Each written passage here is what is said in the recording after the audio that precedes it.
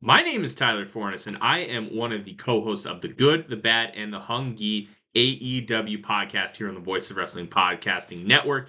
We take a broad scope approach to the world of All Elite Wrestling and the entire universe of Tony Khan.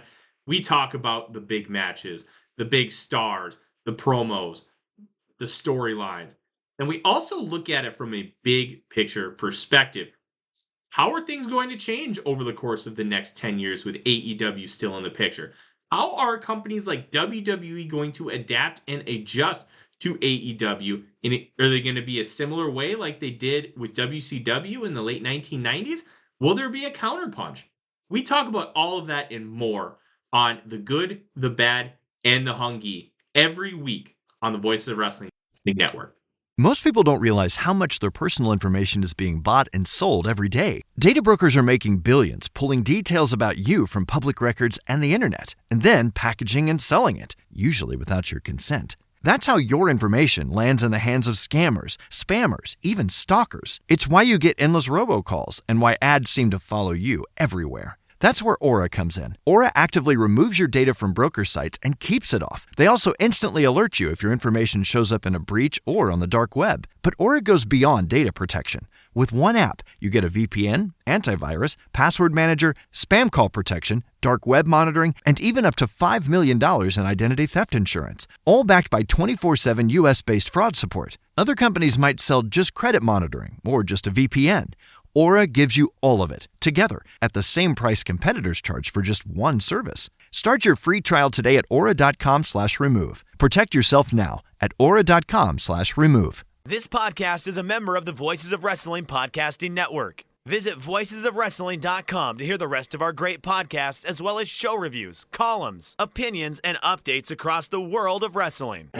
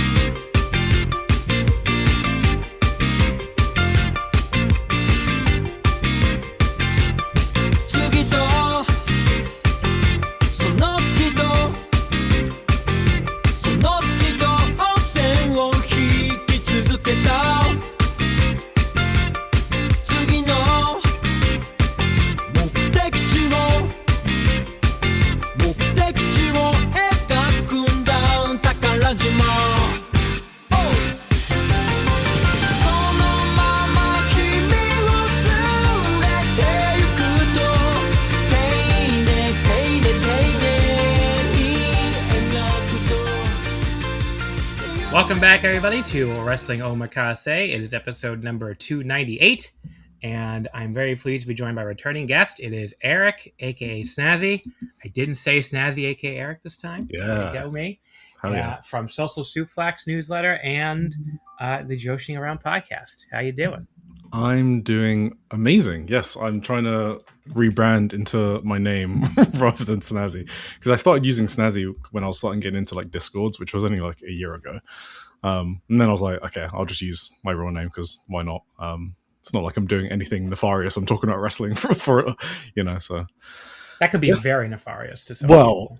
Yeah, that's why I kind of just stay away from the crazies. So I just kind of stay in my own bubble. But you're out there fighting them all the time on Twitter and whatnot. I don't really fight them that much on Twitter anymore. You start blocking them. I just started blocking them. Yeah, I mean, I have that one guy who like stalks me, but like, so it's really funny. His parody version of me sounds way stupider than anything I ever post, and it's like he kind of played himself on this. Like he like goes into quote unquote my voice, but like I never say any of it. Like he's like, this Okada versus Takeshi match was fine and all, but it would have been much better if it was held in glorious Nippon.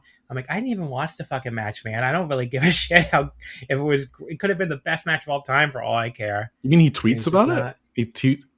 Yeah, like he's trying to tweet. He like does this thing where he tweets as me. Oh, as, like, imitating. Yeah. But I'm like, I don't actually like sound like this. Like you're more obsessed with me at this point than I'm obsessed with like AEW or whatever. So. Yeah. Luckily, I don't have any of those yet. But before we get started, I just need to plug because I've been. But it's funny, by the way. I saw somebody make that exact point that he gave to me, like as my voice or whatever. I saw somebody else make that point on the Voice Wrestling Discord the other day, which I thought was funny. Like, look, it wasn't me. Somebody else said this. Yeah. Exactly. Yeah. So new Social Suplex newsletter that I need to plug. I think we released it a week ago. Yes, it was a week ago. Well, we covered like around 100 promotions or something like that. I counted them all. That's not an exaggeration. There's like not reviews on every show, but for promotions that have written reviews, it's like 40 to 50. There's 14 live reviews from me in there during Golden Week when I was in Japan, and Chris Whitehead also wrote a beautiful review of All-Star Grand Queendom with some live notes from me. It's a lot of unpaid work, so any shout-outs or plugs your listeners can give if they have friends that are looking for new promotions or anything, that'd be cool. And finally, I also have a long exclusive feature on Diana coming out in the coming days to tell people a bit more about the promotion. I went to their dojo and I interviewed the new company president, Taishi Fua, and also Debbie Keitel there. So awesome. Thank you for having me on, John. Oh, you're welcome. Speaking of a lot of unpaid work, the 30 Under 30 mentions came out today as we're recording. That's Monday, June 1st. And I guess the rest of the picks will come out throughout the week. Now, last year I did a whole episode about it. I cannot do that this year. I just don't have any time because, we have this episode this week. I have the Best Super Junior final episode and everything else next week. And then I'm in Japan. So it's like, I can't like off the air, you're telling me, oh, you're leaving in 2 weeks. I'm like, no, I'm leaving in 9 days. Like we are on the final countdown here. No Brian Danielson pun intended or anything. But yeah, like we're really like getting down in time here. So I don't have time to do a 30 under 30 episode this year, unfortunately. I don't know if you listened to last year's, but it was kind of funny because we had my highlight of that episode was we had like Fred from the Voice Wrestling website, who is also the host of the AEW podcast, The Good, the Bad, the Hungry, and he had to leave the episode early. So we didn't get, because his big thing was like he wanted to defend his MJF pick because that was the last year that MJF was eligible. And he gave like this really quick like defense of picking MJF and then left the call. And then me and Paul Wedding, who were the other two people on there, just as soon as he left, just buried MJF for like 10 straight minutes. It was so funny. But definitely my highlight of the episode, I think. We're like, all right, now that he's gone, let's just bury the shit out of MJF. I do remember that distinctly. We buried him for so long that I felt kind of bad, but Fred never said anything, so I guess he's... fuck MJF. He's not. Well. I mean, I felt because it felt like he was like, "Oh, I like MJF," and then he hung up, and they were like, "Anyway, here's why he fucking sucks." Well, Fred got to make his case still. So Fred got to make his case still, and I don't think he's one of these types that gets personally offended when other he people seems like very not online in a good way. Yeah.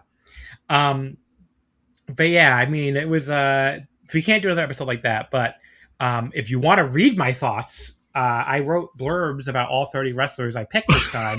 Some of them very, very, very long. I forgot that everybody else sends in like 3 sentences. At least you were sending in some longer ones too, I saw. How did you do it? Because I put long blurbs and then it wouldn't let me submit because of character limits. So I had to cut out like 20 of mine. All I did was DM Griffin and just say, hey, my blurbs are way too long, so I got to send you these. Yeah, because that happens to me every year. Yeah. That my blurbs are too long. Well, I just love because I saw your Moe Hero one. I just like, oh my god, they love Moe Hero. It was awesome. I know. You're totally an Ice Ribbon build.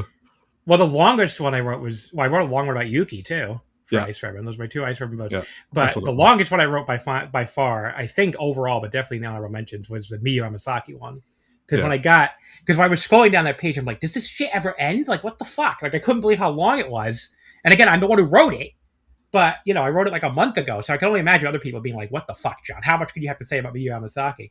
But I don't know. I got like all into her story when I was writing it, like the hot prospect who doesn't quite live up to the hype at first, and then turns it around, and then isn't getting the booking to commiserate with her ability. And then finally, she wins the big one at All-Star Great Freedom. I don't know. I got really into the story when I was typing it. So they just released the 30 to 16.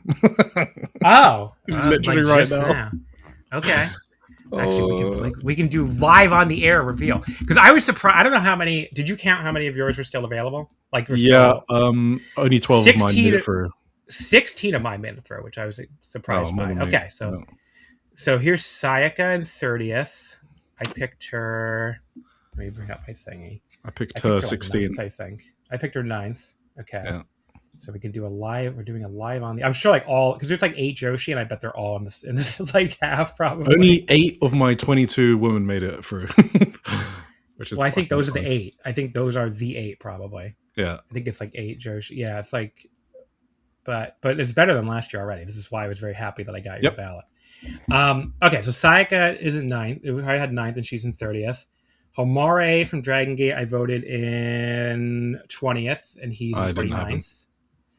Suzume, I voted in 4th, and she's in 28th. All my picks are here. Junya Matsunaga, I did not vote for him. He's from 0-1. Did you vote for him? Nope. Okay, that has to be like a flagship thing. Johnny Robbie in 26. I voted for her. I voted for her 13th. I did not vote for her, but I can see why she's there. Zelyu? I don't know how to pronounce his name. He's from CML. Okay, he's in 25th. Ozawa in 24th. I did not vote for him. He was like my last cut. He was like one of my last cuts. Rina in 23rd. I voted for her 11th. 12th. Close. Yeah. Kaito Kiyomiya in 22nd. I did not vote for him. I don't know what people love the Joker, I guess. Like, why are you still voting for Kaito Kiyomiya in 2026? I'm sorry. I don't mean to offend anybody, but Jesus Christ. I like Kaito, but yeah. I don't think Atlantis Jr. 21st. Shocking, I did not vote for him. Gabe Kidd in 20th, who I think I voted first last year. Did not vote for him. That's got to be ridiculous. 20 in 2026? Really? Gabe Kidd? The guy that walks like a dog? He was in first yesterday. So first last year, I mean. Last year, that's fine. He had the fucking Kenny match, the Suji match. Yeah. But no, 20th. Ryoya Tanaka in 19th from Dragon Gate. I voted him 12th. Voted him 10th. Leon Slater from TNA in 18th. Shockingly, did not vote for him. Did not vote for any Americans. Ryoya Oiwa in 17th. I voted for him 21st. Voted him 11th. And Daiki Yotoshima 16th. I did not vote for him. I voted him. So 23rd. Yeah, a bunch of people from my list got into the top half. Let's see. Saya Kamatani I voted first. She hasn't come up yet. Miyu I voted second. Miyu Watanabe hasn't come up yet.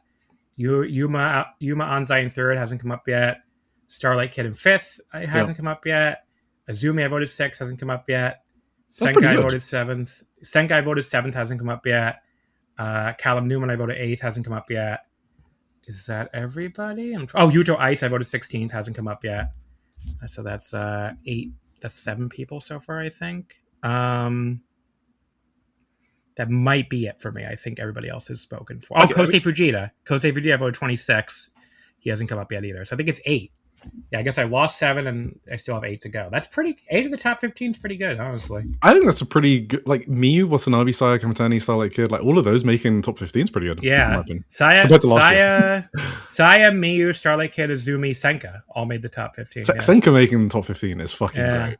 That doesn't surprise me though. After the weekend she had. No. Yes, yeah. I mean, the one I'm a little surprised by, I guess, is maybe Miyu Watanabe. Yes, I'm surprised. Not really. Azumi, did Miyu make the last one? Miyu did not make the last one. Oh wow, that's great. Yeah, but she didn't have. I mean, coming off her title reign, I guess it makes sense. Azumi and Starlight Kid, I think, both made the last one, but I don't think either one was in the top 15 last time. Yeah, I voted Miyu first. You have Miyu first. I have Saya first, Miyu second. Yeah. Do you know who's surprising? Guess who I have second? That didn't make the top 30. Who? Miyu Momono. Yeah, I had her on my list, like 18th. Yes. But yeah, she did not make. I was the high man on second. I can't believe she didn't make that. I mean, she's just not well known, is she? Yeah, I thought she had a chance after Mania weekend, but I guess not. But yeah, I mean, we're going to talk about her later. But yeah, there you go, the 30 through 16. There's your like live reaction, I guess. But yeah, it's a pretty good list this year. And I think honestly, a lot of it is just, I don't know if we've like run off some of the normie vote in Voices of Wrestling lately, or like drowned it out with no WWE people. Yeah, I mean, who the fuck? They didn't get enough fucking, because that was like a whole thing last year. It was like, oh, we don't rate the WWE people well enough. I'm like, they get enough fucking press, right? I mean, can't this one thing just like not be for them? I think it's fine.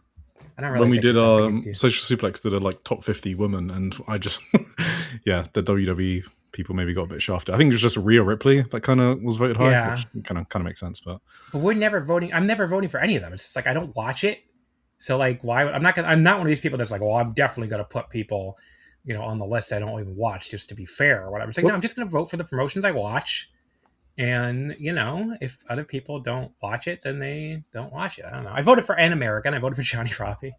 More Americans than I voted for, so they did add more WWE watchers to the panel, because I know they added David Hayter, who's a Social Suplex writer, and he yeah, that's right. Yeah, and I saw his blurbs during the honorable mentions. I guess he just didn't. There's like nobody else votes. There's probably nobody else. Yeah. Like I think a couple other people might have spent a few votes on him, and it's like the AEW people. I'm trying to think who from AEW made the top 15. They just Kyle Fletcher, probably. Kyle Fletcher for sure. He probably won it, I would guess. Who the fuck else? Actually, wait, let me see. It's him and Saya on the graphic. I'm looking because there's those people who I'm trying to. Let's see who, because there's Kevin a whole Knight? List. I'm guessing Kevin Knight, yeah. Because there's a list of people you put at the bottom, so you just got to see who hasn't been voted for yet. I'm scrolling. I mean, Callum Newman is New Japan, and he hasn't shown up yet. I mean, they just don't have that many people under 30, right? Especially in big pushed roles. Yeah, when I was looking through the AEW roster, I was kind of surprised. They just don't have any. I mean, they just don't have that many people. Kevin Knight, yes, that's going to be another one. Oh, did Commander show up yet? Oh, I think he was in honorable mentions. Okay, I was going to say that'd be kind of crazy if he made it. No, he was in honorable mentions. Okay, Kyle and Kevin were the only two I would consider. Kyle's there. Yeah, Kyle is there for sure. I'm trying to see if there's anybody else, because Tony Storm aged out, I think. Megan Bain, I was also considering. Megan Bain did make it. She's on, or didn't make it. I mean, she's on the honorable mentions. Yeah. I don't see anybody else. Maya World's honorable mention. I'm just scrolling. This is great radio, I'm sure. Nick Wayne was an honorable mention. Rhea Ripley from WWE was an honorable mention. Yeah, this is definitely like even more like Japan and Mexico heavy than last year. I will say that. I mean, like Titus Alexander is basically a Japanese, like he's a wrestler from Japan at this point. Like he wrestles. Oh, did he make honorable mentions? He made honorable mentions. Oh, that's good. He's awesome. Yeah, I mean, it's really slim pickings for Wheeler Yuta. Did he show up yet? He must have been honorable mention. And Jack Perry was an honorable mention too, which I was like, God bless my pal Jesse Collins keeping that flame alive. Yeah, Wheeler Yuta and Jack Perry were both honorable mentions. Yeah, I think that's it. I think it's literally just Kyle Fletcher and Kevin Knight in the top 15. They might be the only American. They'd be the only American wrestlers, because there's just nobody. I mean, when you look at we have plenty of people on this panel that watch AEW, so you can't say it's like an AEW bias thing. No, I watch AEW. Yeah, I mean, I don't, but I'm sure the vast majority of the panel watches it. Yeah. So it's just they don't push a lot of under 30 people, and like a lot of their big prospects have just not done a whole lot. I mean. It's not a promotion that develops talent. I think everyone knows this. That's not a hot take. It's like it's a place for people to go to make money. It's not really a development place. I mean, we look at like what Japan is. I mean, look, I think because I heard some people say, "Oh, it's hard to come up with 30 people under 30." I'm like, if you only watch American wrestling, maybe. And even then, you have to like not watch the indies, because I saw plenty of people like, I don't know, if I was going to keep going, if I was going to do like just America, like I could put like Tim Bobsey on my list, or God, who was the other action guy I saw that was really good?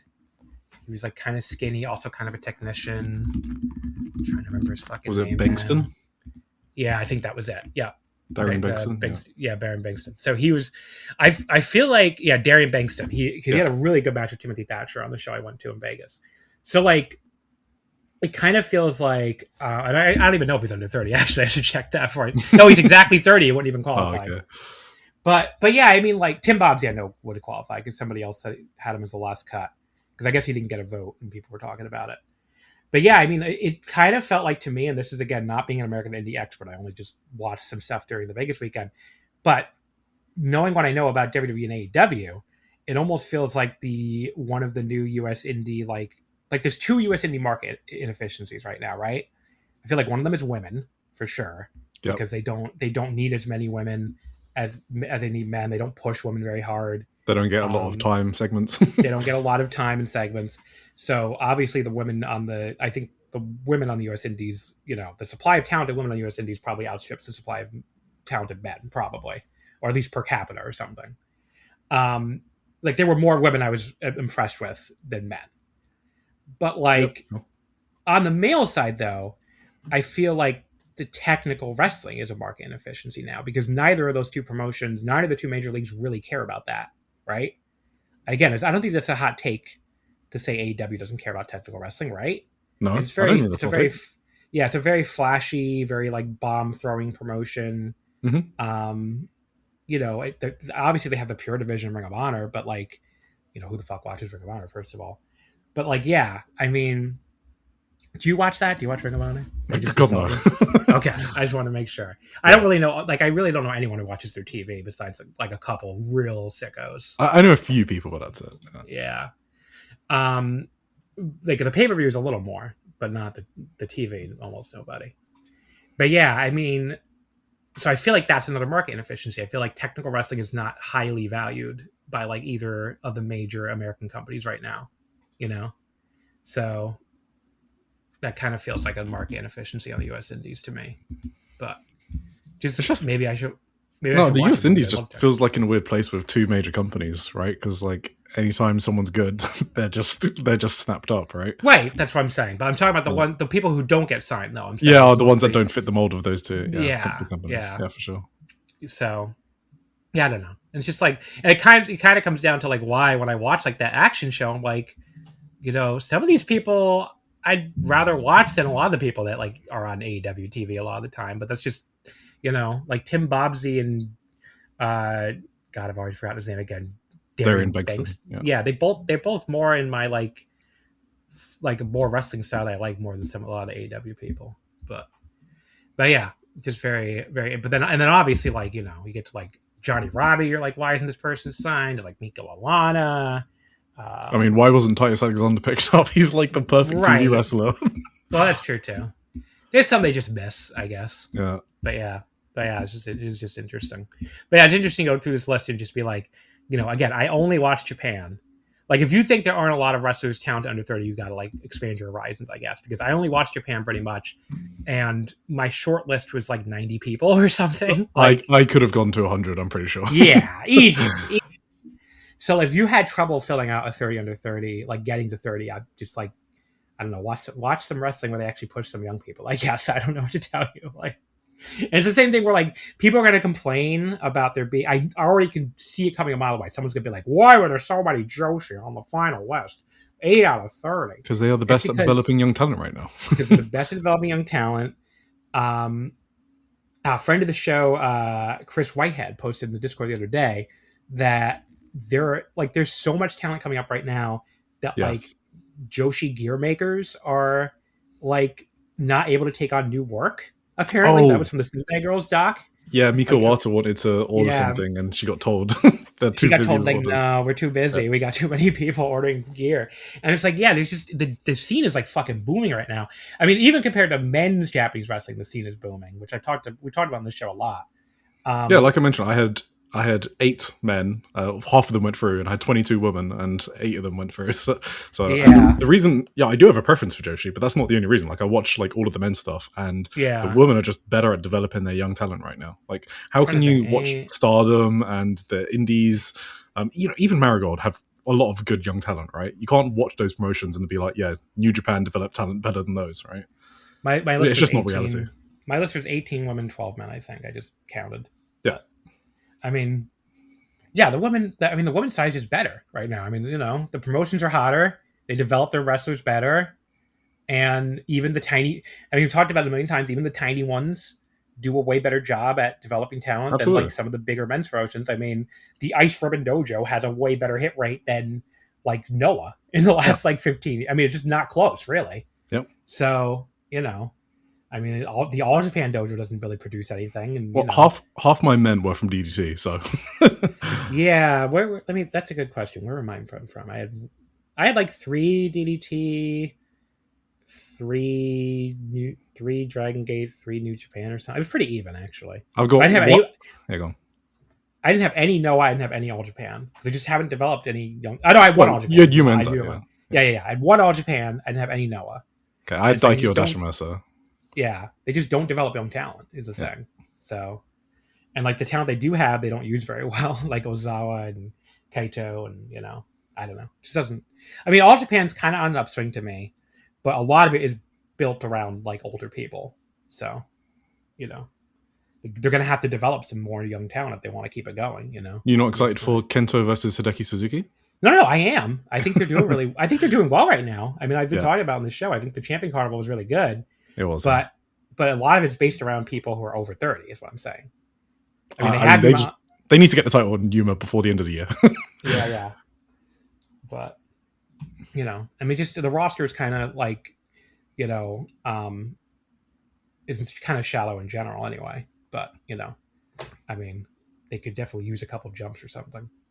But yeah, that's what we did 30 under 31st, I guess. But there's only 10,000 big news stories. Like New Japan got sold right after.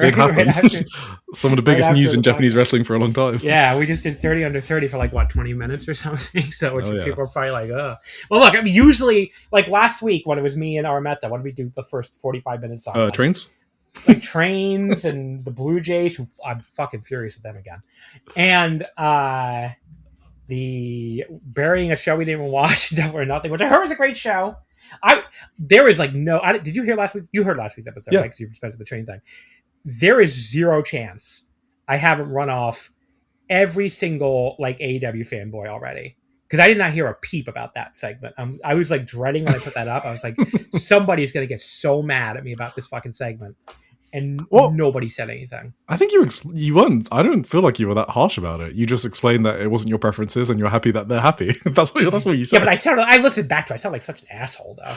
Oh, yeah, but then you explained about the voice thing. I right? know I did, but I mean, like, still, I was like, listening to this, like, look, if I was an AEW fan, I'd want to punch me, so I get it. Yeah. But I did not get any pushback, so I was like, okay, I've already run out the AEW people, I guess. I was expecting like some subtweets or something, but no, nobody. Not a peep. We're finally unpopular enough that I don't have to worry about the AEW people coming in. You can bury the AAA match if you want. Get some hate going. Yeah, I don't want to do that. I saw what poor Case Lowe was getting the shit for that. I'm just like... Wait, is he burying it? I haven't seen that. He just kind of buried the idea of it, like having like 2 Americans as like the top match or whatever. Yeah, that's kind of based. Yeah, and I was kind of like, I don't disagree, but like he got so much shit. I'm just like, oh wow. I'm glad I don't... I kind of do too, but I'm not gonna. I really don't want to get involved. I already have the AEW mutants mad at me all the time. Like, do I really want the WWE mutants mad at me too? Like, they're even worse if anything. They are for sure. I'm just like, okay, it's just like I'm trying to just not talk about American wrestling, especially on Twitter, as much as possible.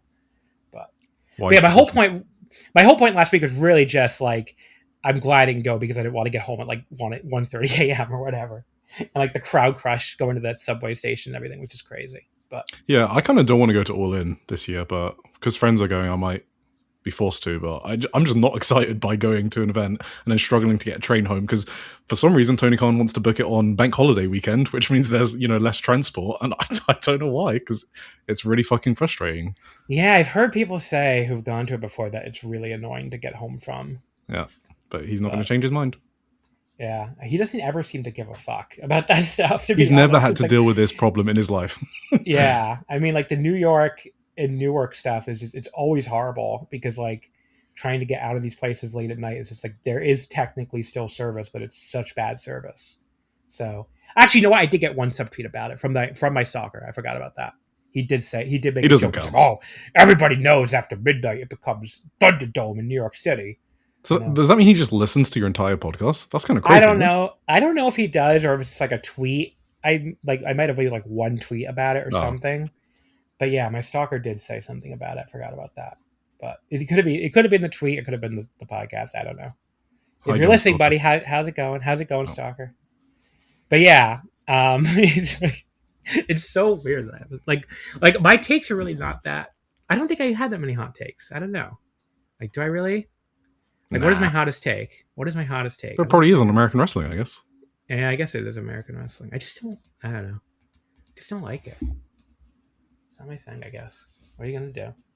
The big stories, though. I mean, first of all, the first big story that broke the day after. So our method and I recorded that last Monday, which was May 25th, and Utami had just left Marigold officially 2 days earlier. A lot of people still didn't even think she was going to Stardom at all. This could have aged worse. Our method and I were both very confident she was going to Stardom. Our whole debate that evening was, is she going to show up at the conversion? Is she going to show up before the 5-star? Is she going to show up after the 5-star? What do we think? And I was like, I think maybe the conversion. I think that could be her debut. And then the very next day on the 26th at Korakuen Hall, she just walks the fuck out, which was before the podcast even went up. So as soon as I saw that in the morning, I was like, oh, of course. So now the entire conversation is already woefully out of date before the podcast even goes up. Well, people can hear how smart you are. But yeah, but when I thought about it more, I'm just like, you know what? Even though neither of us called the Korakuen, we both were 100% convinced she was going to Stardom, when a lot of people on Twitter were still, especially the Marigold people, were still coping that she wasn't going to Stardom. So I'm like, yeah, I think I can count that one as a win, actually. And then obviously, like, the day after that, New Japan Pro Wrestling gets sold, which is like, okay. What a week. What a week. But yeah, I mean, God only knows what's going to break. We're recording this on Monday, June 1st, and probably won't go up till June 2nd. So, like, what's going to happen next? Is there going to be, like, I don't know, like, what could an equally big... maybe Marigold just go under. I don't know. Like, something really... I doubt that one, before the Marigold people get mad at me. But, like, maybe something will happen. Who the fuck knows? But I guess we could start the New Japan story, because the Utami story will tie into the Stardom Korakuen. Yep.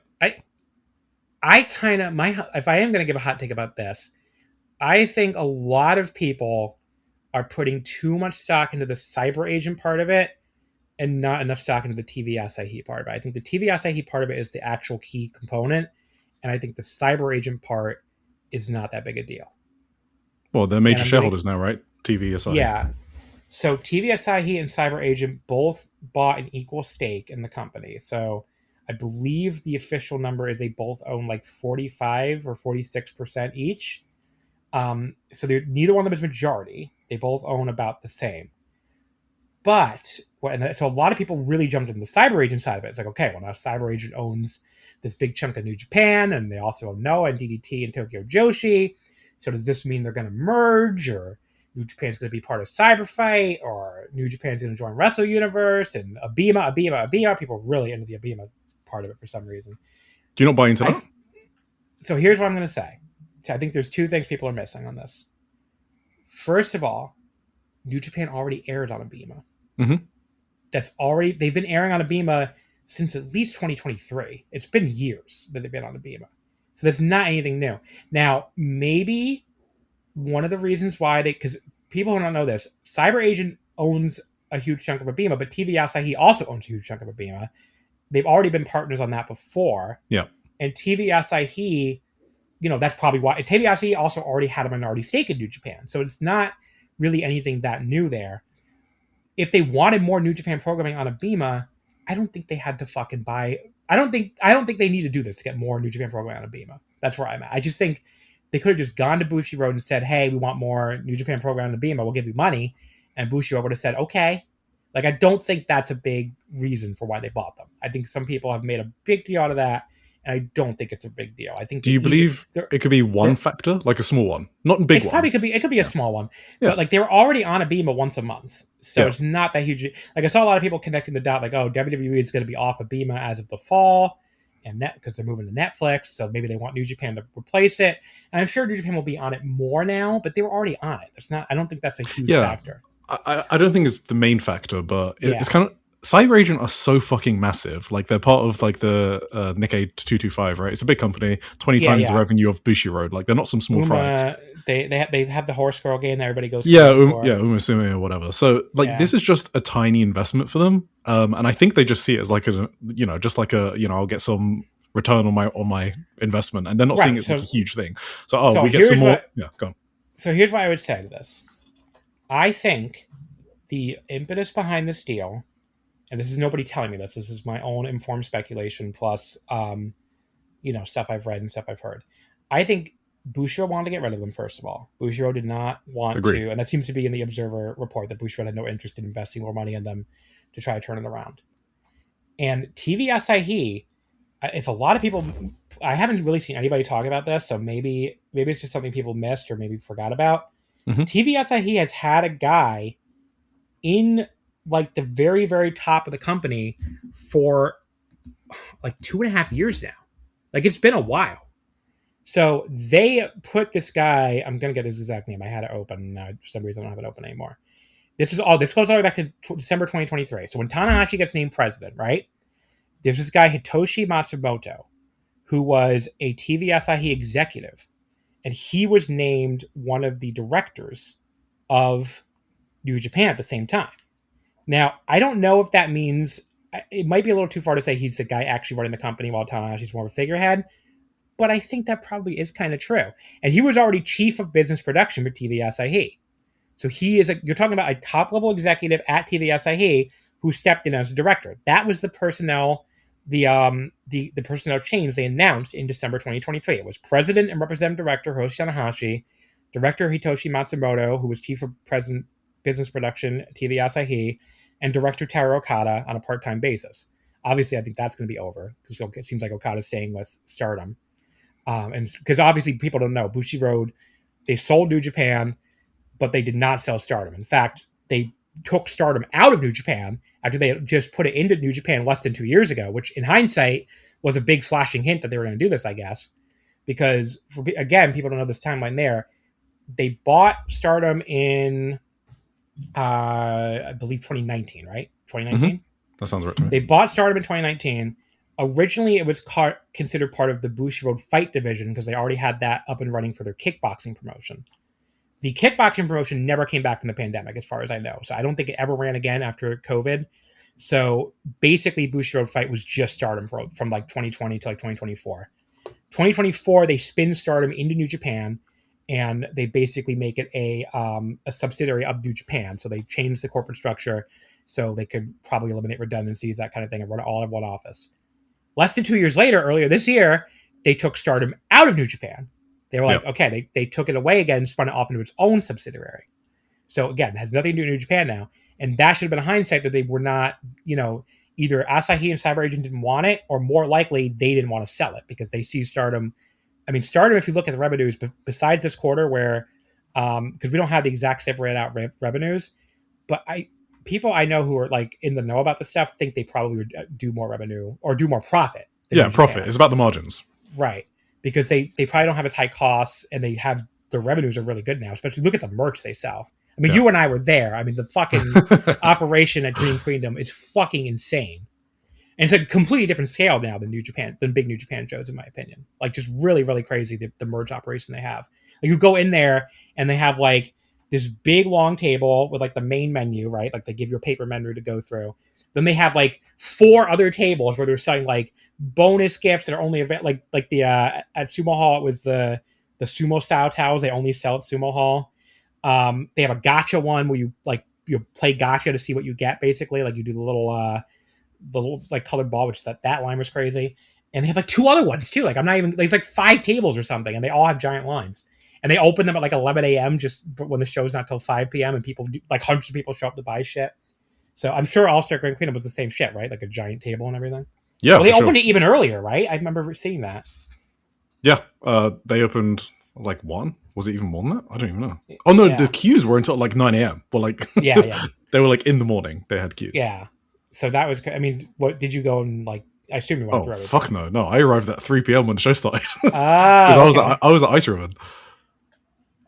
Did you make it to any merch at all or no? Yeah, so I got there at 3 p.m. and I heard there was like starting the show. So it was after the pre-show, and I just bought. There were a lot of sizes like sold out when I got there. Sure. So because I'm from the West, taller and bigger. I obviously I got my L and XL. Those were there, but like all of the smalls and mediums are gone. Yeah. So that was interesting. I mean, I remember hearing the Maki Ito stuff was selling out really quickly for the Nagoya show. She might be the most over person in the company. Yeah, but the point is they have a giant operation now. So, and they're clearly a promotion on the come up. I mean, they keep doing. The All Star Grand Queendom you were at outbeat last year's number, which is great. So their new highest number ever, even without something like the retirement to like to or put outsiders that over the top. Or outsiders, like pretty much. Yeah, they were like no outsiders this year. Only Megan Bain, that's it. Yeah, just make them. I mean, no Sari. They lost Hashimoto, Maiko Satomura. Yeah, like just nobody. It's just crazy. But yeah, I mean, it's just it is crazy. I mean, just to think like not have Cam Nakamura's retirement, not have any outsiders, and still come out with that kind of like still beat last year's crowd with an untested main event. Yeah. And they're running a sumo hall for an extra sumo hall this year for the 5-star final. We'll see how that goes. The conversion ticket sales look very strong. I just tweeted about that the other day. I mean, let me see. I had it as of a. Let me see. I had it in front of me here. Yeah, as of a couple days ago, they were already sold out of front row VIP. Arena S, Arena A front, Arena B was on few remaining. Second floor stand A front, second floor stand B front, and both women's only A and B. Arena stand front. Like a lot of sections are sold out already. So there's a few sections still normal availability on Lawson, but a lot of sections are sold out already.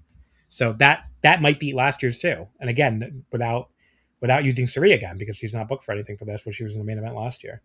So there's clearly a promotion on the come up, and I think that's why Bushiroad wanted to keep them. Now, when they go back down again, because I'm sure it will happen eventually, even though they're very well stacked with great young talent, as we were going over before. But if they do go back down again, let's say 5 to 10 years from now, will they look to sell at that point? It wouldn't shock me, but it doesn't seem like they're really they're not going to sell it when it's still on the come up. Maybe they could try to time it to sell at the peak or something. But it doesn't make a lot of sense to sell it now. So yeah. They take out the Stardom, and they sell just New Japan. So that way, you just wanted to say something about that. Sorry. Yeah, I was just going to say, like, this is just Finance 101, right? Like, when's the good time to unload an asset? Like, Stardom's a growing asset. They already multiplied the original investment in New Japan like 7 times. They got a good price. They're out. So the New Japan sale made sense. And also, I think that's not been said between Stardom and Bushiroad, is I think Stardom has better synergy with Bushiroad's other IP, like the trading card games. Right, that's a great point. Stardom wrestlers are way more marketable for that type of thing than the men. Like trading cards and pack openings, that's a very boy or like manly hobby. And majority of the Joshi fans are men, and the growing audience for New Japan is actually young women. So it makes sense that Bushiroad wanted to keep that asset as well from that aspect. Yeah, but like the Stardom card party thing does really well, and I feel like the New Japan one never has really taken off that well. Yeah. But yeah, so all this was going to go back to the directors. So yeah, Hitoshi Matsumoto, he gets named in late 2023, and he's clearly, he's a TV Asahi executive, and now he's a New Japan executive. And if you go on their website now, you look at their current representation, like he's actually now listed as executive vice president, so not even director anymore. So if you look at their current management, this is presumably before the sale. It says chairman of the board, Naoki Sugabayashi, president, representative director, Roshi Yanahashi, executive vice president, Hitoshi Matsumoto. So he's all the way up to executive vice president now. Then they have another director from TV Asahi, Kaoru Mikumo. So he's from, it says Officer Treatment of TV Asahi Corporation. And they have a auditor who's head of accounting from TV Asahi Corporation listed. So, like, again, TV Asahi already had plenty of people on this board, in other words. Like, they're in management. They're already heavily involved in the company. And haven't they worked with them for decades as well? TV Asahi and New Japan? They've almost always had a stake. Like, they understand the New Japan product. They want control of the IP, right? And it's guaranteed programming for them. So what I think happened here, and plus the January show did great when they put it on their TV. Yeah. I think TV Asahi, and one of the best announcers I heard about this, by the way, was Paul Vogt, who's also been on the show many times, and went on the Super Jake House Patreon, and also they did it as an Emerald Flow Show episode, and he made some of these points too, where like this happens a lot in Japanese corporations, where TV Asahi probably just went to Cyberagent, who they're already partnered with on Abima, and they were like, look, Bushiroad wants to unload New Japan. We are interested in taking on, but do you want to invest in this with us and help us absorb some of the sales price and some of the risk? And Cyberagent's like, sure. So that I think is what happened. and again, they've made it clear too, it's going to be a direct subsidiary of TV Asahi. It's not being put into Cyberfight. So that, I think, again, tells you who is really driving the bus on the sale and who is along for the ride. Like, I think it's a TV Asahi, and TV Asahi also, they're the ones who put out all the press about it. I think it never even appeared on Cyberagent's like PR website, is what I was reading, at least as of a few days ago when I last checked. So, whereas TV Asahi was all over it. So I think this is a TV Asahi driven purchase. I think TV Asahi is the one who already had executives in the company. Now, I'm sure, Cyberfight will probably put some people on the board. I would expect that to happen at some point. Not Cyberfight, Cyberagent, I mean. And I'm sure the channels will be open, but the channels are already open between New Japan and Cyberfight. Again, we have Daisuke Sasaki in Best of Super Junior right now. We had Mao in the Best Super Junior last year. We had Kaito Kiyomiya in the G1 not that long ago. I mean, we've had, New Japan and Noah have done shows together. New Japan and Noah have, they this is all stuff that's happened. They don't need to be owned by the same conglomerate or partially owned by the same conglomerate for that stuff to happen. So, I don't really, to me, I think, especially in the short term, maybe even the medium term, I think this is a little overblown as a story, if anything. I don't think it's really going to affect that much in like day-to-day Japanese wrestling. I don't think there's going to be a New Japan Noah merger. I don't think New Japan, people have been putting that. Okay. Whenever there's a big Japanese wrestling story, you get to read the dumbest possible fucking takes from people who are not fans of Japanese wrestling, which is always really funny to me. Like, there were like a bunch of WWE fans trying to claim Noah is actually the biggest company in Japanese wrestling, which is like, okay. I have no idea what the fuck you're talking about. But yeah, I mean, I don't know. Like, it's like when there's a big American wrestling story, I don't really ever feel the need to comment on it. Like, so like, why the fuck do people who don't watch Japanese wrestling feel the need to like talk about Japanese wrestling? I don't really get it. There's like some weird thing with Japanese wrestling where like they feel the need to all like give like takes about it and like sound authoritative about it when they actually have no idea what they're talking about. Just don't understand it. Yeah, I completely agree with you. Like, this is just an investment. This is a business deal for Cyberagent. This isn't like about them wanting to take over the operations of New Japan or something. This is TV Asahi coming to them and be like, hey, do you want to do this investment? Cyberagent looking at the books and be like, yeah, I can make money on that at some point. So Trish of the Trish and Sarah podcast, who I think personally is like one of the people with the most New Japan sources out there, along with Super J Cast as well. So she reached out to some sources, and replacing WWE on Abema was mentioned, but it's not like one of those things that's like the key factor. It's like, that's why I want them. It's just like, okay, that kind of makes sense. We can grow Abema a bit. We're already partners with TVSI, so let's do that together. Maybe let's grow it a bit, maybe globally or whatever. If you remember, the Aaron Wolf challenge was on Abema last month, and that was tied to it apparently. So yeah, I think this is just like Cyberagent putting like $50 in their 401k or whatever. Like, it's not like a big deal for them. It just makes business sense. Okay, well, one of the dumbest fucking exchanges I had on Twitter after this was some guy who was arguing that Cyberagent might shut down Cyberfight, just fucking end it now that they own New Japan. He's like, well, they lose a lot of money. They don't give a fuck. What the fuck are you talking about? They lose a lot of money. They're a huge company. Okay. I actually did this because this guy was pissing me off so bad, and I was like, one of the things where I'm going to give this guy the actual stats, and I should have known better because he didn't. It's not like he gave it in chapter. He's like, well, a company loses any amount of money, they still might shut it down.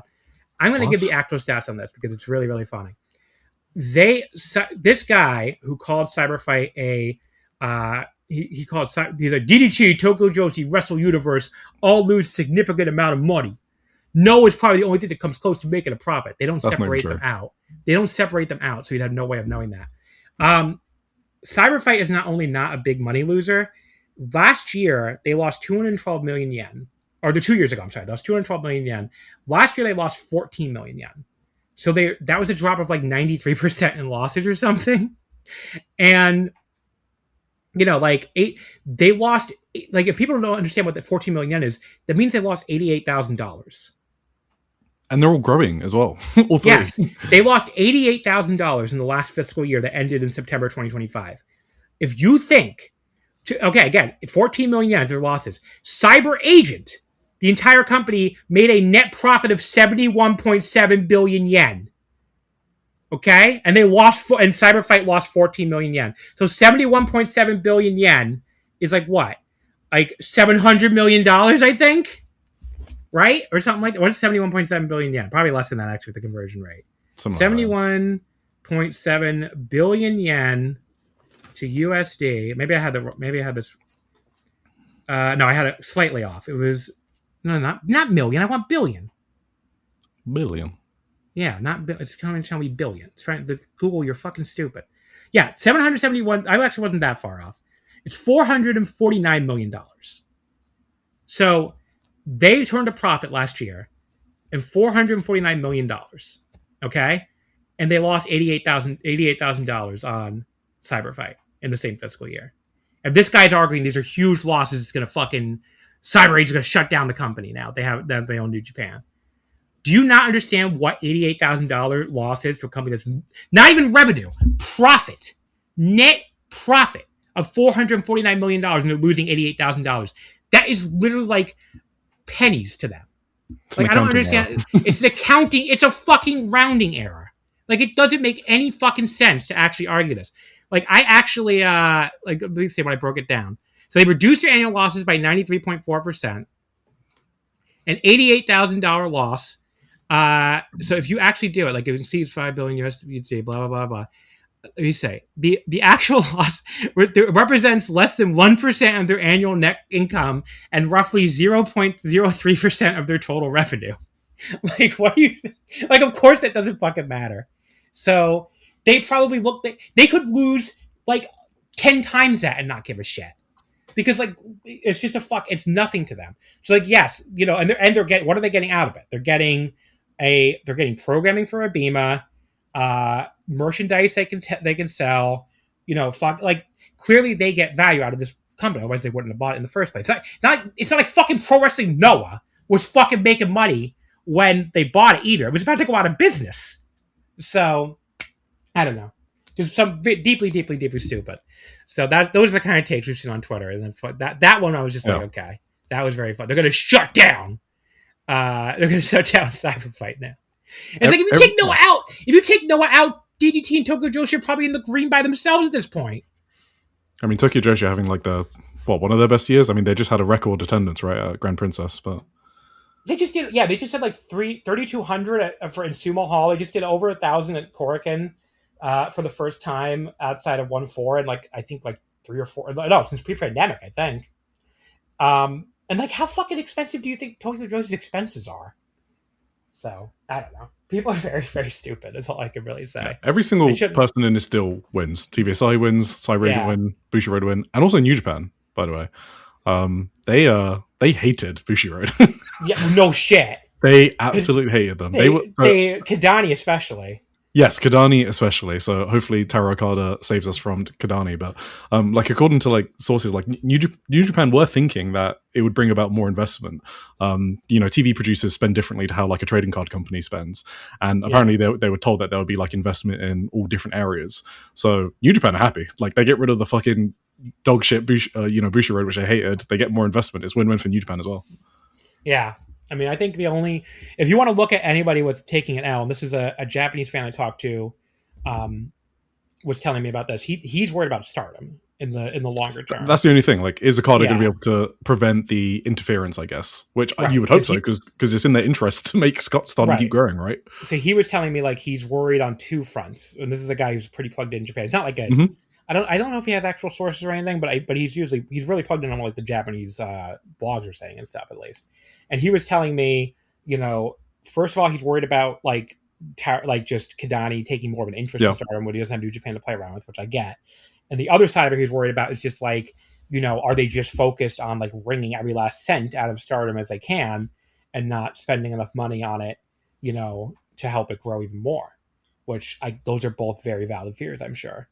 On the other hand, you could look at the other way too, where it's like, maybe they give Stardom all of their attention in a good way. Like maybe they're willing to spend more money on Stardom now they don't also have New Japan in the books. So, so I think I feel like that could go either way. I'm not really, I'm not going to be dooming about it or anything. Like I don't think it's like worth getting upset about if you're a Stardom fan. I'd wait and see what happens. I mean, the fact that they were willing to expand them to Sumo Hall for the 5-star, which is a big risk, is something. And they're constantly talking about the Tokyo Dome. So I think if anything, you could look at it as like when Teru Okada talks nonstop about wanting Stardom to be the biggest wrestling company in Japan, period. I'm like, well, now they in New Japan are actual competitors. Like they don't have the same ownership anymore. Yeah. I mean, it does make you wonder what's the future of the IWGP Women's title.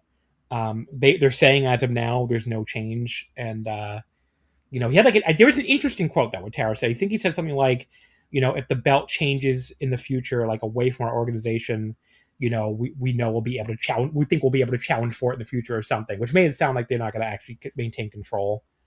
So yeah, I would expect Shuri to maybe lose it at some point, but it's like what the fuck is like New Japan going to do with it? Like, I guess they could give it to Tokyo Joshi or something, but like Tokyo Joshi doesn't need that belt. The roster's not that big. Yeah. And then Mari Gold already uses like the GHC women's, and they're not even technically owned by Cyberfight. Also, would it matter that much if Stardom lost that belt? Yeah. Well, I feel like the Japanese fans kind of like it. I don't know. No. It's the vibe I've gotten. Like, I feel like the belt is a little more over than you might expect. I mean, the strong women's title does not matter at all.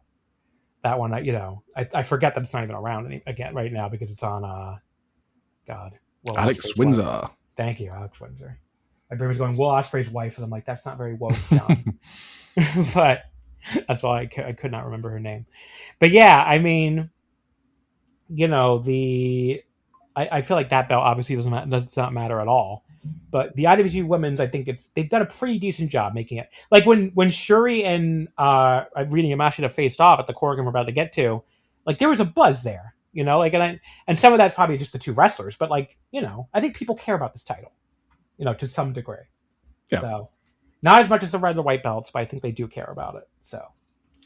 But yeah, I don't know. Anything else in the New Japan sale before we get to we can talk about the Stardom show? No, everyone wins. It makes complete business sense for literally everyone involved. One of those rare deals where you can see why everyone did it. I think the only thing is maybe if Cyberagent and TV Asahi maybe overpaid or like Cyberagent did, but they just don't care. Like it's such little money that it's like it doesn't like TV Asahi is a pretty massive company too. They're also massive, exactly. So it was more about controlling the IP for them, right? Like now they have their guaranteed programming and so. Yeah, I think it's about they just wanted. Good. I think someone could just be like they probably just wanted the fucking company. But yeah, that's exactly what I'm saying. Like they want to control that IP. Yeah. So, let's go over to our first review, which is the Stardom Nighter in Korakuen, May 26th on Tuesday. So this past Tuesday, which was drew a crowd of 1,083. Not too bad for a weekday Korakuen with an artist title match on top. Maybe would have expected a little higher, but. They do run the Korakuen a shit ton now. And it was a weekday, so. But yeah, this ended up being a really good show as we'll get into. Like this show over delivered quite a bit for me. I thought it was actually better than the pay-per-view. So I also did float that idea, yes. Yeah. It opened with, and obviously the big news is Utami, which I'll just get to when we get to that segment. But just a little. Were you surprised when she showed up? I guess I'll just ask. Working. I was surprised she showed up this quick. Oh, this quick for sure. Yeah, and I did think she might go to America, so I was still 50-50 on Stardom America, and I still haven't ruled it out that she could jump to America at some point. So yeah, I don't know.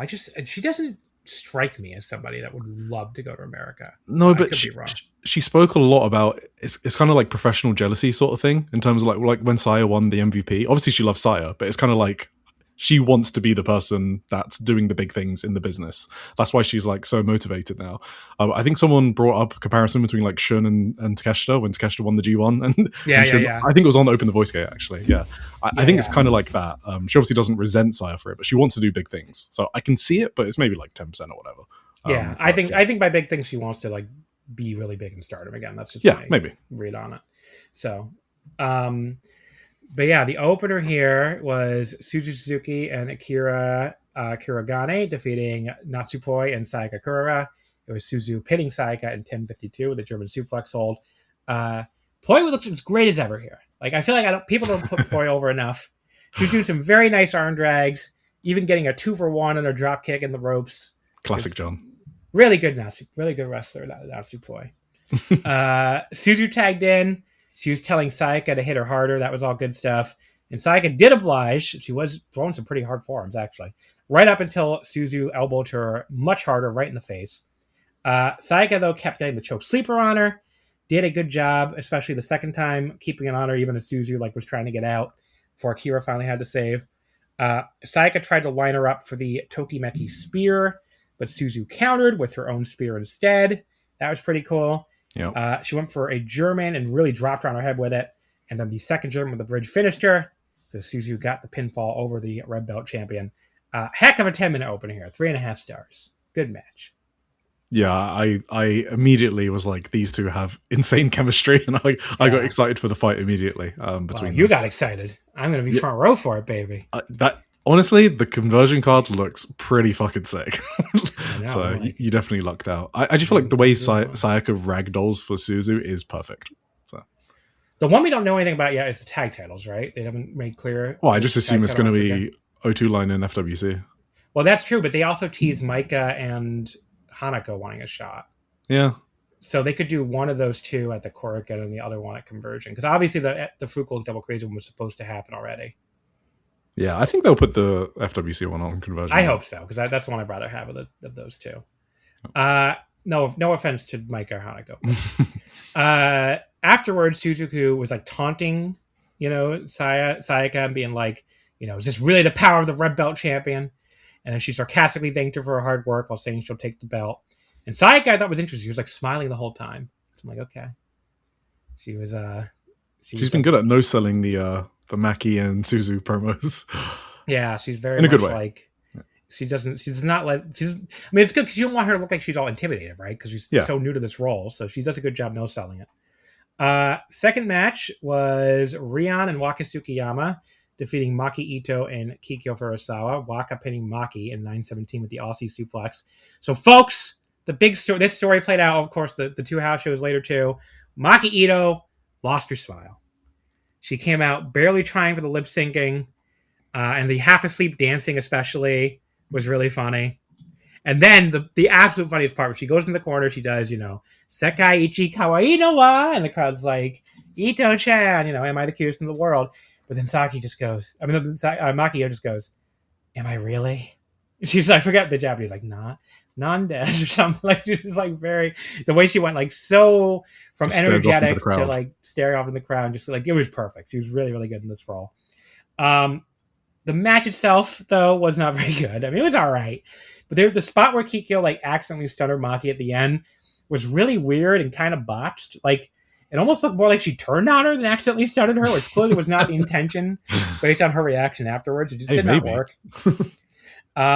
Unfortunately, it was also the finish. It just led directly to Waka pinning Maki. So, I was amused by all the sad Maki stuff. I went like 2 3/4 in the match. It was just okay. Yeah, this was when I realized, I mean, this is the real value of Maki Ito, I feel like. Rather than the red belt matches, I like her providing interesting, creative storylines on the undercard, keeping them Did you not fresh. like the red belt match either? No, I liked it. I feel like I was the only person on earth that liked it that much. You definitely liked it more than me, but I still thought it was pretty good. I hated the Violet Screwdriver kick out. That one did great to me, but that's definitely a me thing. But no, I thought it was pretty good, but I just don't want to see her on that level, permanently or constantly, right? It's fine. They did the red belt match. It was pretty good, but I think this is where she actually adds a lot of value to Stardom. Then we had after the match, though, Ito pulled off her own like twin tail hair bows in rage and ran to the back.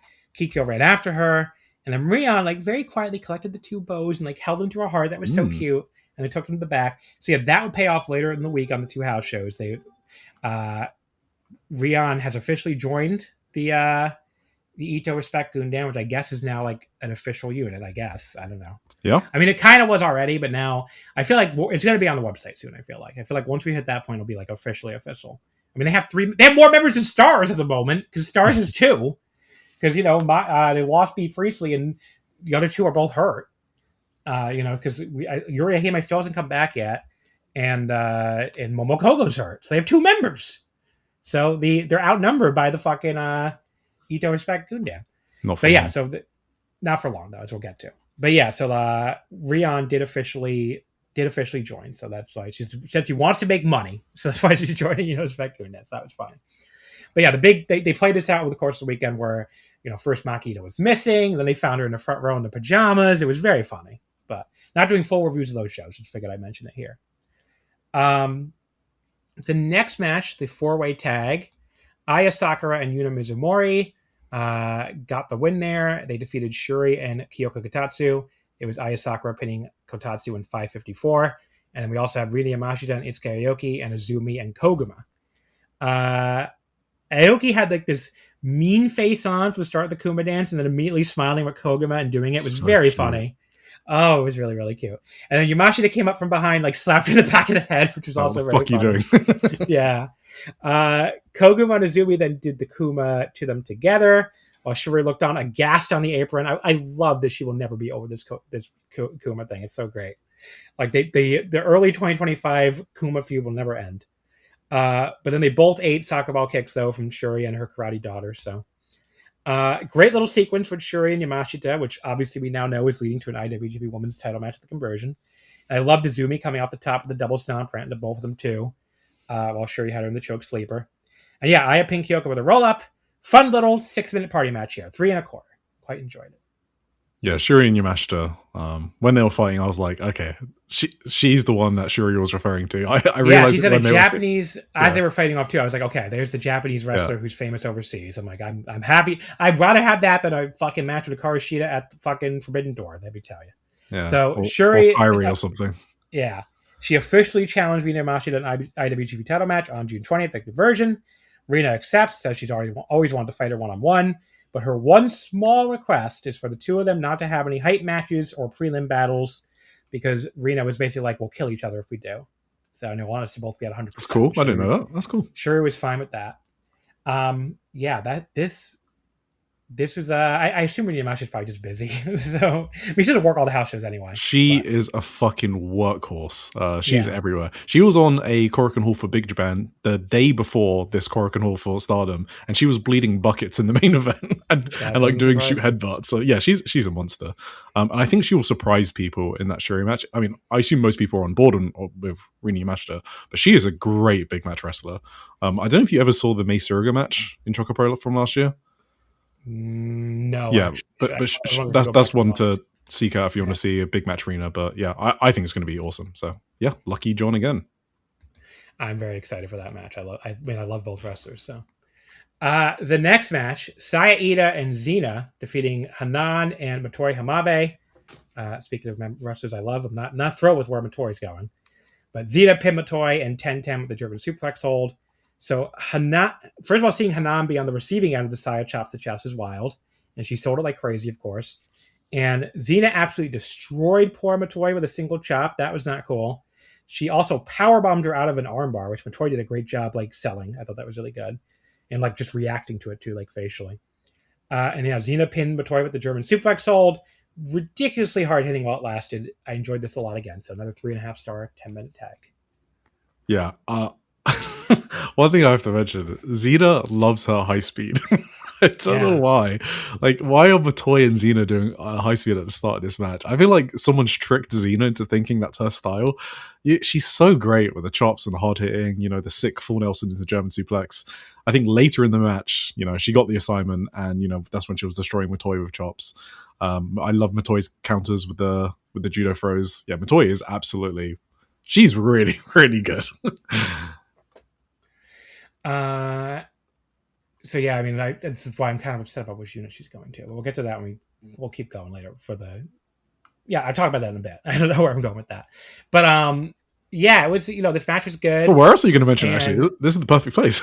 I guess so. I was just thinking about the Utami part because it's really like Utami. Oh, I see. Okay. Yeah. But like, I am really excited for it not inside. Like again, I'm kind of winning on this fucking conversion show because like there's no bad matches so far. There's no bad matches. That match is going to roll.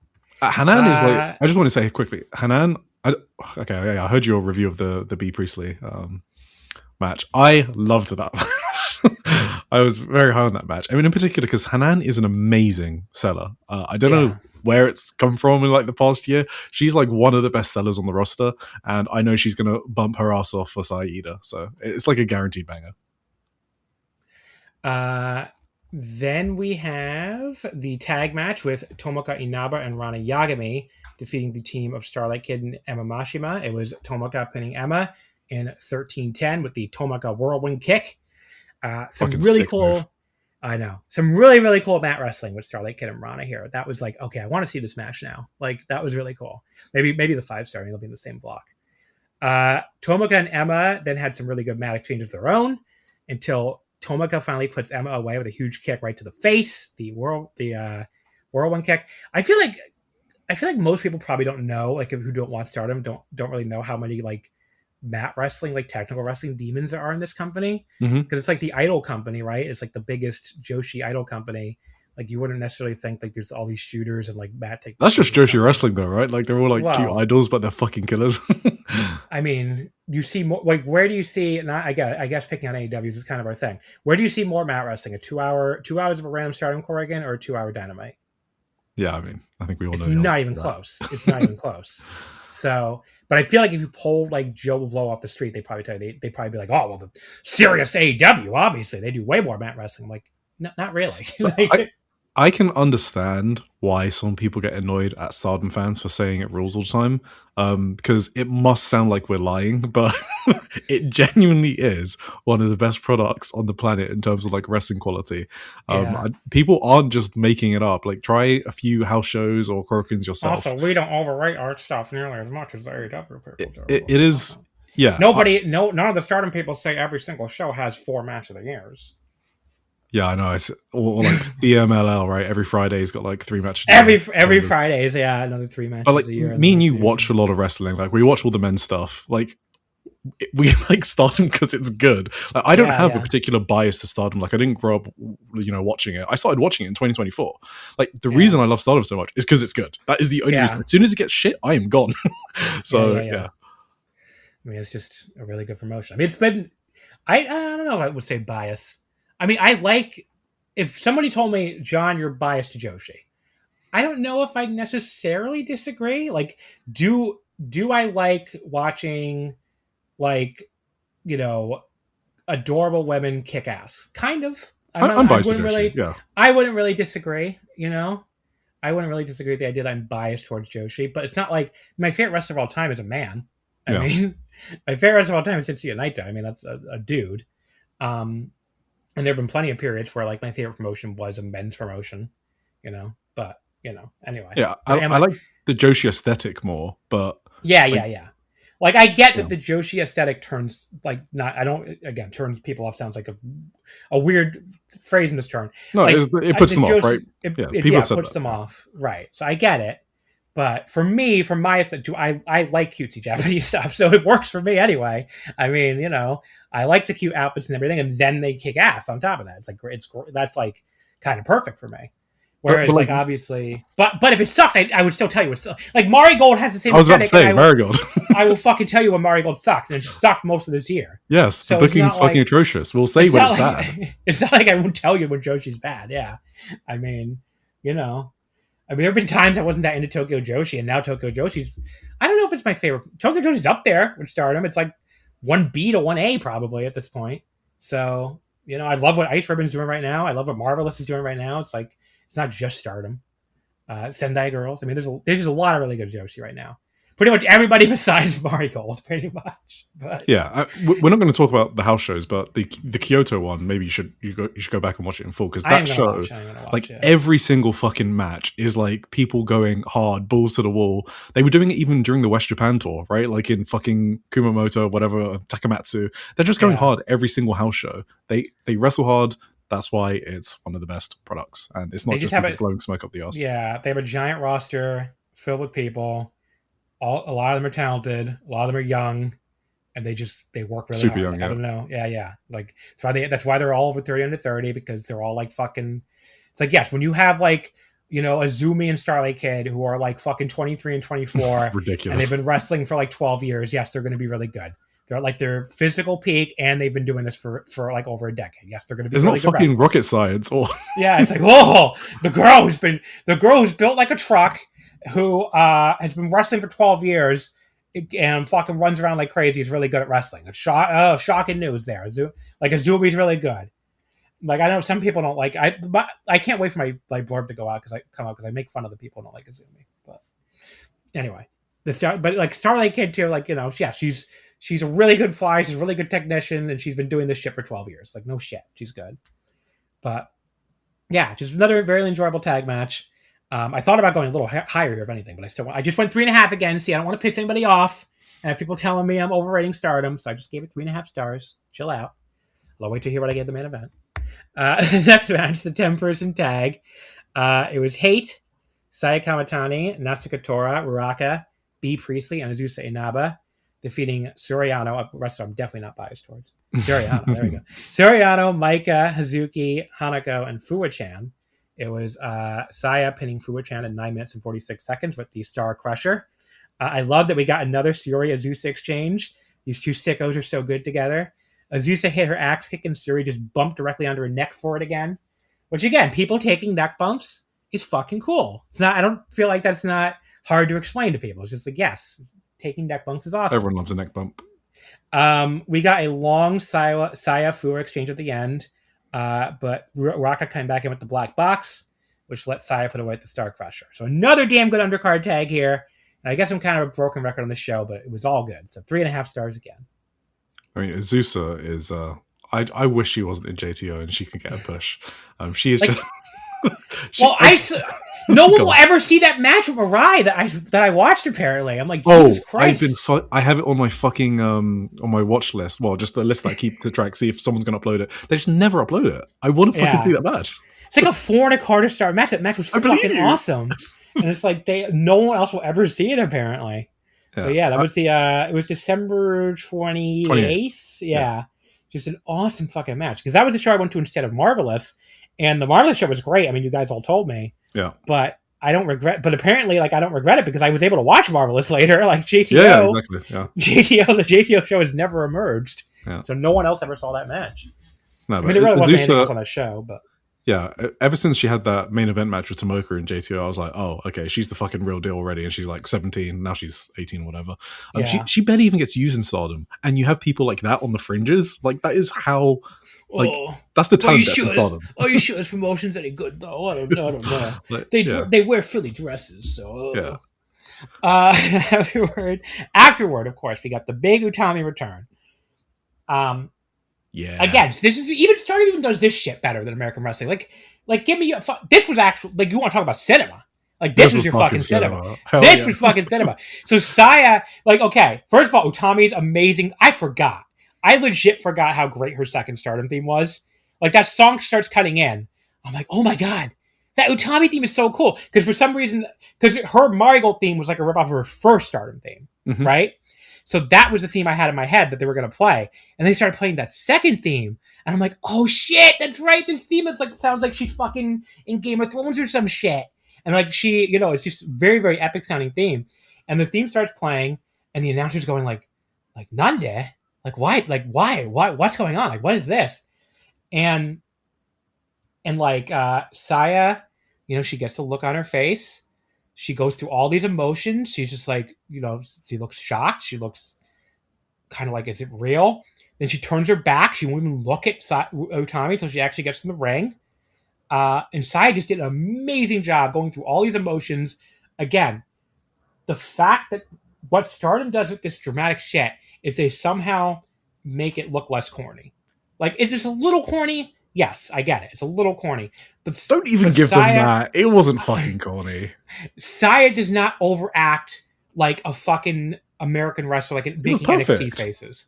Like, yeah, she did it. She fucking looked like someone who was watching, like, she looked like she saw a ghost. I mean, that was like the total thing she was going for. And she looked like she saw a ghost. She was on the verge of tears. Yeah. She didn't know whether to, like, hug Utami or fucking whack her. Yeah, she had no clue what to do. She did a great job selling that. The crowd's chanting for Utami at first. But then when Saya, who's, again, doing an amazing job looking conflicted, finally just says, like, basically, what did you come here for? The crowd chants for her instead, because they're like, oh, yeah, that's Saya, that's our girl. Like, so they start chanting for her. And Utami just says, I'm so happy to see you do well, but it also made me think I don't want to lose to you. And that left me no choice but to come out here. And then Saya drops that savage fucking line where she's like, like Itai or whatever, like, which is what the hell. And basically it's like, what the hell have you been doing for the last 2 years? And the crowd goes, oh! And then she just basically says, what a disappointment. And then she, gakale dana, like, what a disappointment, like, all dramatically. And then she leaves. Like king shit for that. That was so great. Like they're telling you, getting this match eventually.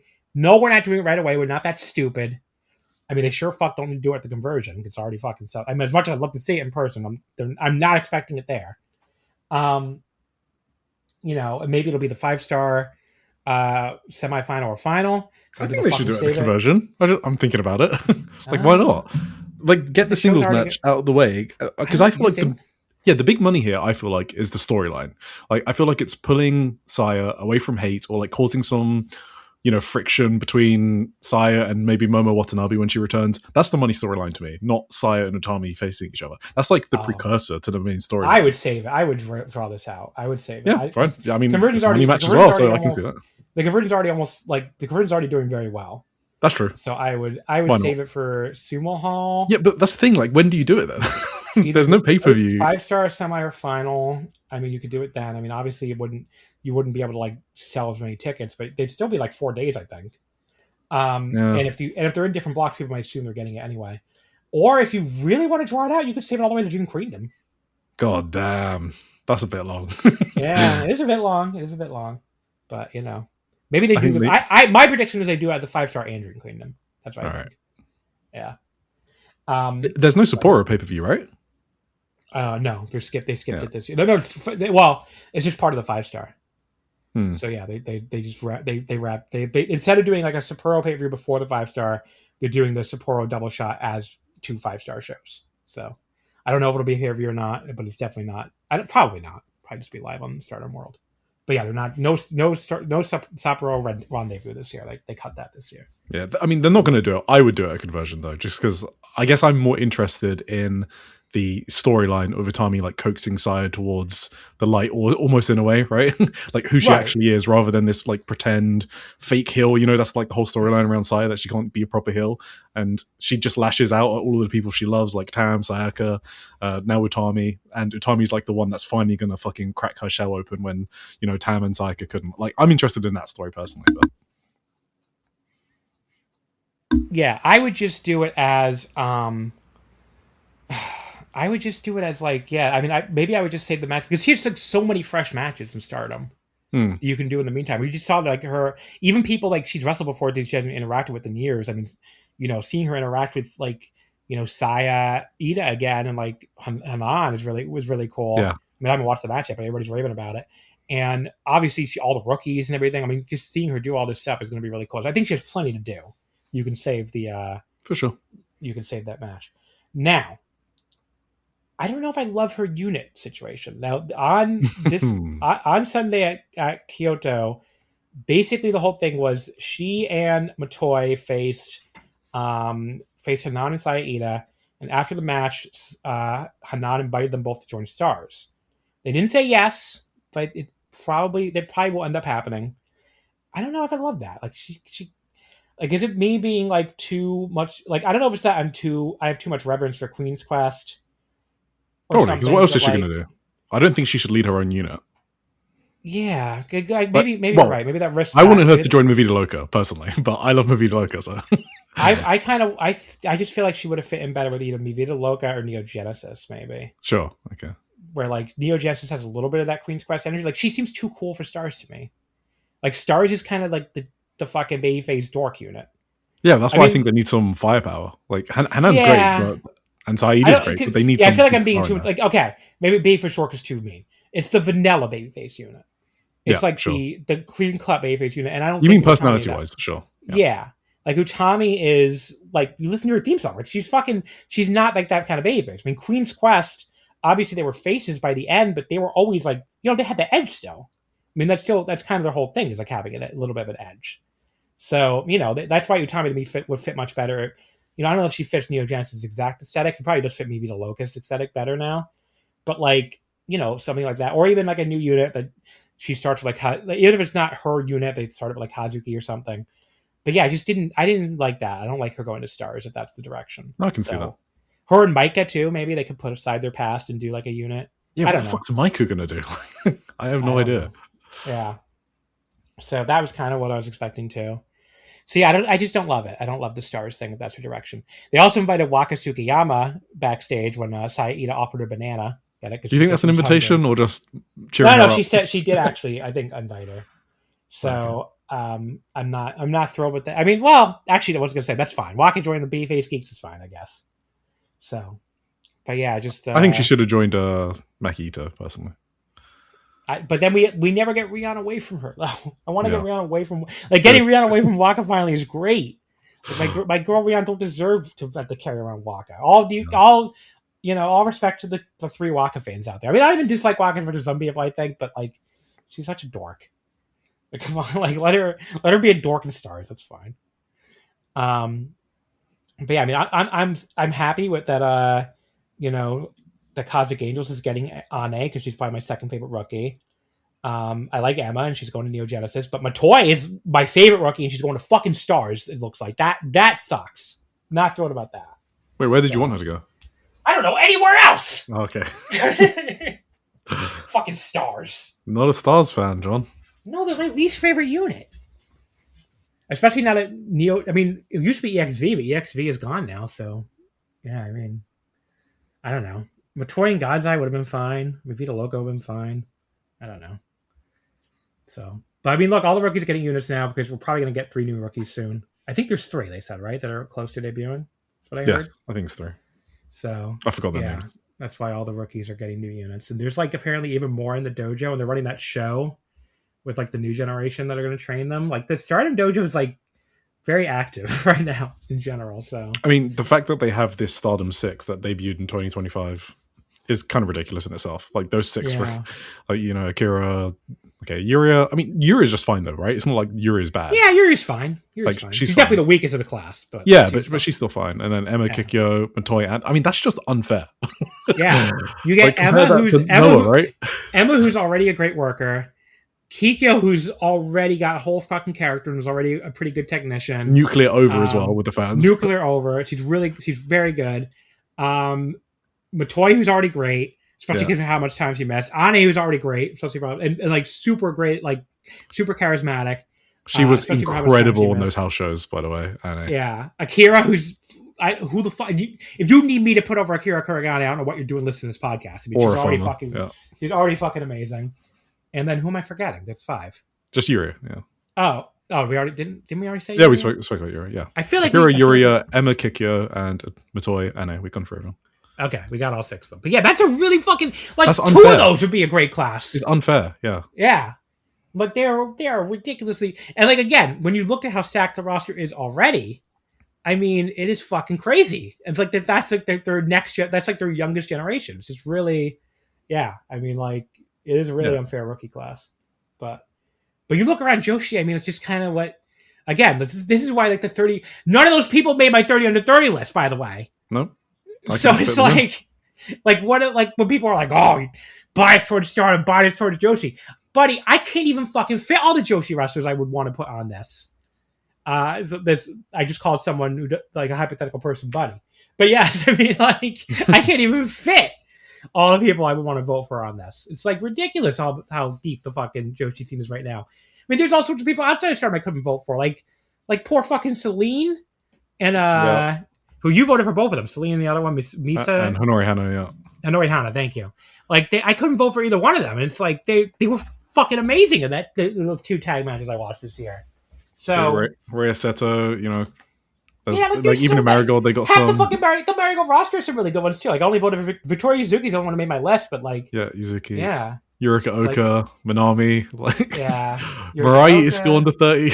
Tomoka is under 30. If I go, I have my short list still. Let me go to it because it is Yuka, Kaho Matsushita, Hodo. I mean, it's just fucking ridiculous. All the people I didn't vote for. Yeah, we already talked about Zuzi Naba. Bozilla's 22, by the way.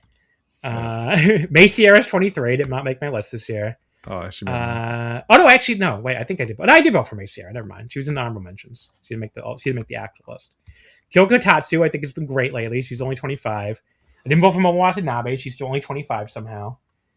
Didn't vote for Maika, who's only 27. That's crazy. Yeah. Ami Sore's 28. Didn't vote for her either. She's fucking great. She's about to talk about an amazing match she had. Aya Sakura is 29. Didn't vote for her either. Like, Jesus fucking Christ. I didn't vote for all these Stardom people.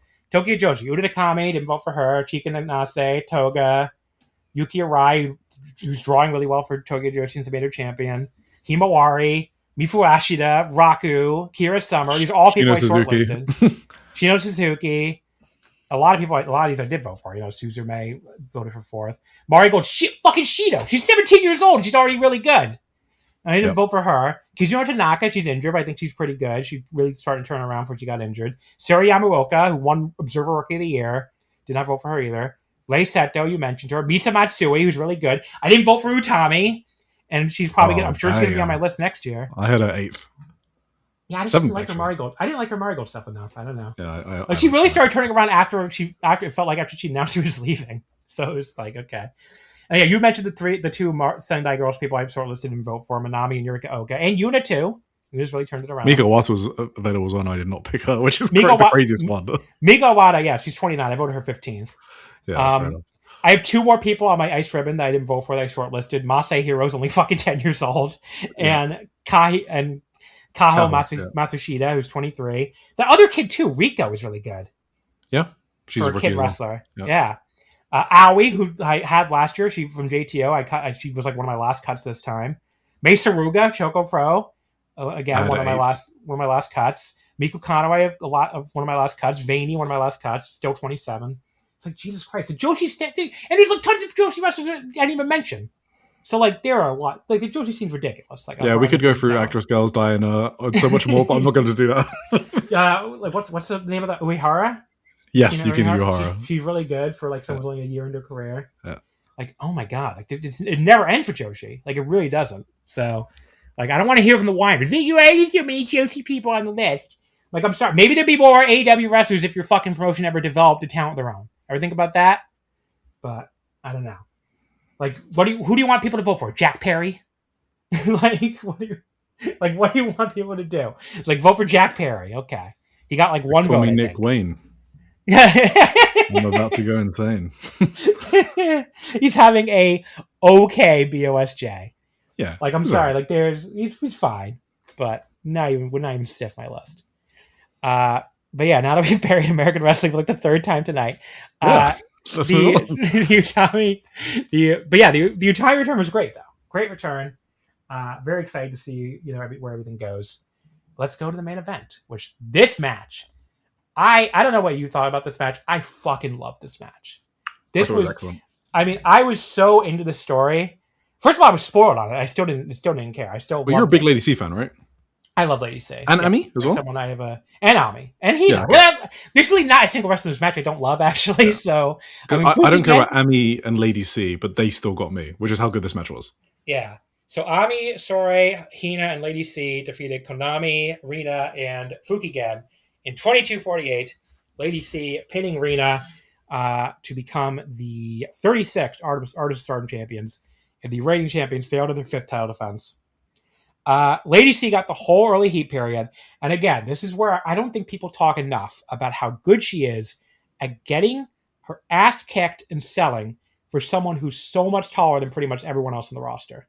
There's like one, I agree with that. One wrestler on the roster who's taller than her, right? Or 2 now, I guess. Hanako and Bozella. I think that's it. She's definitely better than Hanako at selling, for sure. Sorry? She's definitely better than Hanako at selling. Yeah, way better. So she's such a weirdly good underdog for someone this tall. I think that's, it's kind of a skill when you're this much taller than everybody else. I mean, some of it's just like whatever her natural, like kind of like puppy dog energy she has. But like, she makes it work for her too. I mean, it's like, I feel now I'm thinking about it, I kind of criticized Hanan for the same thing last week. So now I feel like, you could definitely look at it the other way too. I mean, it's also the part that the fact that Lady C's not as heavily pushed probably makes it more, it feels more appropriate for the role. But yeah, Fukigen, like when I watch Lady C, I'm never like, oh, why don't Lady C be more aggressive? Because it just doesn't feel like her energy at all. Whereas I feel like Hanan, I feel like she could be more aggressive or something. But anyway, Fukigen actually doesn't getting hit in the face by a big boot during her, Fukigen death charge, which is like maybe the first time in history. She grabs Lady's ankle and elbows it instead. I was like, wow, Fukigen finally saw the boot coming. But then Lady gave her a pretty awesome inverted giant swing. That was really cool, actually, where she tagged out to Hina. Fukigen, she kept it going. She went She did the brainbuster death thing. Instead of immediately getting reversed, she went for the cradle instead. I've seen her do that before, but that was still cool. Almost fucking worked. I almost paid Nami swear with that. So the clown was on one today. Ami wiped out Konami with a lariat a little bit later. We got Rita and Hina tagging in to exchange the wild forms of the chest. And then Rita absolutely hammered her fucking twin sister with the last one. I was like, besides the general, like, this is even worse than the general, like, you don't have to hate your friends this hard in a fake sport thing. Like, that is your sister. Your twin sister. You don't have to hit your twin sister that hard, Rita. And then she fucking, like, judo throws her ass down really hard, too. Hina comes back with a big delayed body slam. Puts her in the SDF. But Rina was able to make the ropes to break. Rina comes back with a hard double knee drop off the ropes for a near fall. And then the two of them just keep going. Hina gets a super close near fall of her own off of a cradle cutback. She follows it up by hitting the jackhammer. But Konami comes in with a soccer ball kick to break it up. Lady C comes in next and eats an absolutely insane diving kick to the face from Konami off the top. I love that move so much. Oh, it was so great. Like, Konami is just like, fuck you, and just kicks the fucking shit out of her. Followed by the diving double knees from Rina. That gets 2 count.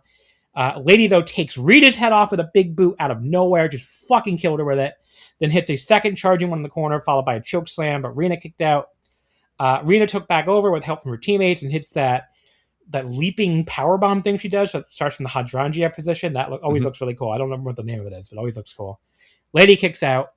Then she hits the pink devil, but Amy dives in for the save. And then she wipes out Konami and Fukigen with a big double clothesline. And that leaves us with Rina and Lady C alone as we get the 20-minute call.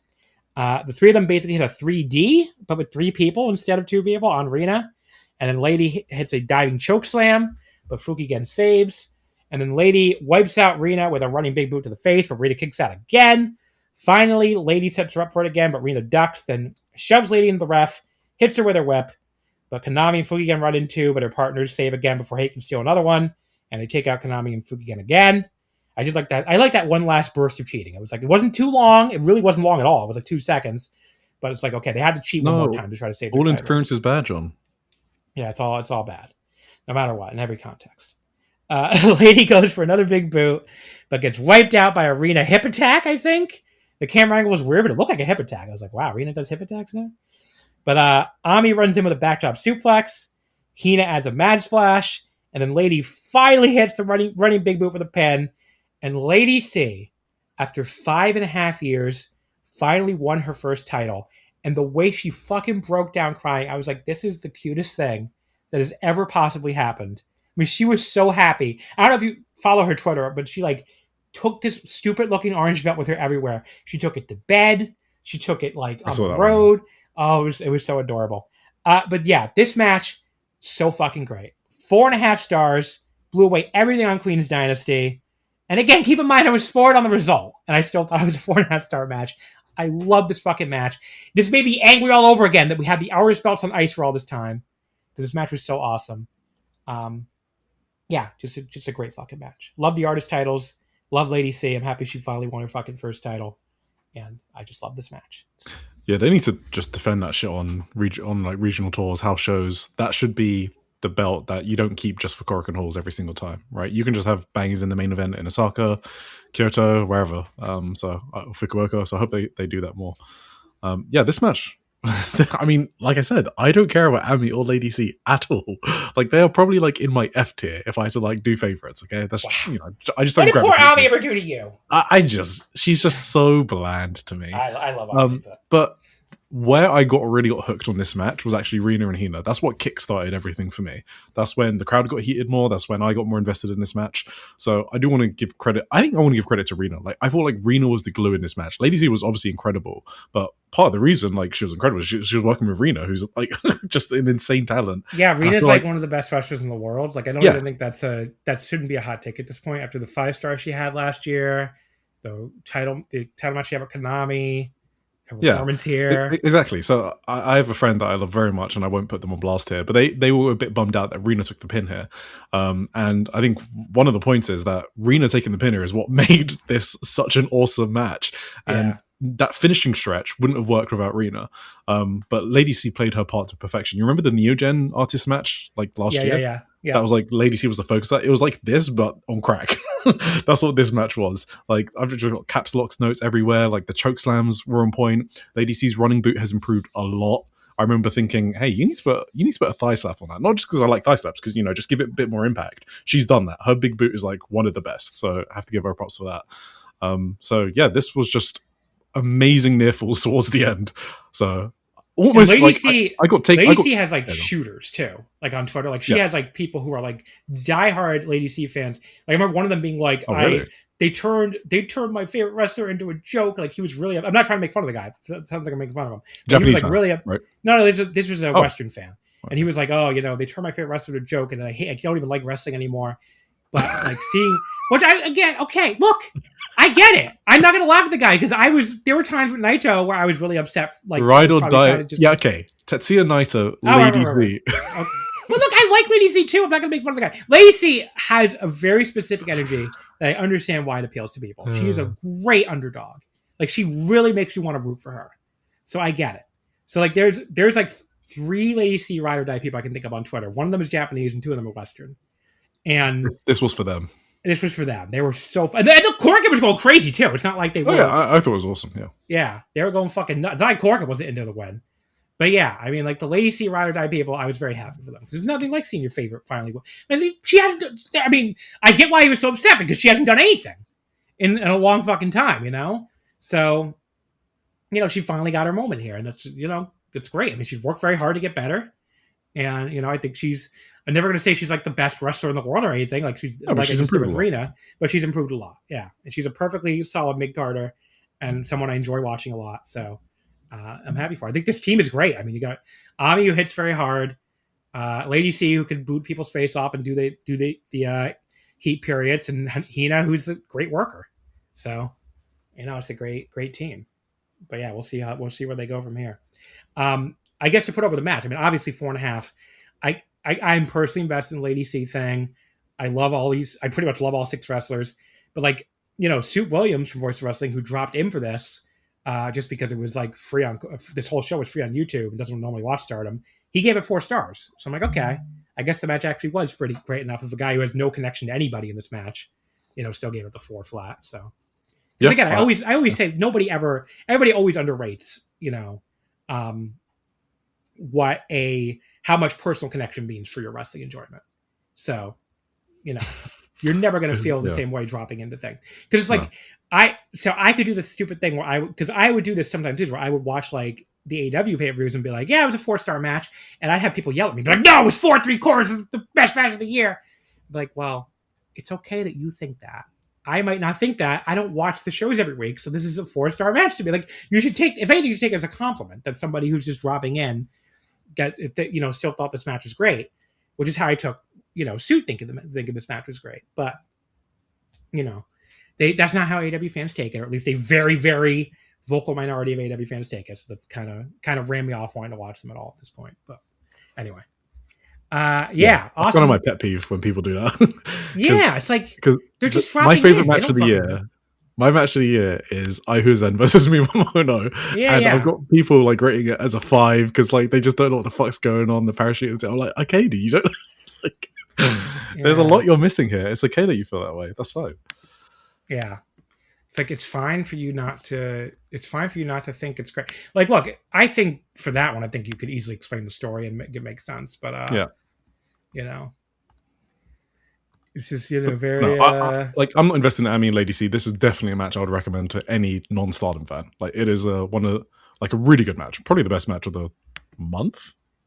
Yeah, in May. It's my second favorite match of the month. I have my favorite was Senka versus Miyu Yamashita from. Oh, I don't know about every single promotion. I was talking Stardom. Oh, yeah, my favorite Stardom match this is number 2 from every promotion. Yeah, my favorite Stardom match of the month. Yeah, for sure. So. There you go. There is your Stardom Naito and Korakuen review. Awesome fucking show. It sounds like the next challenge will be Cosmic Angels, Poi Saya, and Poi Ayasaka. I mean, and God, who the fuck is the third one? I have no idea. Is it Yuna? Yeah, it's Yuna. Thank you. They were next. Oh, okay. Yeah. So they're going to challenge. I hope that's for conversion. It's probably for the Korakuen now. Because I can't go to the Korakuen because I'm going to be at Dominion. So I hope it's for the conversion, but it's probably for the Korakuen.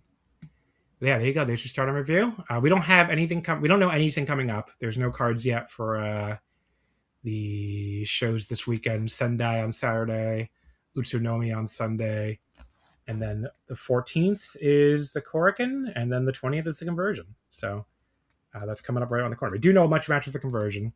Obviously, we've gone over. I think we've gone over all of them already. Yeah, Saida and Hanan for the white belt.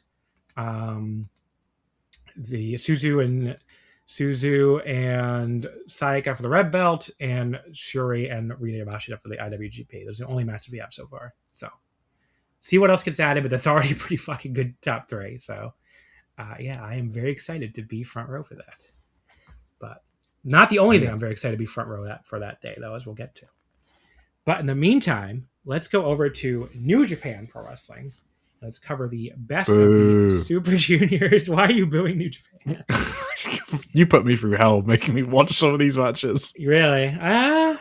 You're not wrong, actually. Yeah, some of these show matches were fucking There is some terrible. real crap in this. You're not wrong. Now you're not watching this tournament otherwise, you're just watching these 3 shows. I drop into the best matches. That's all.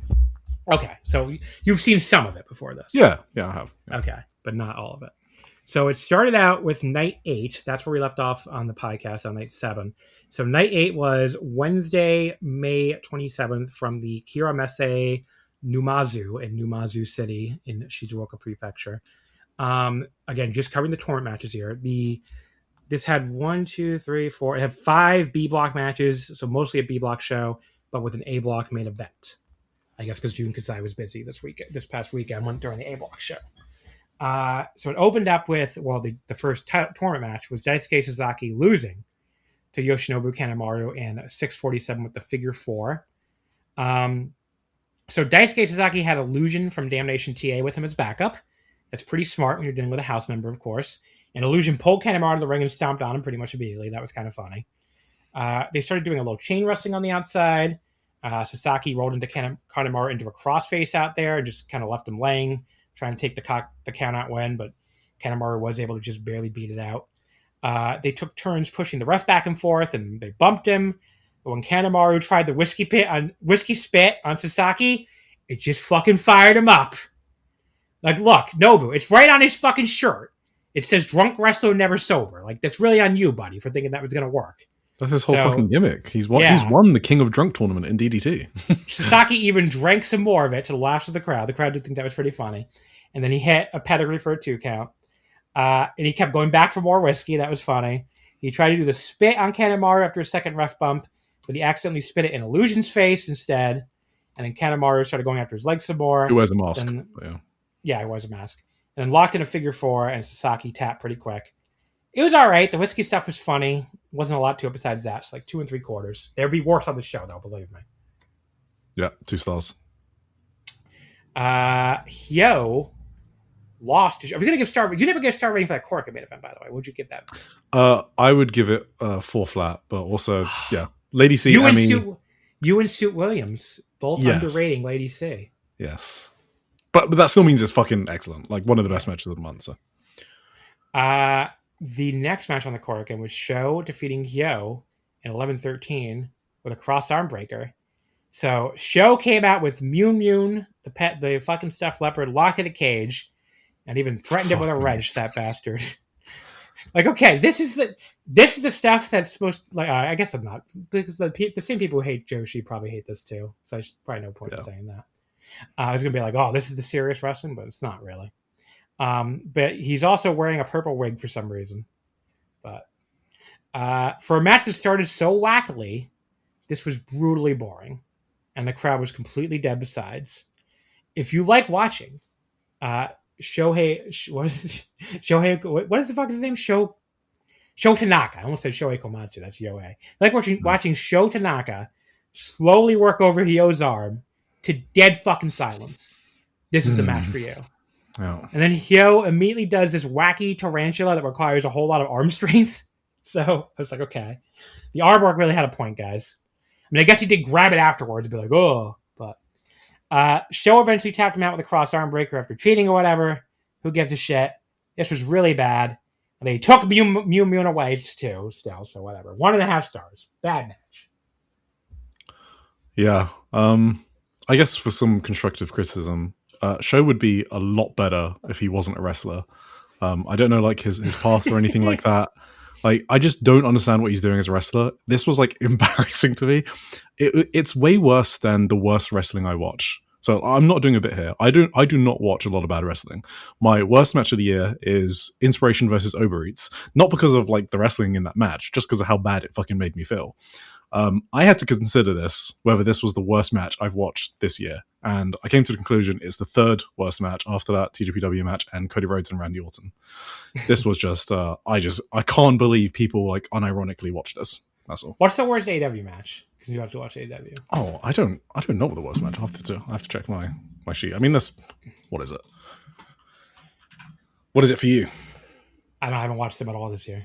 Oh, apparently it's Babes of Wrath versus Megan Bain and Penelope Ford. That's what I've got. So, yeah, sounds about right, I guess. yes. So. But this was worse than that. You're saying this was worse than that, yeah. And also, yeah. I mean, this was just bad. This was like Liv Morgan versus Stephanie Vacchier, and I fucking hated that match as well. So you go lower than 1.5 stars. Oh, sorry, yeah, I went 1.25. Yeah. Oh, okay. No, we were very close then. Yeah. See, I guess do I watch more bad wrestling than you? You probably watch a lot of fucking bad wrestling, yes. Yeah. Because I was like, this did not come close to worst match of the year for me. What's your worst match of the year? I don't know. I'd have to think. Let me think about this. What is my worst match of the year? Like, I don't have anything below 1 star, basically. It's probably something from that GCW show.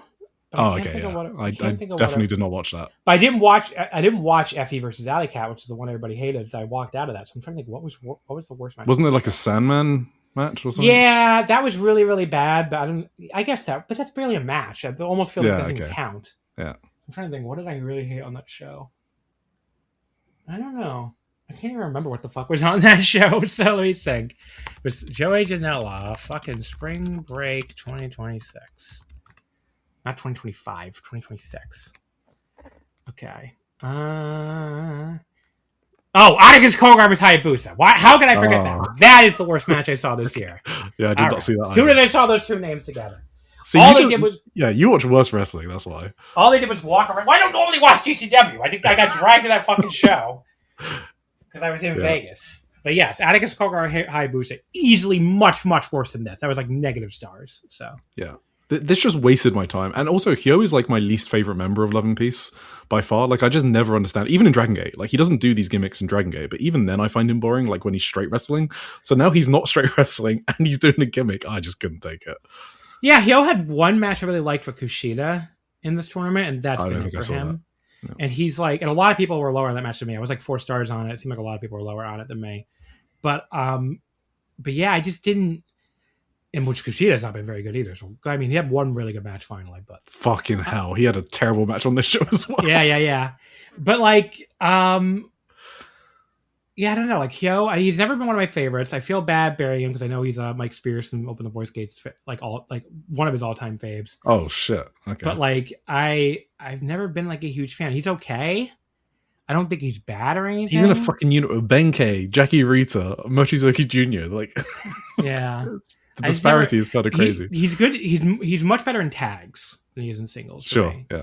Like he does a good job in tags and trios matches, like a lot of Dragon Gate people. I don't think he doesn't have a lot to carry a whole singles match to me. It's his big problem. So yeah, like a lot of people were high on his Yamato King of Gate match last year, and I just couldn't get into it. So I think I just don't like him. I watched it, so I don't remember what I rated that. I don't think it made my spreadsheet, so I guess I didn't like it that much. Yeah. Next up, El Desperado defeated Jacob Austin Young in 737 with the Pinche Loco. So Jay jumped Despy for the bell, the drop kick while he was doing the splits on the apron. Actually, kind of a sick looking spot. I'm surprised I've never seen that before, but maybe someone did. I just forgot, but it looked sick. He then gave Despy a hell of a throw into the chairs. I mean, he really fucking went flying, and his neck like bent at a weird angle against one of the chairs to boot. That looked nasty. And this quickly devolved into more interference bullshit with Zane J.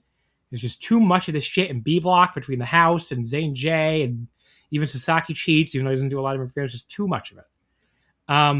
again, interference can be good sometimes, but it needs to be in moderation, not like every fucking match practically in the B block. Despy with a nice spear after getting free of the other J, though.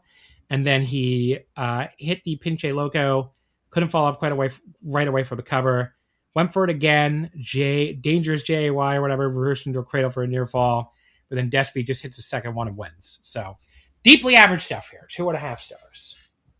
Oh, I was high on this. I thought it was maybe I mean, you're a big Despy guy. I thought Despy was like his selling was pretty good here. I guess that's the.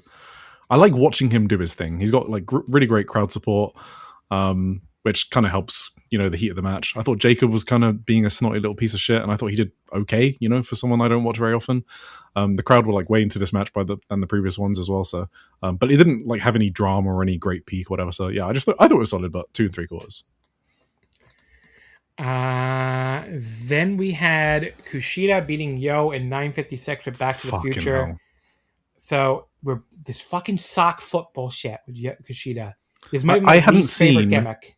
I hadn't seen any sock stuff, so I heard you guys last week, and I was like, "What is John talking about?" Because the only Kushida match I'd watched was the Robbie Eagles one, which I thought was pretty great. And I was like, "What sock stuff?" And then this is what I got. So Yo stomped on his toes at one point. I was like, "Okay, at least we're not doing Mr. Sacco yet." But then Yo gets his hands on one of the socks, puts it on his hand, fucking smells it for some reason. I was like, Jesus Christ. Then tries to hit Kushida.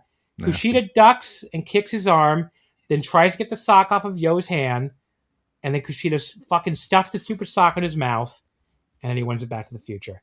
I gave this 1 fucking star. I thought this was worse than Show and Show and Yo. Like, I fucking hate this sock bullshit so much. I thought we were free after the Yo match when he didn't involve it at all. And if this is all Kushida wants to do in this tournament from now on, he can fucking stay in MLW next time, because I cannot stand it anymore. Yeah, this was pretty bad. Like, already on this show, I got like both these matches are in my bottom 10 of the entire year. Yeah, this was just really fucking bad. Like, yeah, I didn't need to say anything more. I think the tournament gets better from this night for these 3 shows at least. But this was definitely the worst. These were the worst 2 matches. Yeah. Then we had Francesco Akira beating Jun Kasai in 13-1 with the crown fall. Good match. Certainly the best thing on this cursed show, but it also suffered from a lack of crowd heat in this big echoey building. Just no atmosphere to it at all, unfortunately. So yeah, Eagles won with the I read the wrong match. I'm sorry. Robbie Eagles beat Taiji Ishimori in 12:06 with the Ron Miller special. That was a semi-main event. So yes, just no atmosphere to it at all. That was the match I was talking about here. And then Eagles won with the Ron Miller special. 3.5 stars. It was a good match. Yeah, I thought it was good. 3 stars. I wasn't left like jumping and hollering, but yeah, I enjoyed it for what it was. Then we had Francesco Akira beating Jun Kasai in 13-1 with the crown fall. That was the main event. This was A block now. And so Akira, he like fucking ate shit taking a chair to the face from Kasai on the outside for the bell even rang. Like really ate shit on it. And it was made even better by him just like being really cocky right before that too. Kasai tried to go for the fork immediately. Red Shoes took it away. Zane J interfered. I almost called him Zane Jane. And somehow Kasai got busted open. And I honestly didn't even see how. I don't know if you saw. Did Zane hit him with his own fork or something? I have no. I mean, he just always bleeds, so I don't even think about it. Yeah, he really bled a gusher though. But yeah, the match though still had no heat at all, unfortunately. So it just became like Akira slowly slamming Kasai's head into the mat to dead silence. Yeah. And I know the crowd sat through a bunch of shit before this, but they were actively hurting the good matches too. Kasai though finally got them chant one more time for slamming Akira's head into the table. Not even that loud of a chant, but it was still by far the loudest they've been all night. Akira charged into the corner and accidentally bumped Red Shoes. That gave Kasai the chance to finally use the damn fork. That did earn Kasai finally a chance that would be like a normal to slightly meh like kind of chant on most shows, but sounded like the biggest chant of all time compared to most of the rest of this show. And Akira was now bleeding even bigger gusher, even worse than Kasai was earlier. He paid Akira back by slamming it into his face in the mat repeatedly, just like he did to him. There was a mildly embarrassing spot where it seemed like Akira forgot what he was supposed to do or something, and Kasai had to just kind of wander up and wait for Akira to finally low blow him. That looked really stupid and took down the match a little bit for me. Akira hit the fireball knees, which he did totally kill him with, and Kasai kicked out. And Akira got all freaked out seeing his own blood. I think that was actually a callback to the United Empire versus War Dogs feud from a couple of years ago. So I'm like, wow, they did remember that, so that's cool. And he waits because he got really freaked out at bleeding during that feud. He wastes time going for Kasai's goggles, though, and he gets crouched up on the top rope, and Kasai superplexes him down. Kasai got his goggles back and hit the Pearl Harbor splash, but Akira kicked out. Kasai started running back and forth with the big lariat, but Akira pushed Red Shoes into him, bumping him for the third time this match, which was a little fucking excessive. That let Kasai get the skewers. Akira had the fork again. Kasai wins that war, and he skewers Akira. Then he hits the big charging lariat. He goes for the reverse Tiger Driver, but Zane J tries to run him with the chair, but he too gets skewered. That was pretty sick on his part to take skewers in a match he's not even in. So, way to go, Zane J. That was really cool. Most people don't realize how much their personal information is being bought and sold every day. Data brokers are making billions, pulling details about you from public records and the internet, and then packaging and selling it, usually without your consent. That's how your information lands in the hands of scammers, spammers, even stalkers. It's why you get endless robocalls and why ads seem to follow you everywhere. That's where Aura comes in. Aura actively removes your data from broker sites and keeps it off. They also instantly alert you if your information shows up in a breach or on the dark web. But Aura goes beyond data protection. With one app, you get a VPN, antivirus, password manager, spam call protection, dark web monitoring, and even up to $5 million in identity theft insurance, all backed by 24/7 US-based fraud support. Other companies might sell just credit monitoring or just a VPN. Aura gives you all of it, together, at the same price competitors charge for just one service. Start your free trial today at aura.com/remove. Protect yourself now at aura.com/remove. He ends up taking the reverse Tiger Driver as well. And then we get the Kiss of Death from Jun Kasai. That actually gives Akira time to get him with the fork to the skull again. He hits him with the chair and a second fireball knees. Marty Asami runs down to count because I guess Red Shoes is finally too dead. But Kasai kicks out yet again. And at this point, I was like, okay, I'm enjoying this and I'm ready for it to be over because it was like kind of a lot at this point. But Akira heard me, I guess, because he immediately hit Crown Fall for the pin. So yeah, it was a little too silly for me to go higher. And there was that one really egregious spot, but it was good. It was like a 3.5 star match. It was a good match. I was really excited for this one. I think Akira's great, and I've enjoyed Jun's Best of Super Juniors run so far, like just providing something a bit different. I kind of thought Akira would match Jun's energy a bit more and be a bit more unhinged than he was. But it kind of felt like he was a bit more muted. I don't know if it was because, the crowd was there was no heat there at all. So the normal Jun spots just didn't flow as well as compared to his other matches. I did really like the Zane J interference though. That kind of made me laugh. But yeah, I thought this was good. But yeah, the heat just didn't match what they're doing. It's just kind of a bit disjointed. So I went 3 stars. But yeah, overall, easily the worst Best Super Junior Night so far. So amazing. Really, really bad. I'm sorry, buddy. You really got the bad night. Yeah. 2 good but not great matches at the end. Not nearly enough to make up for all the fucking crap earlier. So I forgot to give attendance, by the way. So this was 777 fans, which is kind of funny. Maybe be like, is the new regime like going to go back to cooking the books with the attendance? Is that what we're doing here? Because it's a funny attendance number. It was up from 668 last year, which last year in the tournament this did 668 for Hiromu versus Robbie X as the main, and a Kosei Fujita versus Clark Connors semi-main. So night 9 was this past Friday, May 29th, from the Tsubame Civic Gymnasium in Tsubame City in Niigata Prefecture. This show did 825 fans. No direct comparison to Best Super Junior last year. And in fact, they have not run this building at all since the 2024 Super Junior Tag League, October 30th. That did 702 fans for some guy named Dragon Daya and Ryusuke Taguchi, beating Clark Connors and Drilla Maloney. So Drilla Maloney was still a junior at the time. That's how long it's been. So this show was 1 B block match followed by 4 A block matches. So the 1 B block match was Hyo defeating Yoshinobu Kanemaru in 10-11 with the hunting. Hyo is apparently in Dark Leopard mode tonight. I guess because Sho still has View Moon kidnapped. He had all the black on. Hyo was all House of Fire early, but Kanemaru cut him off and went after his leg before too long, as you probably expect. So this was like a classic, nothing wrong with it, but it's boring as hell match to me for a while. Like the crowd went from There's something wrong with it. Well, yeah, nothing like they're not being actively bad, but they are being boring. But they're just doing nothing. Yeah. The crowd went from making some noise at the start to being like completely silent the moment Kanemaru took over. That did not help. Hyo did a springboard outside in cutter, with no trouble at all after almost 5 straight minutes of leg work. That was something wrong. I was like, what the fuck? Like, he made some token, like, ow, my leg motions after that, but it was, like, he still hit it absolutely perfectly. Like, I'm sorry. I watched Suriano and Starlight Kid fucking, like, completely change the execution of their moves during their entire leg match. You can fucking do your springboard a little slower. Like, you should not be hitting it perfectly when he's been working over your leg for the entire match.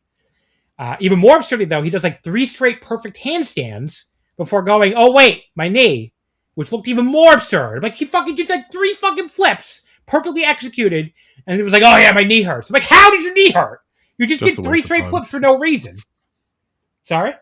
It's a waste of time to, like, work the leg over that much and then, Yeah. So he was great at selling his arm in the Kushida match, but I think this is the second time he's looked really bad trying to sell his leg in this tournament. A little bit later, he does like a perfect hip up right after hitting a spinning DDT for going, oh yeah, my leg, I'm like, okay, Jesus Christ, buddy. Sho suddenly ran out with the cage Myun.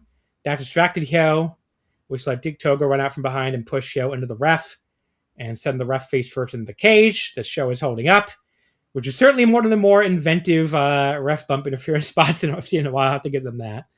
That led to dick-to-dick contact. Then Kanemaru went for the whiskey spit, but Hyo hit Predator's blood. He spit the Predator's blood in his face instead. Okay. That was actually pretty cool. I forgot he did that, I guess. He cleared out Sho and Togo single-handedly. Then he went to the second rope and hit the hunting on Kanemaru, and that got the pin. Then it looked like he finally got Myun back, but then Togo and Sho jumped him, and Togo stole it back before Sho shoved it back in the cage and Togo ran away with it. I'm kind of amused by how long they've been running with this. Unfortunately, he didn't give a shit about it on the next show, as we'll get to. Like, I'm like, I don't know what they're building to it for now, though. He's already wrestled the House of Torture in the tournament. Like, what are we building to at this point? But, yeah, the house bullshit at the end, for better or worse, was by far the highlight here. They should have just made up the entire match instead of just doing all the legwork that Hyo sold incredibly badly that had nothing to do with the finish. There was a fucking leaping cutter off the second rope that he hit perfectly. So, 1 3/4. It was bad. The selling made no sense, but at least the end was fun. Yeah, first 10 minutes, total waste of time. Last 6 seconds was fine. I really, you mentioned that he sold his arm well in the match before. I hate the fucking, Pocket Universe limb work matches where it plays no story into other matches. Oh, like, they're doing a tour, and it was 2 matches, but like, it was 2 days before, the match before. His arm was worked over by Sho, and it played no part in this match. This time they're working over the leg. Like, why can't they just think a tiny bit about their matches a bit more? When Tokyo Cyber Squad, so like Rino, Konami, and Fukin Def, they worked over Hanan at Korakuen Hall, right, in the artist match, and then it played a part in the B Hanan match like days later. That's fucking cool. Like, well, they've done that even in New Japan. I mean, like, fucking... I'm not saying it's a Stardom thing. Yeah. Well, I'm just adding to it. I'm just like, the G1, they fucking had, like, Narita work over somebody's leg for, like, days in the tags. I can't remember who it was now. And it played into their match. I don't think... It might have been Takeshita. And it played into their fucking match. And I'm just like, yeah... I don't know why. That's how you make the tours more interesting. Like, why did they not even think about, like, why couldn't Kanemaru just work over his arm? That would have been a bit more interesting. They've spent so much time working on this Myun kidnapping story that they have no time to do it. Yeah, exactly. So, yeah, I just thought it was a waste of time. So, 2 stars. Well, you were higher on than me then. I went 1. Yeah, I know. Yeah, I'm surprised. Yeah. Master Wato defeated Daiki Nagai in 7:45 with the Sutenkaku German. So now we're into A block at least. The crowd did get behind Daiki as the underdog here. They reacted from slapping Wato hard a few times, and they weren't reacting for much else on the show so far, so they went pretty silent in this match again, too, sadly. Nagai's comeback a bit later was pretty good, including this big spine brush we pulled him into for a 2 count. But yeah, Wato put him away at the German. Perfectly fine little match here. Didn't even get to any kind of next level, but, 3 stars, fine little match. Continue to be a little disappointed in Daiki's tournament. Maybe these young lions just don't always have a really hard time. Or really hard ceiling, I mean, in these things while they're losing all the time. But yeah, he's not like... You like the Akira match, right? Yeah. From Kyoto, I think. Yeah, it was good. Yeah. It was good. Yeah. I like Daiki. I'm glad he ended up with Unbound Company. He fucking drilled Wato with those drop kicks out of the gate. Those were some stiff drop kicks. Yeah, basically just the last minute of here was really great. I thought I got really bored during the rest holds in the middle. So I get there's a lot of tour stops, so they can't go hard all the time, but yeah, good finish, but yeah, got bored a bit. So 2 3/4. Next up, we had Robbie X beating Ryusuke Taguchi with the X Express in 8:07. So Robbie X came out wearing a black wig because apparently Taguchi was claiming win, lose, or draw, I'll still be more attractive than Robbie since I actually have hair. So Robbie's like, look, I got a wig. That was pretty funny. And I think he looks great with the wig, honestly. You should consider getting some hair transplants or something. Yeah, the crowd was definitely... This, didn't they? What'd you say? People took this as a sign of New Japan dying from what I saw. What? Yeah, I just saw some tweets that they posted it, and they're like, look, this is why New Japan's bad. Because Robbie X wore a wig? Yeah, because it's comedy they don't like. Okay. It made me laugh. I thought I thought it was great. I didn't even think of like... Nicole, do you think Robbie X wearing a wig is the downfall of New Japan Pro Wrestling? Was it that blonde hair guy? No, he's the bald man. That's why he's wearing a wig. I thought the blonde. Oh no, it was black. It was a black-haired wig. It's a black-haired guy. I don't know. There you go. Actually, it's right there. You can see him on the screen right here. Is this the downfall of New Japan Pro Wrestling? This man wearing a wig? It might be. It might be. Okay. Well, there you go. Okay. Well, there you go. Official verdict. Yeah. There you go. Nicole has come down the side. Maybe they're onto something. She just came here to steal more of my bubble bath. Don't think I don't see that. Like, I have this really fancy fucking bubble bath, and she keeps stealing it because she ran out of her like normal bubble bath. Are they like in Japan for $8.28? No. It's like oh my god, I'm gonna sound so fucking bougie. It's like $80 bottle of rosé bubble bath that I bought on Amazon. It's so good. God damn. Yeah, and but I'm saving it for Japan because we have a normal size tub in and by the way, it's Gay Pride Month, so you're not allowed to judge me for my fucking $80 bubble bath. Okay, look, I mean I'm a proud bisexual genderqueer person who buys $80 bubble bath. Anyway, more power to you. The point is the bubble bath is being saved for Japan because unlike here where I have a tiny bathtub that I go in once in a while when I really am missing a bath, I will have giant bathtubs everywhere in Japan because there's giant bathtubs in every hotel room in Japan practically. So, And you like your hotels? I love my hotels. Well, I'm staying at the Conrad Osaka for the first time, which has like these giant fucking round tubs in every room, which I cannot wait for. And the other hotel I'm staying at the first time that's really fancy is the Park Hyatt in Tokyo, which is like the Lost in Translation hotel from that. People have seen that movie. So it's like a bucket list hotel for me. I mean, it's like $1,200 a night. I had to fucking do it on points because even I cannot afford $1,200 a night on fucking Park Hyatt. That's fucking expensive, Jesus. Yeah. But I cannot wait. So I spent $0, but I thought it cost me $0. So just my chase points. I transferred over to Hyatt. I actually got great timing too because I don't even know if I told Nicole this part actually. They just devalued the Hyatt program. Like they devalued everybody's points like earlier this month. So the same room that we got for like I think 35,000 points a night now will cost like 75,000 points. Yeah, it's crazy. Good fucking steal. What'd you say, Nicole? They're all making these points worth less and less, though. Yeah, but I mean, we got ours under the gun, I mean, we did, but the same thing happened with the Conrad. Now we can't really stay there anymore. Yeah. Well, we can stay there, just not as much. Yeah, it does suck. These they're on to the point game, but yeah, the Conrad Tokyo is harder to book now. What are you gonna do? Because everybody wants to stay in Japan now. Everybody's a weeb. This is something I noticed more and more that everybody's a fucking weeb. I just went to my office this past Friday for the first time in a while, like months and months and months, and walked around that area because there's this currency exchange place that gives really good rates for New York City. I think it gave you like 155 yen to the dollar when the real rate's like 159. Whereas like if I tried to order through my bank, it would have been like 151 or something. So it adds up. And so I went into my office, and like my office is like right on the border of Koreatown in Manhattan, so K-Town as people call it more commonly. And everything's a fucking weeb place now. I swear to God, like there did not used to be all this weeb shit everywhere. It's like fucking bubble tea for weebs, like with the fucking anime characters everywhere. Cakes for weebs, fucking K-pop shit, but then like there's a Japanese arcade opening there, which I'm gonna go to my office a lot more if it's a fucking Japanese arcade around the corner. Let me tell you. And there's like a fucking bunch of anime stores that sell fucking figures and shit, and all this other cutesy shit. Like everyone's a weeb now. It's like this shit was all this time. My office was in Koreatown. Like there was like Korean food, but there was none of this shit. And now it's just fucking everywhere. So it's like, I don't know. My culture is not your costume, 20-year-old weebs. Okay, like this was my thing way before you people came along. This used to be weird. We did not get used to get catered to by Manhattan real estate. So this is fucking weird now. This is everywhere. So anyway, it's been everywhere in like the Queens Chinatown for a while, but now it's in fucking Manhattan. Like that's the one where I'm just like, Well, weebs have gotten older, so now you guys actually have money from your job, so you can go buy stuff. So yeah, that's probably why. Except I don't spend shit in America because I save my money for Japan. Oh, yeah, fair enough. Yeah, but yeah, because the fucking prices they want for this shit, you wouldn't even believe. Oh well, you're in New York, right? So yeah, nasty.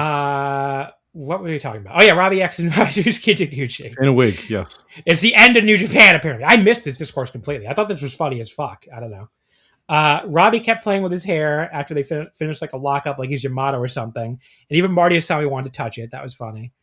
But he's fucking whip flying like 2 minutes in the match. Like, what the fuck are people talking about? Like, well, they don't watch the show. They only see the clip, right? Yeah, there you go. So yeah, poor Robbie's wig went flying after Taguchi did all of his whipping back and forth, though, very early on. It's definitely a downgrade for him look-wise. Taguchi literally rubbing it in on his bald skull after getting him a chin lock. That was funny. Like, he was rubbing his head like, haha, you don't have any hair again. But there was some good action in this match after all the comedy, too. Like, I thought this was a quite good match. And Robbie eventually hit X marks the spot, the cutter, then the X Express for the win. Between the comedy and the actual wrestling, I just had a lot of fun with this one. So I went 3.5 stars. Robbie's been one of the MVPs. I mean, he's been really good. So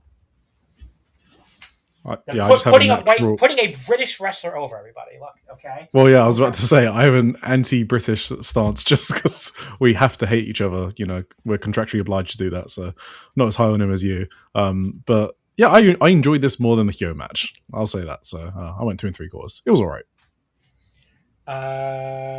Then we have Nick Wayne defeating Teton in 12:01 with Wayne's World. So I just talked about how Nick Wayne's been kind of disappointed in this tournament. This was his best match by a mile so far. And I think I have anything else. Let me see. Because I keep a thing. Yeah, everything else, the highest I've gone 3.5, 3.5, 3, 3, 3.25, and 2 3/4. This is his best match by far. And Teton's been great. Teton's been, again, one of the MVPs of the tournament so far. But apparently these two were 1-1-1 via Walker Stewart. I don't know where they were 1-1-1 from. I guess they wrestled a few times in AEW or Ring of Honor or something. No, the last year Super Junior, right? Well, the one Super Junior match, but where are the other two from? Oh, yeah. They were 1-1-1 entering this match.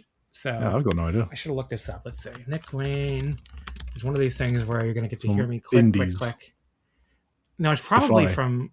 They probably just booked it in fucking Ring of Honor or something. Let's see. Oh, Ring of Honor, maybe. Yeah. Yeah. Last year, Teton beat Nick Wayne in 8 minutes and 14 seconds in the Best Super Junior. They went to a time limit draw on Ring of Honor Club Global Wars Mexico, June 18th. And then Nick Wayne beat Teton in 16:11 at Supercard of Honor on July 11th. Right. I don't remember hearing anything about any of that, so that should tell you how little Ring of Honor gets into my personal bubble. These continue to enjoy Nick Walker making fun of Nick Wayne's fucking theme song when he comes out every time. Like, call me Nick Wayne. Like, what else would they call you? That's your fucking name. I don't walk around to people saying, call me John Carroll. Like, yes, it's my fucking name. Of course you should call me that. Very fast-paced start, including an awesome early dive to the floor by Teton. Teton missed a double stomp on the apron that set up a very nice Asahi DDT from Wayne out there, and that left both guys down. Teton in particular just barely beat the 20 count. Teton took a very sick bump a little bit later on a dragon suplex from Wayne right on the back of his head. And yeah, this is easily Wayne's best performance in the entire Best Super Junior, as I was just saying. Probably because this match was just a big spot fest. I kind of stopped trying to keep up with all of it after a while and like stopped trying to take notes on it because they're just doing crazy shit for the entire match. Just sit back and enjoy. But and he didn't do any of this. Like, I don't know how much of the rest of his tournament you've watched. He was really annoying me on some of the earlier shows with the amount of posing he was doing. It felt like it was way more than last year. I want to be like, stop playing the hard cam, motherfucker. Like, enough of this American wrestling fucking posing shit, please. And last year he was not doing that at all. So before you tell me, oh, John, you're so biased against AEW wrestlers. He was an AEW wrestler last year too, and I thought he was really good. Like, I just don't think he's been as good this year. But here, this match, he was fucking great. So, we got a big top rope double stomp from Teton just for the 10-minute call. Wayne kicked out of it. And they were telling a nice little story too, I thought, of Teton being a bit too quick or elusive just to get caught in the Wayne's World. But then Wayne was finally able to jump up to the second rope and hit a cutter on Teton off of there instead. That got a 2 count. And then he hits a roundhouse kick and finally gets the real Wayne's World to get the pin. Awesome fucking sprint. 4 stars. Love this match. Yeah. Where did Nick Wayne get that black eye from? I don't remember. It was I think it might have been was that the Jun Kasai match, maybe? Oh, okay. Yeah. Yeah, no, I thought these two were really good. I like the submission struggle as well. You know, Titan's fucking crazy leg. It's got, what, do you know the name? I don't know the fucking name of that move. Teton. Wait. Oh, you're right. Name of the move. The leg lock? Yeah. No, I don't know. Okay. I actually not pronounced the name. I was like, I actually don't pronounce the Mexican name for once. Yeah, Nick grabs the rope and Titan has to let go, but it's locked in so fucking hard that he's like struggling to untangle himself. So he got like an extra 10 seconds on that hold. Really love the counter sequence. That always gets me going. I do love my spot fest sometimes.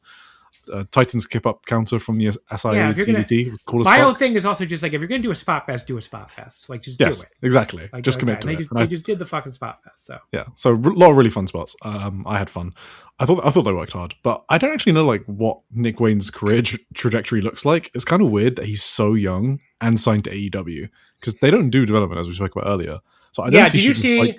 Did you see those fucking hilarious quotes leading up to Second Best Super Junior from him? No.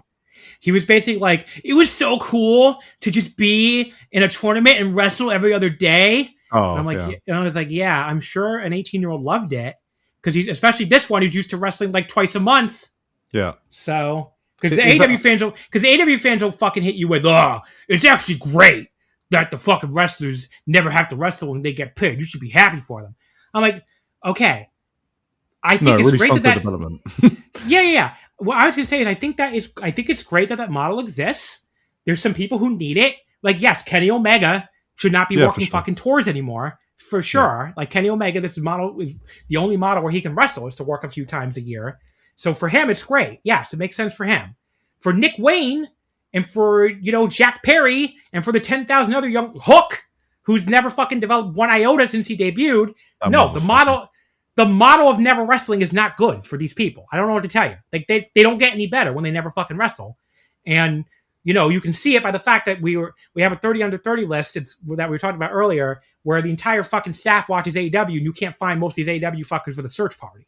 So, like it's just how it is. Like they don't develop young wrestlers this way. And like you're saying, it's not really. I mean, I'm sure it's great for Nick Wayne's bank account that he signed with AEW, but like it's not great for his development as a wrestler. But like he can just do a few years in Japan for like the betterment of his career, come back in a few years, get the bag. He'll still be only like 24. Yeah. That's what I think he should do, but I don't know, it's up to him. I went like 3.5. Look, I'm not going to criticize people too much because what I'm going to tell you is, I'm also much older than Nick Wayne, but I had a funny conversation with one of my bosses recently she's retiring soon, and she was basically like, and she also knows our workplace is not, it's not really that bad as a workplace, but it's not. It can be a little annoying. She's like, wouldn't you rather go to Japan and teach English or something? And because you love it so much. And I was like, making no money. I was like, yeah, Sandy, do you know how much of a pay cut I'd have to take to go teach English in Japan? Like ridiculous. I'd have to take like a $50,000 pay cut to do that. Yeah.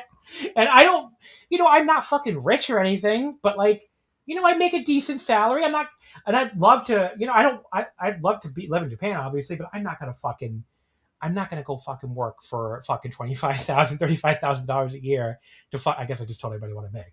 But I'm not going to go take a fucking $50,000 pay cut to, fucking go teach English in Japan. So yeah. So if I'm going to say that to my boss, I can't tell Nick Wayne, go take, if he's making six figures right now, he's probably making way more than I make in AEW. To go fucking work, to go work for less than I make now in New Japan or whatever as a junior, because they don't get paid that much. No, you get nothing. Yeah. Fuck all. As a junior, yeah, it's kind of a rough spot for him, to be honest. Yeah. So, anyway, the main event: Kosei Fujita defeating Valiente Jr. in 11:01 with the throw ride. This definitely just fell a little flat after the last match, especially. I mean, again, there's nothing wrong with it. But like Fujita working over Valiente's leg somewhat methodically was a little meh after that total blast that last match was. And unfortunately for Valiente, he's tapped out to a half crab like 3 minutes in. I mean, he did not mean to, clearly, but he fucking tapped out to the half crab. It should have been the other match. It was like 4 fucking straight taps. It was not. You could not even pretend it wasn't a tap. So he didn't mean to do that, but that was bad. And Fujita later on hit a poison run. It looked like it might go bad for a sec, so good on both of them for saving it. But yeah, they just kind of hit the throw item one. It was a pretty good little match. It was just nothing special as a main, especially. It was like 3 1/4. So, This was my first ever Valiente Junior match. I don't watch the CMLL undercards. I'll just like watch the big Friday matches or whatever. So I hadn't seen any of his other Best of Super Juniors. It was okay. He gets like, so much. He got so much hype from the CMLL people going into this tournament for me, and I'm like, I kind of want to be like, what are you guys talking about? He's fine. I mean, maybe I need to watch him more in CMLL. I don't know, but yeah. But Titan for me, great. Like, yeah, he's incredible. So, I don't know. Valiente has not made a good transition. He's also hurt his knee though early on. Oh yeah. So I don't know, but he's wrestling through it, so maybe that's part of it. That second rope like springboard tope to the outside always scares the fucking shit out of me. So I will give props for that. Uni did it on like the DDT show, and his head almost hit the fucking apron on the way down, but his colleague saved his life. So Valiente here, he looked like he wasn't going to make the distance at first, but that was fine. I did like the Poison Rana you mentioned. I thought that was a sick pop-up Poison Rana from. Yeah, and like I said, it almost went bad, and they saved it. Like I thought he almost like slipped out on either side, and they actually executed it well. So yeah, I thought this was fun. 3 stars. Good show. Next up, Best of Super Junior Night 10, the final one we're going to talk about this week. This was from this past Saturday, May 30th, because there was like 2 days off in between after, which I'm sure Eric was like, thank God. I only had to do 3 of these. I was so excited to get this over with. This was from the Takuoka Technodome in Takuoka City in Toyama Prefecture in front of 957 people. So no direct year-over-year comparison. The last time they ran here was a Road to Sakura Genesis house show in late March 2025. They didn't run it for BOSJ last year. That show did 868. But it's obviously a house show. The first tournament match, these were all Block B. First of all, it was Jacob Austin Young defeating Hyo in 9:18 with a roll-up. So Hyo, now remember, they've caged his girlfriend Myun, his girlfriend, I thought pet, but it's actually, he says his girlfriend. The fucking stuffed panther. And he was in the dark outfit last time. He didn't get it back. And here he was just back to his normal looking happy self and his normal silver outfit. I was like, what the fuck is going on? Your girlfriend's in a cage. Like, aren't you supposed to be upset about this still? Like, I'm very confused. I was like, what is happening? So the stupid story doesn't even make any sense now, basically. So, boring match here. Just very nondescript. Jay won with a handful of tights roll up, which I was honestly kind of happy they didn't do any Zane J interference this time. I was like, we get enough interference on the V block shows, so. But yeah, incredibly average stuff here. 2.5 stars. I thought this was the best Hyo match that I've seen in the tournament. So 2.25 stars. Really? Again, Mike and Case. This is all Eric, not me. I fucking hate send any hate mail towards Eric at Social Suplex Newsletter and Joshi. B block tournament, Yo defeats Yoshinobu Kanemaru in 3:43 at the Inside Cradle. Again, we're 3 minutes. This is where it's like their fucking third show in a row, whatever, with 2 days off, and everybody was like looking for the 2 days off, I guess, because wasn't a lot of effort here. Yo won with the Suntory spit, used it on him, and Inside Cradle. Nondescript, 2.5. Nothing wrong with it, just totally average. At least it was short, 2.5. Is it actually Suntory? I assumed it was just. Oh, okay. Suntory is a juice, right? No. Suntory is everything, buddy. Suntory makes everything. Suntory whiskey. Okay, I didn't know that. Yeah. They're one of the best they're like whiskey a conglomerate? makers. They're like a conglomerate. Yeah, they make beer, they make whiskey, they make juice, they make everything you can think of. A lot of Japanese companies like that. Like Asahi, I mean, obviously just famous in America for the beer, but like they make lots of stuff. They make like juice and everything else in Japan when you're there. It's not related to the TV company, right? No, actually, I don't think so. Maybe it was morning. Means morning sun, right? Yeah, morning sun. Yeah. But yeah, Suntory I think makes like really, really good whiskey too. Like I think the God, what the fuck is the name of that whiskey I've had? That's like 10-year aged. Hibiki. It's really, really good. I think this Suntory makes that too, but that's not what Kanemaru brings out. He just brings the cheap stuff, the regular Suntory whiskey. Can't be spitting the fucking $120 bottles, I guess.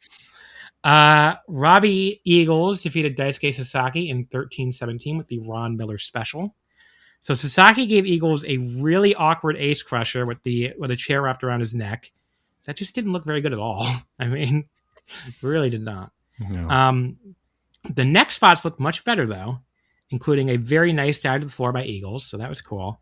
And I like Sasaki reversing the Hyperion knee straight into a crossface. Very smooth transition there. And then Eagles ultimately gets the tap out with the Ron Miller special. So good, but not great, which is a big improvement on the first two matches, at least. I was 3.5 stars. What the fuck are people complaining about Daisuke Sasaki in this tournament for, by the way? I don't really get it. But maybe they're just expecting more. I'm kind of getting exactly as I'm expecting from Daisuke. See, I think he's been a little better than he's been in DDT recently. Oh, really? But, yeah. I got a bit annoyed here because he took the fucking shirt off and to no pop. And just to explain that, last year he took his shirt off only twice, and both times were against his mentor Dick Togo. It's like a sacred thing when he takes his shirt off. And I just got mad that he took it off against fucking Robbie Eagles on an undercard and no one cared. So that did fucking... And he loses anyway. So that did annoy me as a DDT superfan, I guess. I thought it was really funny. Walker was trying his best to like tell a story from what he was seeing. And he saw Robbie Eagles not do his signature kip up. And he's like, oh, Robbie Eagles dealing with the damage to his neck, unable to do a signature kip up. And then literally half a second later, Robbie does the kip up. And Walker's like, oh, he's doing it anyway. that was funny. Yeah, I thought this was borderline good. Like 3 stars. It was good. Then we had El Desperado defeating Kushida in 14:35 at the Pinche Loco. So first we just got some nice grappling between these two, and I'm like, okay, no more sock spots. Then Kushida starts fucking sticking his foot in Desperado's mouth in the corner. I'm like, what the fuck? What is with this shit? I didn't see that. I'm like, oh my god, enough with whatever your weird fetish is, Kushida. I cannot fucking take this. Thankfully, we went right back to cool shit, though, and they didn't do anything else with this, so... Kushida targeted Despee's arm. Despee reversed it into a really sick Fire Thunder driver while he was like on his back, grabbing onto his arm still. Like really dropped him on his head. That looked really sick. Despee hit the Pinche Loco on him, but Kushida kicked out. I'm not sure that move anyone ever beats anybody on the first try these days. Yeah. He tried to come off the top with something or other, but Kushida countered by leaping into the hoverboard lock. Now, that was an awesome looking counter, even though I couldn't quite tell what Despee was going for, but I guess it could have been a splash. It wasn't like as egregious as some of these where it's like, why'd you just jump into his arms? But anyway. Yeah. Despee was able to stand up out of it, and they started punching each other in the fucking face. That was great. Where Kushida hit a big punt kick to the arm, but Despee stopped him by stomping on his bare foot. And I'm like, you know what? He deserves that for fucking doing this football shit all tournament. Good for you, Despee. Only for Kushida to counter with the Back to the Future. He couldn't follow up right away, though. Awesome sequence. And Kushida uses a Liger-style palm strike. Despee counters the inverted Tiger Driver and the second Pinche Loco. And that's finally the pen. This match was fucking awesome. Besides the very brief football shit, but whatever. I let it slide for once because it was brief. And I don't know why the fuck this wasn't the main event. It was 4 stars. Awesome fucking match.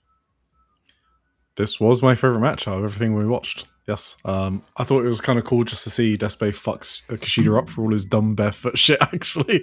Like, he wasn't having any of it. I was like, good for you, buddy. Fuck this guy with this fucking barefoot bullshit. And I thought Kushida's selling was pretty good. I do not want to see that man's fucking search history after this fucking tournament. Yes. Jesus Christ. Yeah, exactly.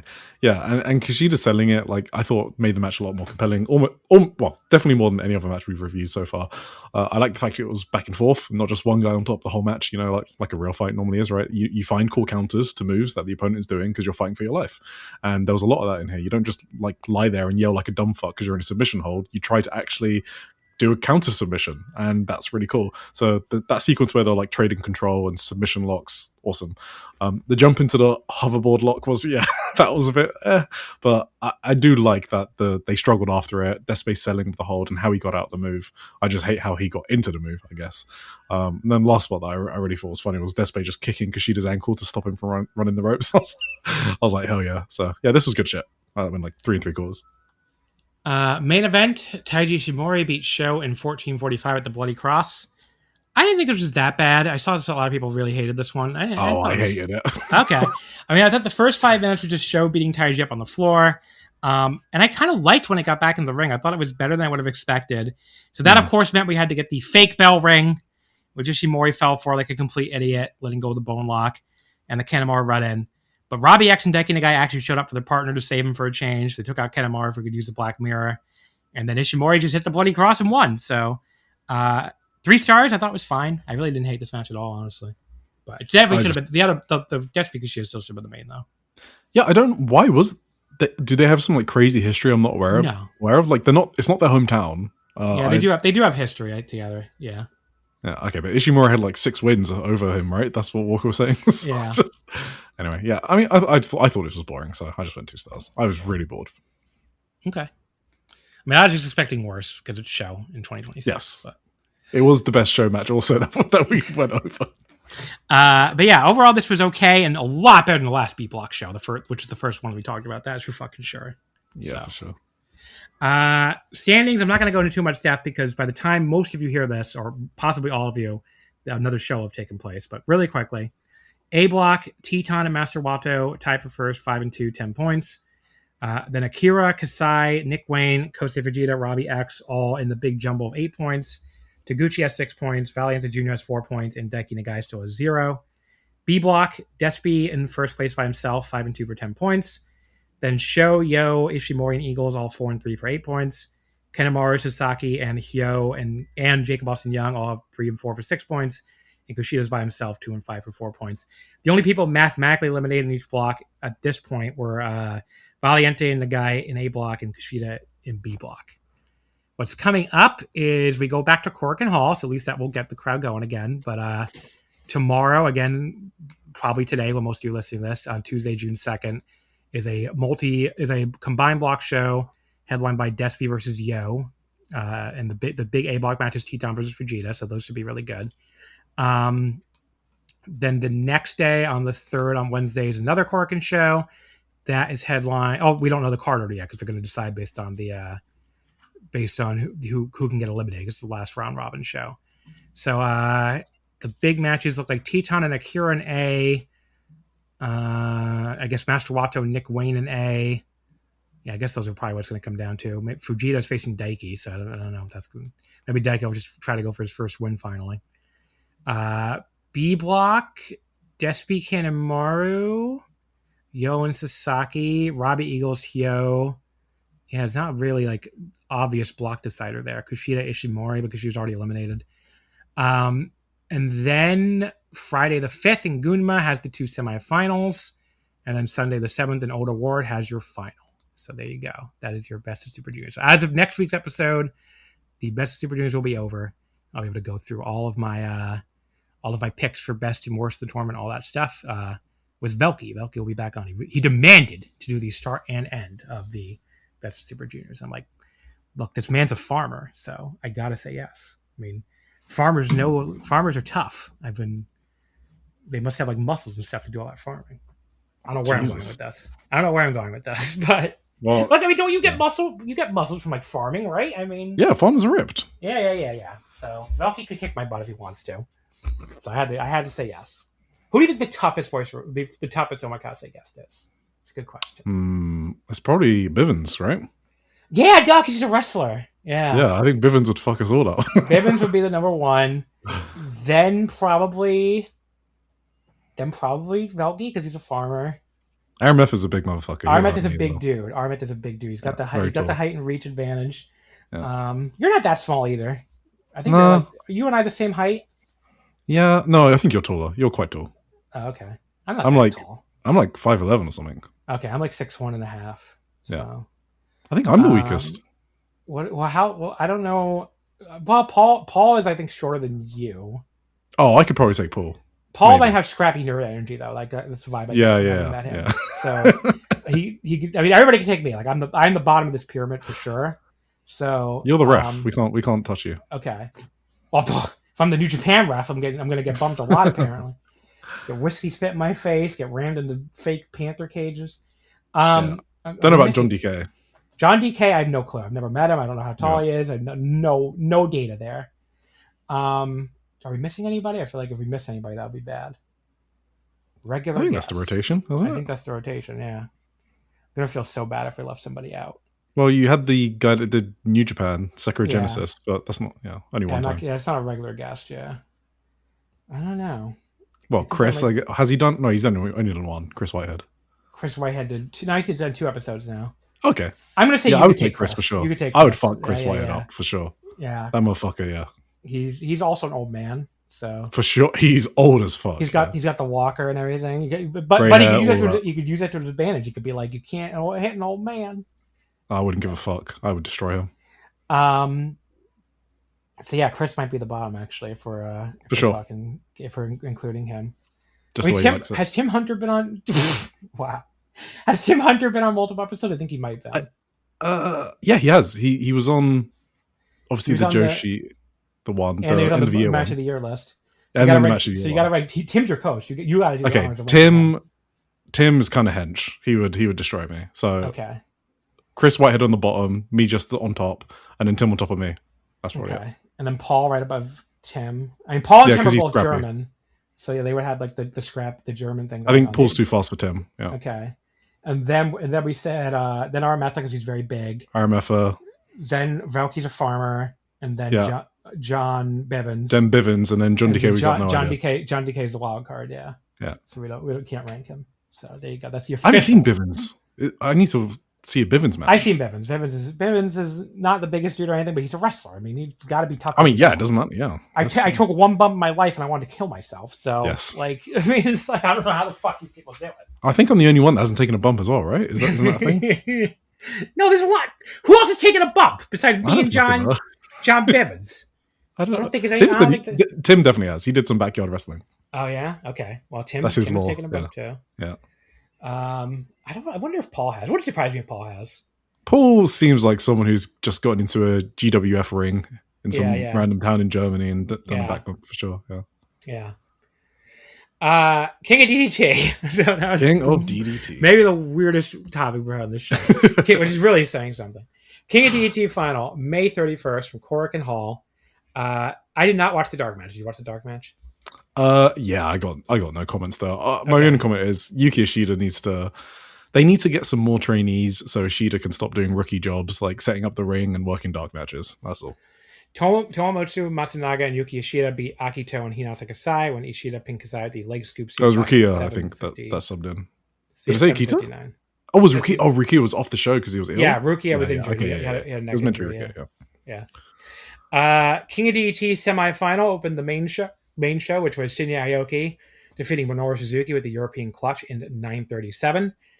Started kind of slow-paced, match as you'd expect, but then it spilled out to the floor, and the pace did pick up a lot from there. Suzuki, he took like one of the sickest bumps off a sleeper I've ever seen back in the ring, but I think it was an accident. Like he fell straight down on the top of his dome while going behind Aoki to reverse it into his own sleeper. I don't think it was intentional because he didn't sell it at all, but it looked crazy.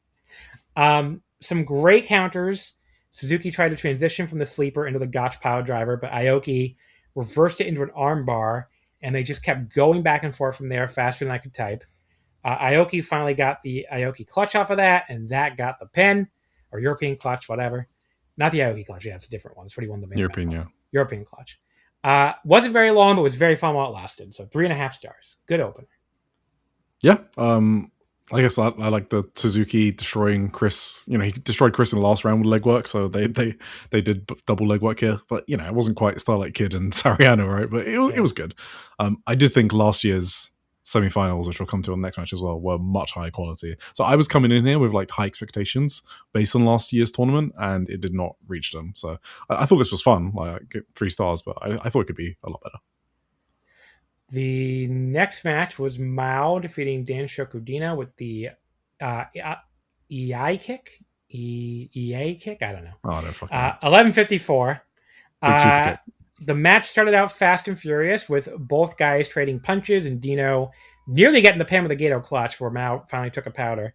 Mao managed to actually outkiss Dino all the way down to the mat into a near fall. That was a very funny spot. They did the kiss, basically the tug of war, but kisses instead. Some very good flash pin near falls after that from Dino. This inside cradle and then a Lamaju style set up into a Gato clutch back to back. They were both really close. They went into another kiss war. They both grabbed each other's crotches for it. And then Mao was actually able to get the Michinoku driver straight off of that, only for Dino to roll through it straight. Another flash pin attempt for super close near fall. I was like, oh my God, this match is actually fucking great now. And then Dino went for the Danshoku driver, but Mao escaped and hit running PK. Dino no-sold it, so Mao fired up with repeated hard middle kicks. He had the high kick that put Dino down just for the 10-minute call. Dino got back up and tried to kiss him again, but actually collapsed immediately as he had nothing left. I thought that was such a cool spot. He's like going for the kiss, but he couldn't get the kiss. Crowd chanted for him as he ate a Mao super kick. For first refused to go down, but then just collapsed him. collapsed instead, and Mao simply pinned him, which I loved that finish. Really good match, 3 3/4. As always, I get it if you just won't do the Dino stuff, but Dino in serious matches is just really good all the time. I don't know what to say. Yeah, I think this is probably the match we're most furthest apart on. And it's not because I don't like Dino stuff, right? I like Dino, but I thought Dino's match with Masada at Shinjuku Face in the round before was a lot better than this. Like, that was my ideal version of like a serious Dino match. To me, it felt like Mao and Dino had like anti-chemistry here. Like, the crowd was super hot. They were with them. Like, I can't deny any of that. I couldn't get into this match, and I like both of them. I thought the finish was strange, so it's kind of interesting that we have opposite takes on it. Like, Mao super kicking Dino to like knock him out, but like the whole thing was that he was meant to be knocked out, right? That's why he got pinned after that, and he fell forward. But then Dino like is clearly not knocked out. He's looking directly at Mao and then smiling at him. I just thought it was a bit, and then he attacked him after the bell, which was to sell that he was knocked out, that he didn't know what was going on. But he clearly did because he was looking at that. I don't know. I just thought it was a bit weird.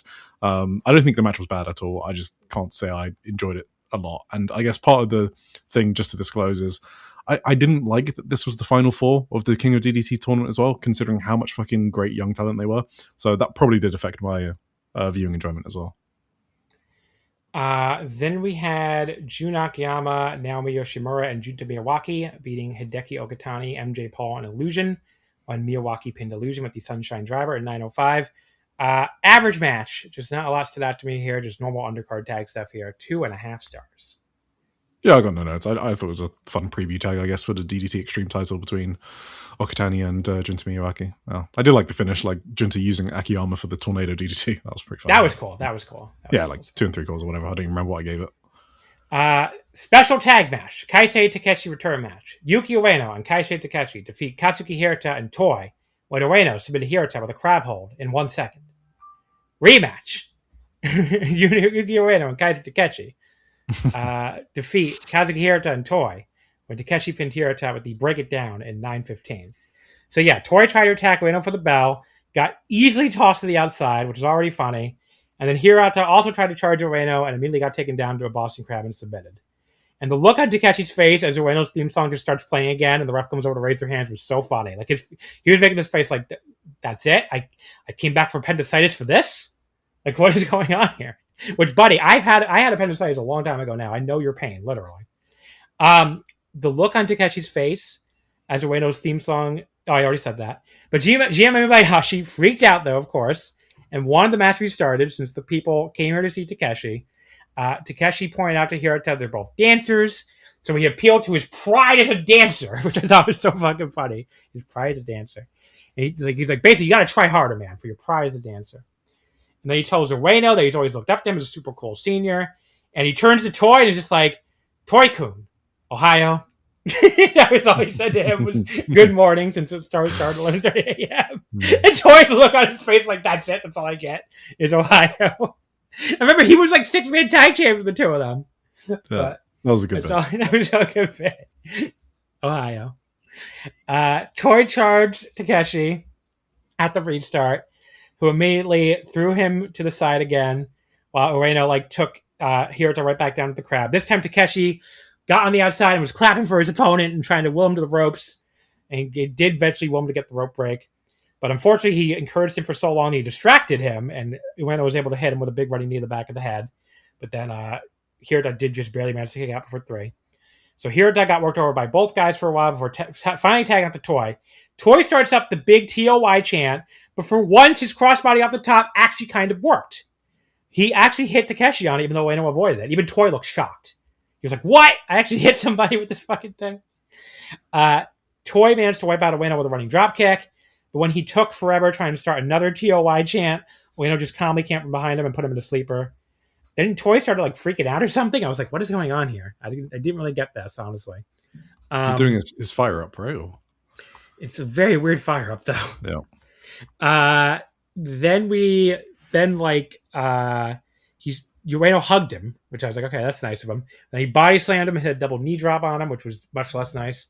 And Toy started making all sorts of wacky noises as he fired up on Takeshi and then tagged in Hirata, who started intimidating him, but then totally missed a big leaping charge to the corner.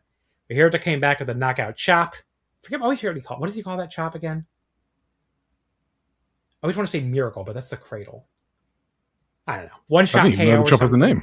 Yeah, I just call it like samurai blade. I don't know. Toy presents him with the sunglasses, but Ueno knocks him down from behind a big booze. He then breaks the glasses as well, despite Hirata threatening to also use the knockout chop on his own partner. I guess since he's a son, he's also a San Nakamina member.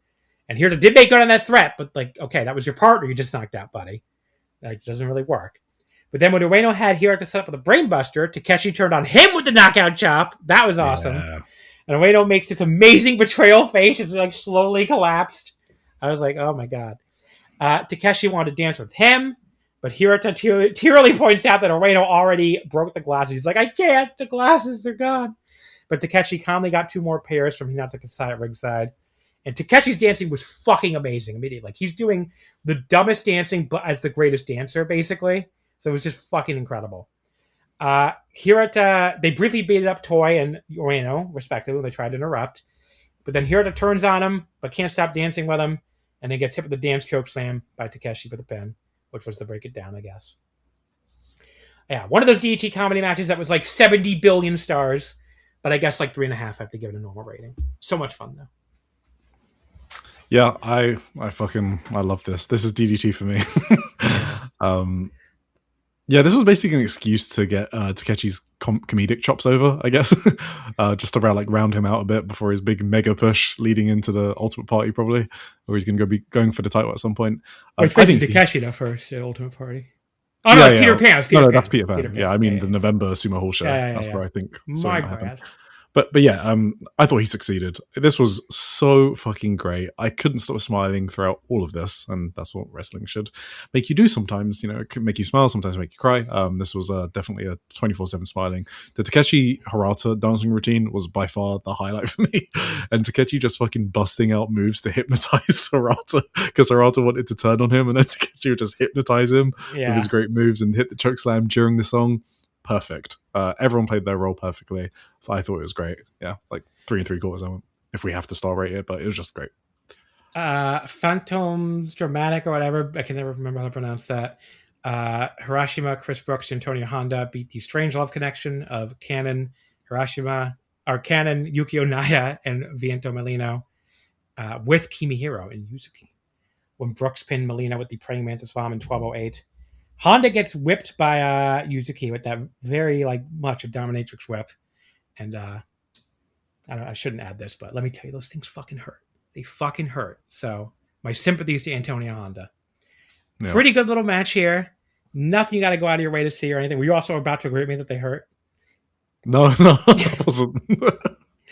I want to let you do that if you were going to agree with me that they hurt. Okay. Pretty good little match here. Nothing you got to go out of your way to see or anything, but I did enjoy it. Brooks and Viento at the end, probably the highlight, as Viento very nearly got a flash pin on him before he took 2 straight Praying Mantis bombs to put him away finally. 3 1/4. Enjoyed it. Yeah, I think you covered it all. I thought it was solid. Nothing I haven't seen before, but yeah, fun.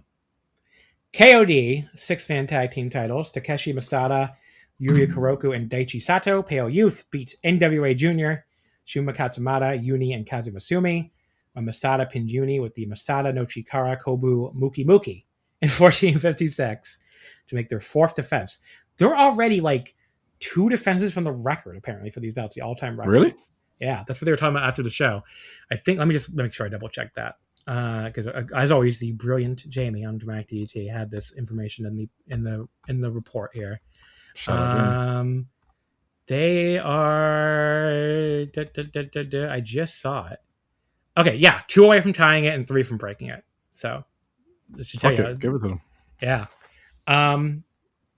But yeah, NWA Junior singing entrance fucking ruled. I thought that was great. I'm like, we need more singing entrances in wrestling, in my opinion. Fuck yeah. And just, this match was lots of cool flying. Most notably, a very, very cool step-up flip sent onto the floor by Uni. And, just nonstop action. One of these matches where I sat back and just enjoyed it instead of trying to take notes again.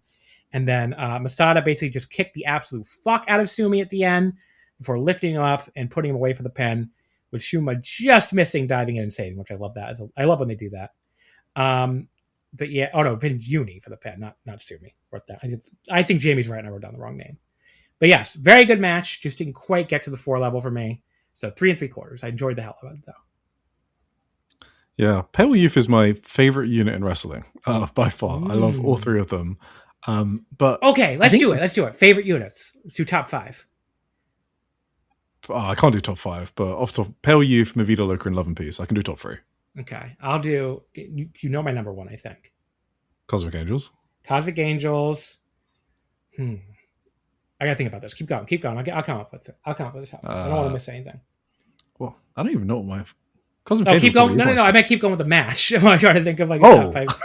Okay, sorry. Yeah. So yeah, they're my favorite unit, but they have this thing where the match they won it in, the Shinjuku Face 11th of March match against Kesa Takechi, Toya, and Yuki Ono. That match is so incredible to me, like literally my top 5 match of the year, that every match they have now, every defense, I'm sort of comparing it to them. It's like being a victim of your own success. So, because I know what they're capable of. So when every match doesn't blow me away, I kind of feel underwhelmed. This was kind of one of those matches. It was a really good match, but I was kind of left wanting more. So yeah, that's just my take on Pale Youth. They're fucking incredible, but I know they can have even better matches than what they're doing, even though these are good matches. That's fair. Well, the problem really is too, like how many other promotions have units, right? Yes, so it's really just New Japan, DDT, and Stardom, right? I'm trying to think who else, like what other units Dragon are there. Gate, and Dragon Gate. That's what I meant. Sorry. New Japan, DDT, Stardom, Dragon Gate. I mean, Noah has a few, and they all suck. All Japan has a couple, and they're not very good either. One of them's going to disband soon. I can't think of any other promotions for units. I mean, I was just Tokyo Joe doesn't really have any. It's mainly Stardom as the competition, probably. They have tag teams. That's it. Mari Gold has one, and it sucks. I mean, I kind of like the little My Sakurai troupe, if you want to count that as a unit, but I don't think that would make my top 5. But like her, Shozuki, and Erina Yamanaka. Thank you. The 3 of them are a really cool trio. But yeah, and also the like Victoria Yuzuki, Mayu Iwatani thing. I think they also have like who else is with them? Somebody else is with them. I don't know. I think it might be somebody I'm not thinking of now. But yeah, somebody think for Komomo, top 5. sorry. Komomo, yeah. So that's a cool little group too. And I don't like Komomo that much. So top 5 though. 1 is obviously Cosmic Angels. I think 2 is just Neo Genesis for me. I love them too. Yeah, they would have been my 4th, yeah, for sure. I think 3rd could go a number of ways here. I think I just gotta stick with Stardom and go God's Eye. I really love God's Eye too. I mean, Stardom has a lot of good units. Yeah. Then probably Pale Youth from DDT. Yeah. And then basically comes down to, do I like any Dragon Gate unit more than I like Hate? You're not a Love and Peace guy? They're so fucking awesome. They are great, but I don't know. Natural Vibe's decent as well. Do I like any Dragon Gate unit more than I like Hate? I don't think I do. I think it's Hate 5th. I think Stardom just gets 4 of my 5 spots. I mean, Hate have a really fucking awesome aesthetic. Yeah. Like when they come out with that music, all in black. Yeah. I mean, the merch, they sell a lot of fucking merch, by the way. Yeah. Yeah, they're pretty cool. But yeah, I don't know. It's like, is there a New Japan unit I like more than Hate? I like TMDK a lot. Yeah, TMDK are very good. Yeah, they'll be up there for me. Yeah. I'll say TMDK and Hate are tied for 5th. How about that? All right. I don't think there's any Dragon Gate units I like enough to put in 5th. I mean, I like Love and Peace, I guess. I don't really like any of their units that much. I would only consider Love and Peace. I really like Zebras, but I don't like Gasha Dokuro, so. Yes. Yeah. Anyway.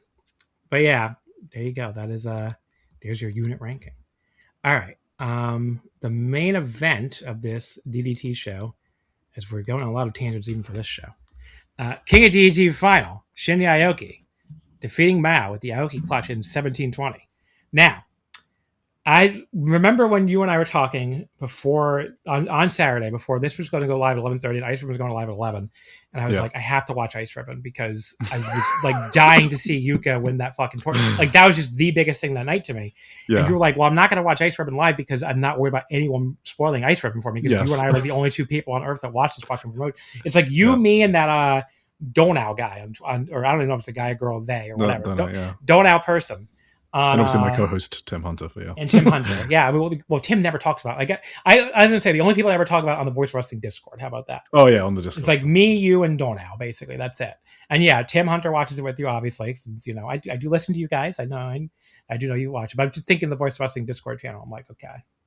Yeah, no, I think it's only Donal from what I've seen actually post about it. And I clearly know he watches it because he says some very smart things about some matches. So. Yeah, and I don't even watch as much as you guys do. But I think this is my. What's the last show I watched? Probably the one where they had where it was Tsukina Umino challenging. I think which was like a month ago. Oh yeah. It's not that long ago, I guess. No, sometime in March, I think. No, I think it was April. I think it could be April. Yeah. I don't think it was that long ago. But yeah, so definitely that was like the biggest thing for me was seeing Yuka go for that title. Because besides the fact that I just love Yuka, I figured the title shot was probably for the show I'm going to be front row for. So yeah, no, I get it. I mean, I had to see that. But yeah, unfortunately, you were correct, and I got spoiled on this before I could watch that Aoki one. I actually still was not spoiled on the semifinal, like who he beat. But I saw a big pic where Aoki with the trophy. So, but even then, it was still awesome, though. I still thought it was pretty great. I mean, all the grappling stuff they did was super fun, with Aoki constantly being one step ahead of Mao, as you probably expect. Mao came back with some really cool counters, though. I especially liked when he was able to, like, simply grab his arm off of his leg while he was attempting this wacky leg lock and turn it, like, straight into a cross arm breaker. It was so simple, but so cool looking still. And Aoki was able to get the rope break off that. And the flash cradle sequence at the end was really awesome. I imagine I would have been living and dying with it if I didn't already know who was going to win. And that led to Aoki pinning with the Aoki clutch. So yeah, even with being spoiled, I still won 4 stars on it. So still thought it was great. Yeah, I guess I'm really someone that gets affected because the results. I just didn't want these guys in the final. I was just kind of bummed by it, I guess, and I probably projected that onto these matches, which were probably good. I'm not a Mao guy. I obviously know he's good, but I'm not as high on him as others. Like I know he's like made some 30 under 30 lists, and there's like 10 DDT wrestlers that I would have ahead of Mao because there's so much good young talent there. I really like Aoki, but yeah, this one didn't grip me, even though I can acknowledge it was good. Like Aoki's like extremely good, but I feel like Mao was taking me out of this match in a way when Aoki's selling was so great. So I guess I just wasn't in a Mao mood when I watched this show. So you didn't like that? You didn't like this match? What you're saying? I thought it was solid. Okay. Like I would probably go like 3 stars or something. But yeah, so I was a little disappointed. I really wanted Mao to win. I do love Mao, but so when I saw Shinya won, I was a little disappointed. But I'm sure him and Owen will be great. I mean, that'll be the main event of my Korakuen apparently on June 28th. For the Shinya title. Shinya and Aoki and Ueno. Yeah, that'll be great. Yeah. So I would have rather had Mao, but what can you do? You can't get everything you want. I get it. Again, people screaming at their fucking audio right now, like you're going back to Japan for the second time in 5 months, John. Stop your fucking bitching about the DDT main. I'm like, okay, I hear you. Oh, you're going to be on that 28th of June one. I thought you were leaving on that. Yeah. That's the day I leave. Oh, but it's 11:30. Okay, that's going to be a good show. It's 11:30 a.m. Korakuen, so my flight's not to like 7. So wait, aren't there other matches announced for that show? I forgot now. Definitely. Let me see my. Aoki and Molino is happening June 3rd at Shinjuku Face. Oh yeah, there isn't. It's just that one so far, from what I see. Okay. But yeah, it's like I said, would have rather had Mao, but I get it because they're going to give Ueno his win back. I think because it was Aoki who ended the last KOD reign. Yes. Not the last one, but one of his last KOD reigns on August 25th, 2024, also at Korakuen, and they haven't met in a singles match since. So I'm glad they're doing it at Korakuen Hall. I was kind of scared that this was the fucking Peter Pan main event, so I'm happy that this is Korakuen Hall. Is all I can say.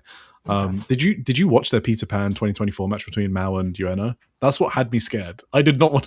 It was like a 37-minute match, and it was just. You mean Aoki and Ueno? You mean? No, between Mao and Ueno. Oh no, I don't think so. Yeah, that's why I didn't want that match. Okay, but yeah. But Ueno lives for those fucking 30-minute main events. Yeah, I know. I think he's improved a lot, by the way, with his match length. So I have to give him credit for that. Now, what I will say is, and this is where I'm going to be fair and because I think DG is great, but I kind of wonder if they're slow rolling this young generation a little too much. Like Mao is not even that young anymore. Like I get he's still under 30, but like he's not the young generation anymore. No, that's my problem. I didn't like the booking of this King of DDT tournament. They have so much fucking talent. Like if it was going to be a Korakuen Hall filler defense anyway, like why not throw like one of the young people at it? You know, fucking Daichi Sato. Why not? I don't know. It does feel like they're slow rolling them a little too much. And you hear all the criticism of Dragon Gate right now. Yeah, this is the interesting thing to me, because Dragon Gate sounds like a really toxic environment right now. I mean, that's not just me projecting. I mean, that's like, go listen to Jay's fucking Open the Voice Gate episode from a week. Genki Mania, yeah. But for whatever reason, DDT pushing the old people in a similar way doesn't quite have the same bad vibes, or like the. You don't hear any fucking bitching or anything like the DDT roster does not seem disgruntled. You don't have people jumping. No. So, it just seems like a very positive environment from the outside, and there's no rumors or anything flying around. So it does make me wonder though, like how long until they do start getting disgruntled. I mean, there's a lot of young talent here that they get their 6-man title matches and stuff, but like, is that really enough? Is a big question. I mean, you can look, maybe they're just doing a good enough job, like, putting their younger guys in bigger spots anyway. When we look at the 6-man titles for PL Youth and Sumi, the D-Generations tournament, and then obviously the Sumi's, Universal title. The tag titles have been on young guys. I mean, Toei's been pushed a lot this year as well. So like they still do a good enough job, even if maybe it feels like they could have given one this spot. I think the Takechi injury kind of slowed things down, to be honest. I think that maybe would have gone a bit faster had he made the appearance, because he was meant to face Takeshita in like ages, but in March, and he pulled out. He was meant to do another match recently. Oh, the King of DDT one against Dino, right? And he had appendicitis or whatever. They don't seem to have I think that affected something, but we'll see by the end of the year. It's interesting they don't seem to resent the mainstream star at all either. So kind of what seems like it's happened a little bit with Aaron Wolf in New Japan. No, remember Kota Ibushi coming back for a little run. They did resent him. That's for sure. But yeah, there's your King of DT. Good show, but I just I would like to see a different winner. But I mean, Shinyaoki's great, and the match is going to be great probably. Great. He is great. So I'm not going to bitch. I'm not going to bitch about a great wrestler winning a tournament and getting a title shot on a show I'm going to. But like, DDT's booking has been one of the best in the world, alongside Stardom, for the past, I don't know, couple years. This is like the first thing that I was kind of like, bit of a misstep. But it's like a tiny blip. Overall, their booking has been excellent. Yeah. So there you go. All right, we're 3 hours in. We got 2 more shows to go. We can get through this though. Marvelous. May 31st in Shinkiba First Ring, or May 31st, right? Yeah. Okay. Fucking pure SU power making me fucking guess myself again with this fucking same May 30th. No announced attendance as far as I could say, but it was a good crowd. They're making noise and stuff. Show opened with Chikayo Nagashima defeating Ruka Amahane in 7:47 with a figure 4 leg lock. I should text Nicole and tell her we're talking about Marvelous right now. If you want to come back and bury Chigusa's commentary. Oh, is she enough? Boy, she went fucking crazy about it last night. Now, to be fair, I was watching this late night and she was trying to sleep. Okay. Okay, I can see that being annoying. Tim absolutely hates it. I kind of zoned her out now. Oh, Tim is on your side. I like it a lot. I'm more in your side. I'm a Chigusa commentary defender. I think it's really funny. But I wouldn't defend it. I don't think it's that bad for me. I mean, how can you not enjoy her just going, the legend, Chikayo Nagashima, come on! That's a pretty good impression. Yeah. Come on! That was really good, yeah. That's exactly how she sounds. Chikayo Nakashima beating Ruka Amahane with the figure 4 leg lock in 7:47. Nicole, oh shit! You hated it. Come on, bury the commentary. It was horrible. It was horrible, huh? It's not charming. It is charming. It is not charming. All right, talking to the mic first of all. Tell the listeners how bad it is, because apparently my co-host agrees with you. He thinks it's also bad. I mean, at some point, I didn't understand whether or not she was speaking Japanese or English. That's how horrible. Well, she switches back and forth constantly. No, it doesn't matter. I'm saying that I literally cannot understand half the words coming out of her mouth, and so I can't tell when she's speaking English or Japanese. Come on! Come on! Come on! But you love the ring announcer, though. Big fan of the ring announcer. No. But that's just loud. That was just loud. There's nothing wrong with it. It's just I'm trying to sleep and it's loud. This is what it's like living with me, folks. You get fucking 2 a.m. in the morning. You get Chigusa and the ring announcer screaming at Marvelous shows because I'm trying to get to the show. Come on! But yeah, this match I thought was very enjoyable for a rookie match. I mean, Ruka sold her ass off like you'd want, and Chikayo was not afraid to play heel or get booed. Ruka even got a rope break at one point that I didn't think she had any chance of actually getting. Like, I thought that was going to be the finish. It was just they gave her a lot. Call. Yeah. Got a very nice flash pin near fall sequence toward the end to elevate this a little more for me. And then right after that, Chikayo... Yeah, because she almost pinned her. Ruka almost pinned her in that flash pin sequence. And then Chikayo finally put her right at the figure 4. 3 1/4. Really enjoyed this. Yeah, she's 13, right? Yeah, this is a 13-year-old. This is a 13-year-old. As the video made clear. Yes, like, she's pretty good. Like, I obviously don't want to go too early. She's very early in her career, but like, you can see when she wrestles, she might be a wrestling fan. Like, there's little things she does, like, you know, the late kickouts. Like, she was really milking some of those kickouts. I was like, oh, okay. Well, I always assume all the kid wrestlers are. Why else would a fucking child get into pro wrestling? Yes.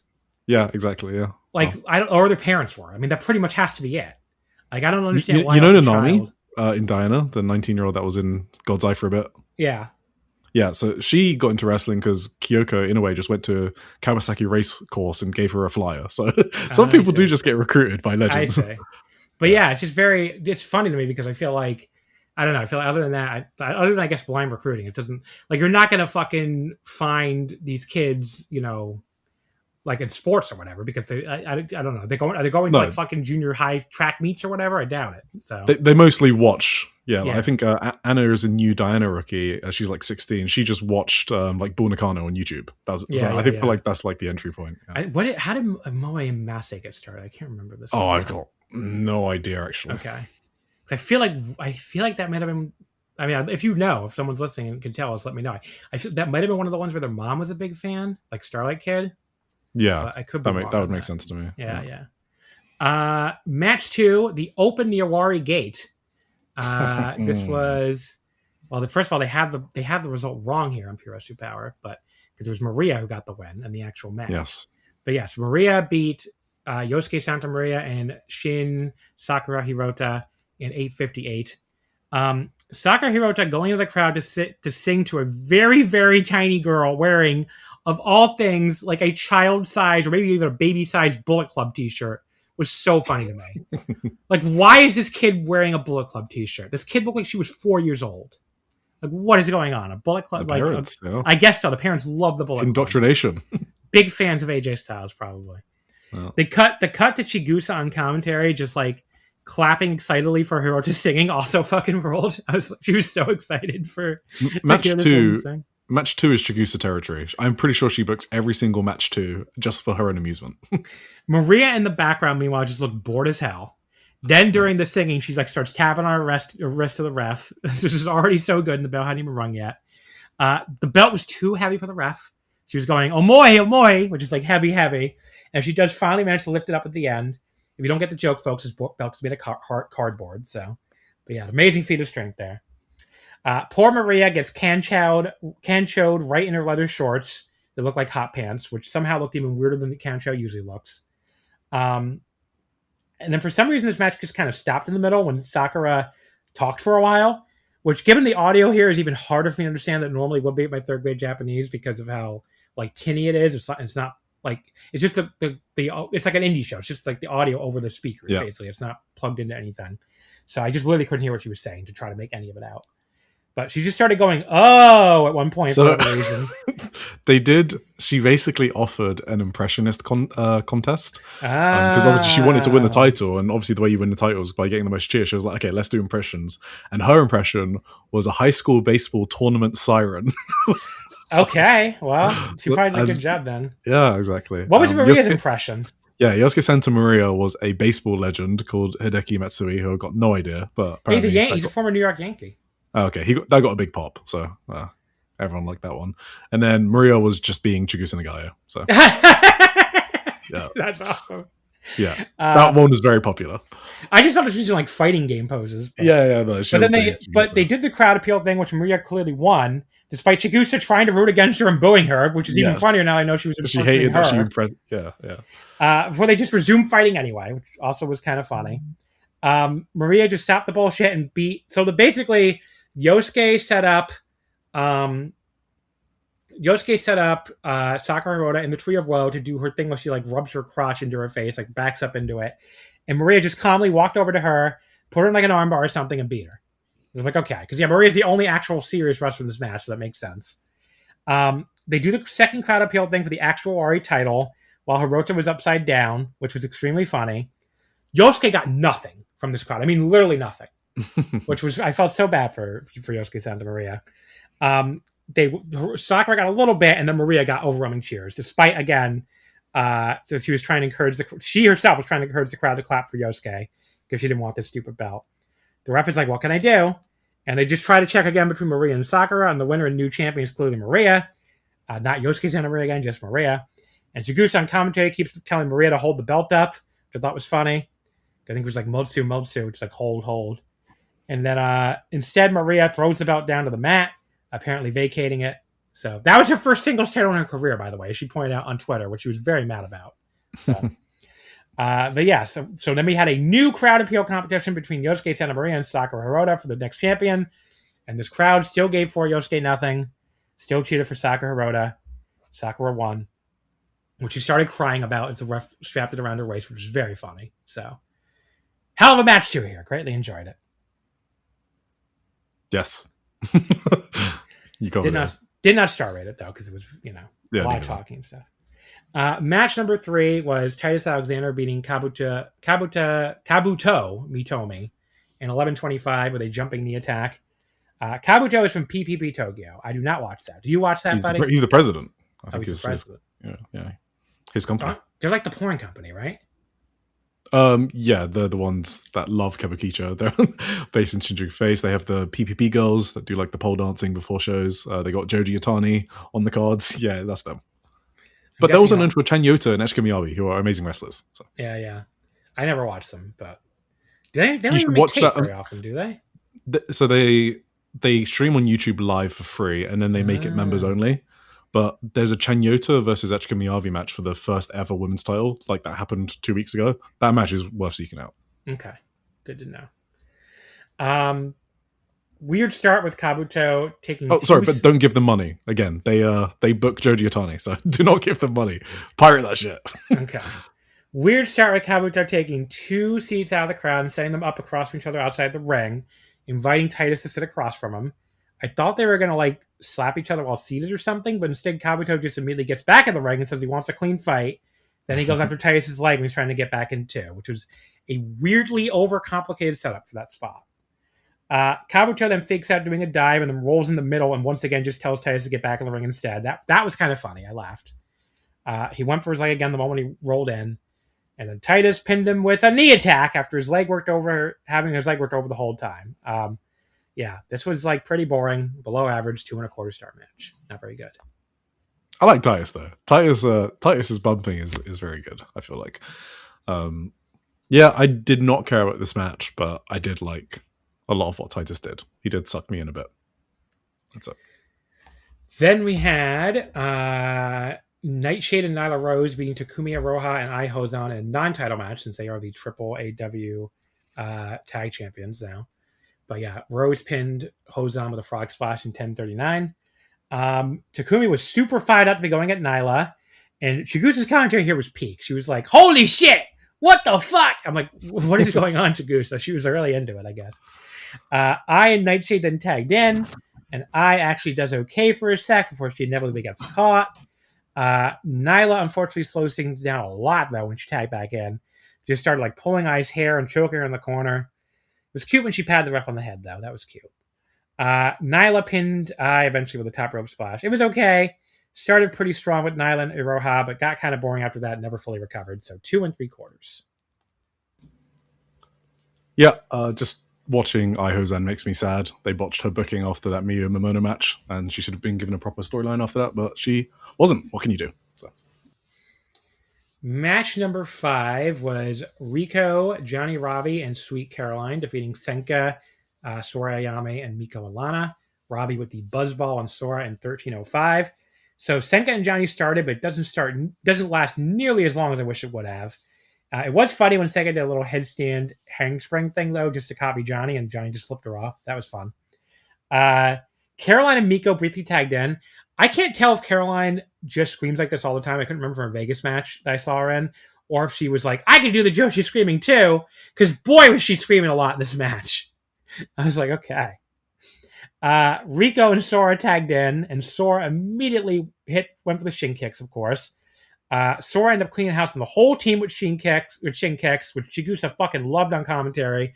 Just kept going woohoo, woohoo over and over again, which was driving Nicole crazy, by the way. Rico finally paid her back with some shin kicks of her own, which frankly someone should have done to her a long time ago.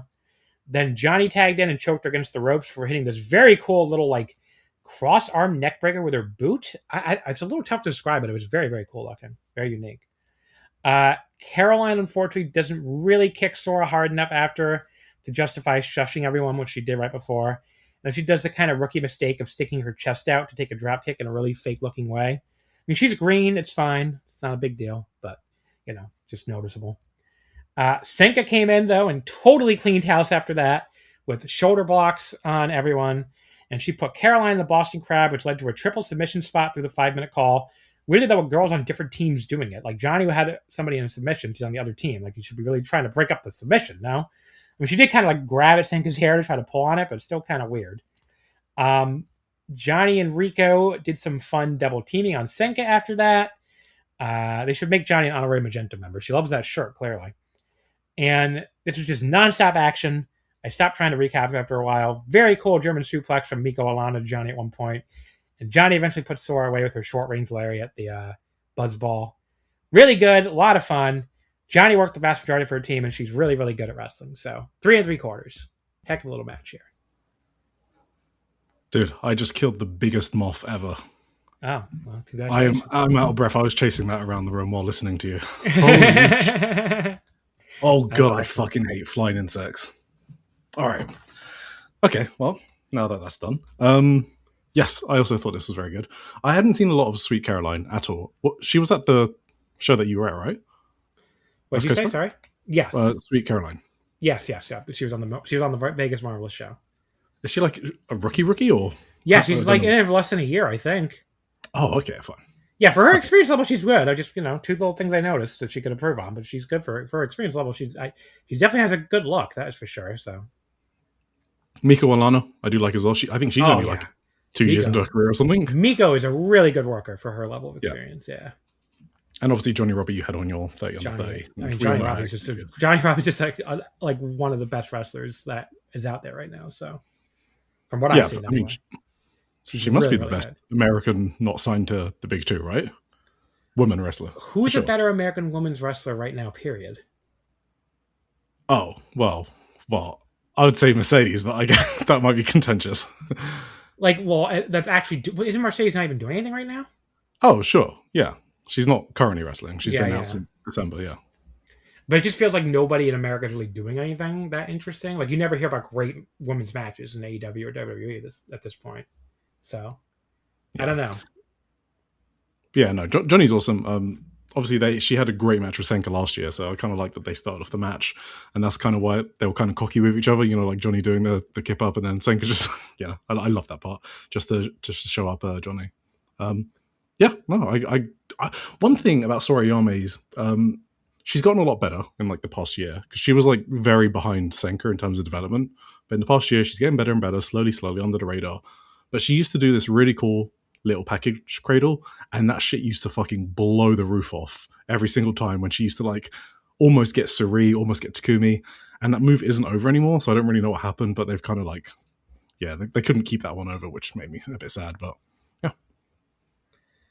The main event was Mio Momono defeating Jesse Jackson, which every time I'll never not think of the Black civil rights leader. So it's a really weird name for a wrestler for me, but she beat her with the JK bomb in 20 minutes and 6 seconds to make her first defense of the West Coast Women's title.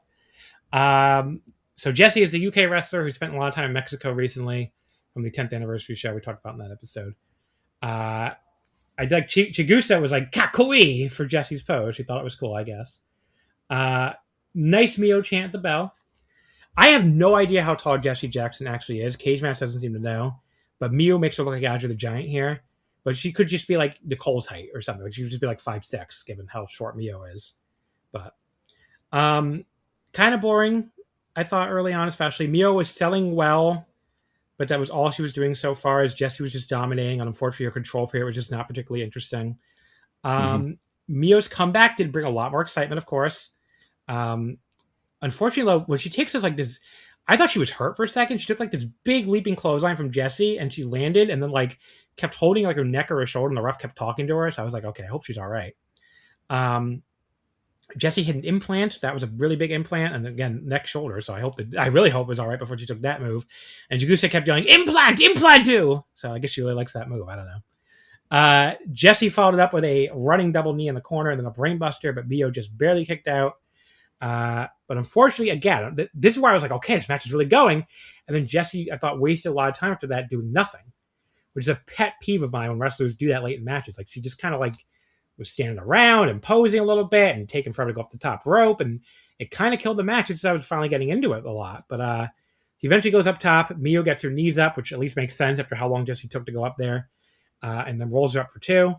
Jessie hits a big headbutt, but Mio ducked a lariat, hit a German suplex for 2, then goes into the locomotion Germans, which again, Chigusa was like very excited about. Just kept going, locomotion. After like 6 of them, Jessie just barely kicked out. Really good near fall. Mio had a sunset flip powerbomb off the ropes from the near fall, which Jessie took a pretty sick bump for. Then she hit the running up version, the JK bomb, and that finally got the pin. So the ending was really good. A lot of it was good after the heat period wasn't good. If I would have gone a little higher, if like Jessie hadn't killed a little bit at the end part, but I still went 3.5. It was a good match. Just wasn't any kind of great match. So that's pretty much where I am. And the reason I think it was a good match is literally purely Mio Momono. She cannot be denied. She is fucking incredible. I almost regretted her putting her second instead of first on my 30 under 30 watching this. I just thought she was really good. I really dislike Jessie Jackson. She annoys the fuck out of me. She has like, you kind of mentioned it. She has such an unearned swagger about her. Like, she's mouthing off all the time. She's like trying to aura farm, and it just comes off as so fake. Like, she should just like go back to jobbing for Lakitilina on AAA. Like, it's just, I felt kind of vindicated because in the post-match promo, Mia was like, Jessie's the kind of person I find difficult. And she was saying like, I don't like her as a person, but, and I was like, yes, she is just very unlikable and also not a great wrestler. So, but Mio, very, very good. Like, I popped for the fucking locomotion German suplexes. So I just wanted Mio to destroy this motherfucker with Germans. So I was kind of angry she kicked out of that. But yeah, just a good match because of Mio Momono. Yeah. So afterwards, Johnny Robbie came out. It was cool to see Mio make her V1 of the West Coast title. That was cool. But yeah, Johnny Robbie came out in a magenta shirt. It's the first time she's defended a singles title ever. Wow, that is crazy. That's crazy, yeah. Yeah. But yeah, Johnny Robbie comes out in that magenta shirt I desperately wish I owned. And she challenged her for the rematch for the title. She's like, I want to go home with my title. So that will happen on June 14th, a show I wish I could go to see that match. But I'm going to be in Osaka at Dominion. So again, everybody cry for me having to go to Dominion for this. Mio hilariously says at the end in English, "You are loser. Go back home." Which I'm like, okay, Jesus. You are loser. Go back home. Like, okay. Yeah. This is a great line. Mio's promos are fucking great. Mio is savage. So yeah. Fun little show. Nothing you absolutely need to run out and watch, but the semi-main was really good. Semi-main's worth your time. And the main event's good too. Just not like, must watch or anything. But yeah. Any other final thoughts about the Marvelous show? No, I thought it was kind of your average Marvelous house show, I'd say. I did not realize that those King Gotcha shows were Marvelous until I saw them on there and clicked through and I was like, oh yeah, so I can go to those too, I think. So, yeah, you'll see basically all the Marvelous wrestlers on there. Yeah, because there's 2 Fridays where I'm not doing anything and I'm in Tokyo and they're running Shinkiba for both of them. I haven't been to Shinkiba forever too. I mean, it already sucks I can't go to Shinjuku Face one more time before they close because there's like nothing running on the nights I'm going except Uptown, which I don't really want to see. So, and I think I'd have to skip something else to go to Uptown even. So, but yeah, Uptown will be that'll be fun. Yeah, but I'm not going, so it's okay. Yeah. But yeah, fun little show. I think it actually sold out anyway, though, too. So, wait, is the 12th of June one at Shinjuku Face? I think. Yeah. I think it's just because I'm in Yokohama. I don't want to go all the way to Tokyo for it, probably. Oh, okay, that's fair enough. Yeah. But anyway, so you wanted me to go over my schedule. Maybe I'll do that right before the end. I never did that. My wrestling one show shows left. did. Yeah, one show left, and I know you wanted to. Well, we're doing okay still. No, we're doing fine. Yeah. Ice Ribbon, Yokohama Ribbon, 2026 from May 31st at the Yokohama Industrial Trade Center in Kanagawa. 123 spectators, 123. I love how everybody in the Ice Ribbon free show ceremony, everyone else, literally everybody else, is all smiley and happily. Smiley and happy and, just looking like they're very cool, happy to be there.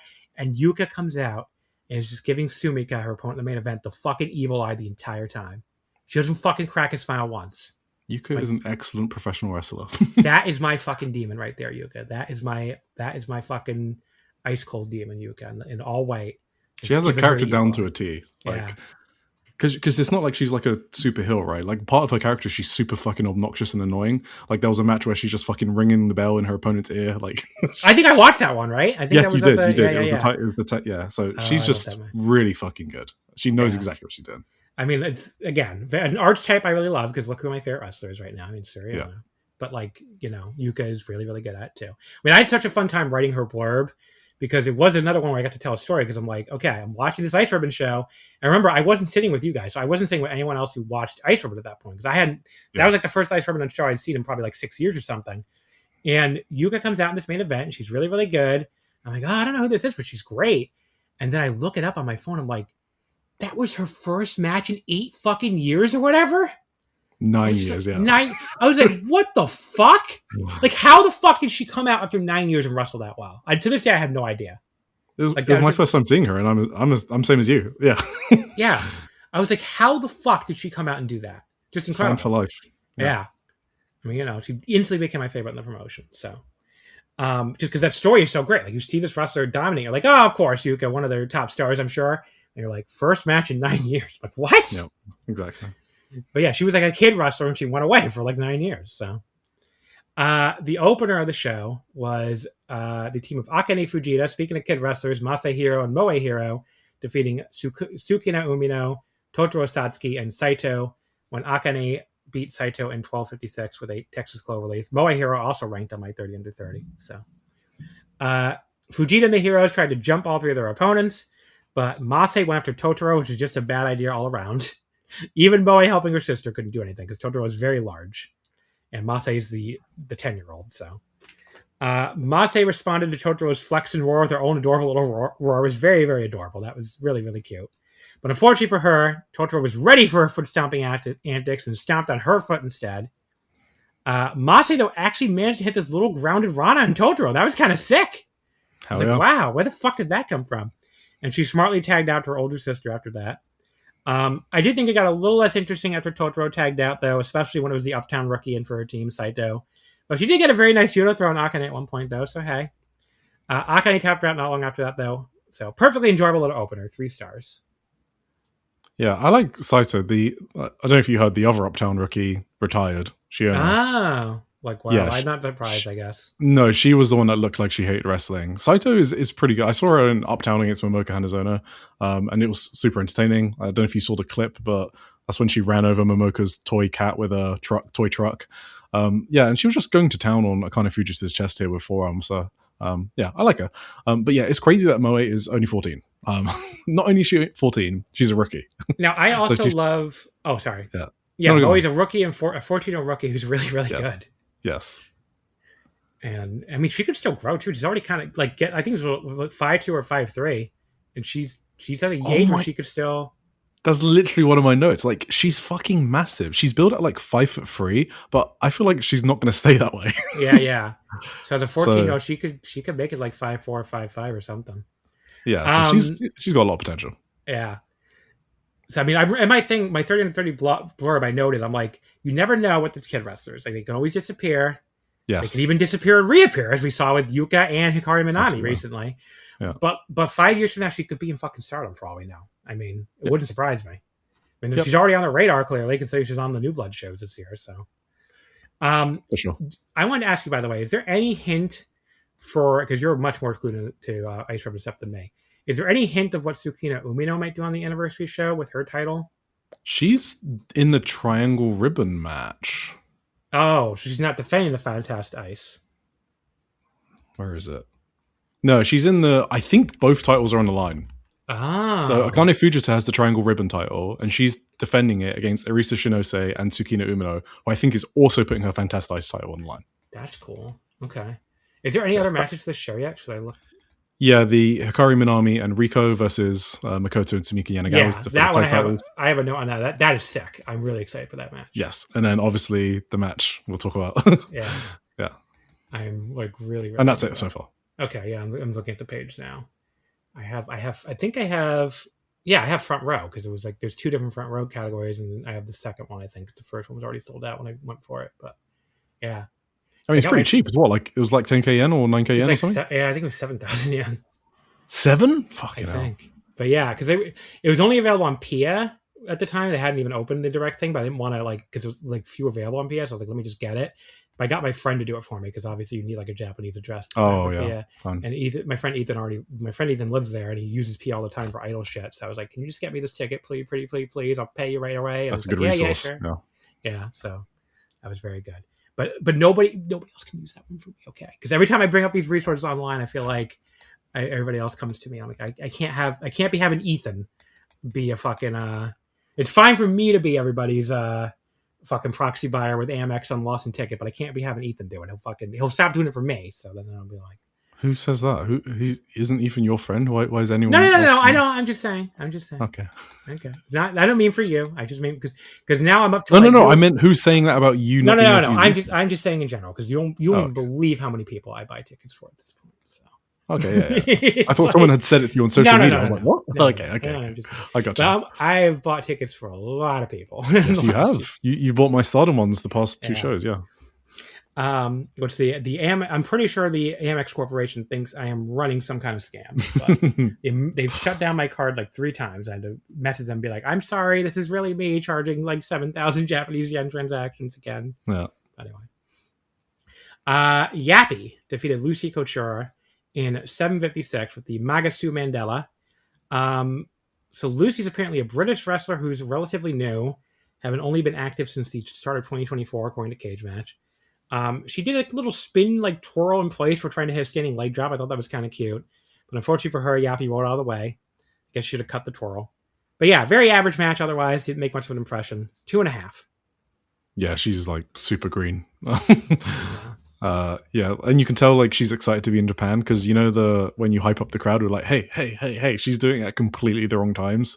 Like when she's getting beat up on the ground, she's going, hey, no, it doesn't work like that. But it is what it is. She's going to Japan for experience. I'm excited to be in Japan too, girl. I understand that. Yeah, exactly. When I get there, I'm like fucking. You should see the look. I don't think the smile ever leaves my face. So exactly. Kaoho Matsushita and Kara Yoneyama defeating Yuri and Kirei Wakana in 8:58. Kaho with the counter pinfall Makana. Very energetic tag match here. One of those real bodies flying everywhere types of matches. Yuri, by the way, the other 3 are all like regulars, but Yuri is from Gambare. People don't know. They kept saying Owari down to each other over and over again for some reason, which just means like end, like they're going to end it. But like, I don't know why they said it like 5 straight times or something. It's very weird. But yeah, Kaho did finally was Owari down when Kaho got the pin on Makana. 3.25. I thought this was pretty good. I don't have much notes on this except Kao Mitsushita. She has improved so much in like the past 6 months since she took over from Manami Katsu as the ace. Please come back, Manami Katsu. She's just taken it upon herself to improve, become the ace of promotion, and I think she's great. And obviously so is the rookie Kaworu Wakana. I like her a lot. What is Manami Katsu doing? She's just like taking a break? I think I don't know. There's no news. It makes me sad. I think she's just because she has other jobs. Like a lot of people in the indies have multiple jobs, right? To keep going because it doesn't pay much. So just hope she comes back soon. She wrestled. She's last wrestled April 2nd or April 12th. Hasn't been April 12th, and then before that was when she dropped the titles. So well, she's in the Shushu Battle Royal March 28th. Yeah, she didn't do it. That was just okay. But yeah, before that was the February. Because like her against Yuka is an insane match. It's a crazy match. So I hope we get that. Then we had Hikari Minami and Riko defeating Misa Kagura and Alisa Shinose. It was Hikari with the blockbuster hold on Shinose in 10:08. Hikari doing. I talked about this last time I did an Ice Room review. Hikari Minami obviously used to be the child wrestler. Now she's 5'6". Now she is literally the enormous former child wrestler, and she just came back, earlier this year, and she still wrestles kind of like a child wrestler. Like, I kind of love it. Like, the fact that she does the springboard off of Rico, who is a current child, despite being gigantic, will never not pop me. It's like, girl, you are 5'6". Like, you should not be springboarding off the child, but she just does it. So, Hikari ends up getting the pin at the end with this cool double team drop kick suplex thing with help from Rico off the ropes. And I feel like you can see definite improvement in her since she came back to wrestling at the start of the year. So she's one to keep an eye on. This was quite good. 3.5 stars. Yep, Misa Kagura is one of my favorite wrestlers. Probably. She's really good. She's really good. I love Misa Kagura. She is the premier freelancer, obviously alongside Benny and others. But yeah, Misa Kagura just doesn't get enough love. I was sure she was going to take the pin here because she loves to eat a pin, Misa Kagura. But no, it was Arisa Shinose instead. Was she on the JTO show I went to? I feel like she was. She used to be in JTO, so that wouldn't surprise me. Actually, no, she wasn't. Okay, what the fuck was she on that I saw her? She's currently the JTO Girls Tag Team Champion. Yeah. She was on the Oz Academy Cork, and I was at, okay. Yes. Obviously, she was on Ribbon Mania. I guess that might have been it. But I felt like I saw her on something else. I guess not. All right, anyway. Yeah, she's super awesome. But yeah, no, the finish was sick here. The drop kick into the cutie special. That combo was actually pretty good. So I'm excited to see them go after the tag titles. Yeah. Hikari they're such a cool team. And Rico is like another one. Like, how are all these kids so good? It's really weird. Like, why is children good at wrestling? How old is Rico? Do we know? It's like 12 or 13? She's 12. She's 12. Okay. Yeah. Like, can these kids are making me feel fucking self-conscious about, like, my whole life. Like, why are you this good at wrestling when you're a fucking little child? It's very honestly, weird. Yeah. The story I always tell is when I was their age, I was jumping out a window. I jumped out of a 2-story house when I was like 10 or 11. So I was a dumb fuck at that age. I can't believe they're even remembering their spots. Like, that's the thing that impressed me about Mase, right? She's like fucking 8 or 9 or whatever. Her age isn't released. I think she's 10 now. Yeah, okay, I got no idea. But she never flubs her fucking spot. That's insane to me. How does she memorize like the whole match at that age? I definitely couldn't do that at that age. So yeah, it's crazy. The main event, the number 1 contendership for the Ice Infinity title, Yuka beat Sumika Yanagawa in 13:08 with a schoolgirl. Again, I was very, very, very invested in this match. My favorite wrestler in the promotion, with a chance to earn number 1 contendership for a title shot at a show I'm going to be front row for. I was very invested. So there's a lot of screaming early in this match, even for a Joshi match, I think. Yuka is just screaming bloody murder while Sumika has her in an armbar before she finally makes the ropes. She was selling really well here. She was still screaming her head off while Sumika pressed her advantage, like literally holding her boot up to her shoulder in the corner, like just for the 5-minute call. Yuka answered with some of her forearms that sounded like they could shatter bone. Like, these fucking forearms she throws. Like, oh my God.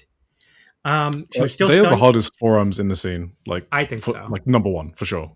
Like, she looks. It looks and sounds like she's fucking gonna break someone's chest. Like, it's fucking crazy.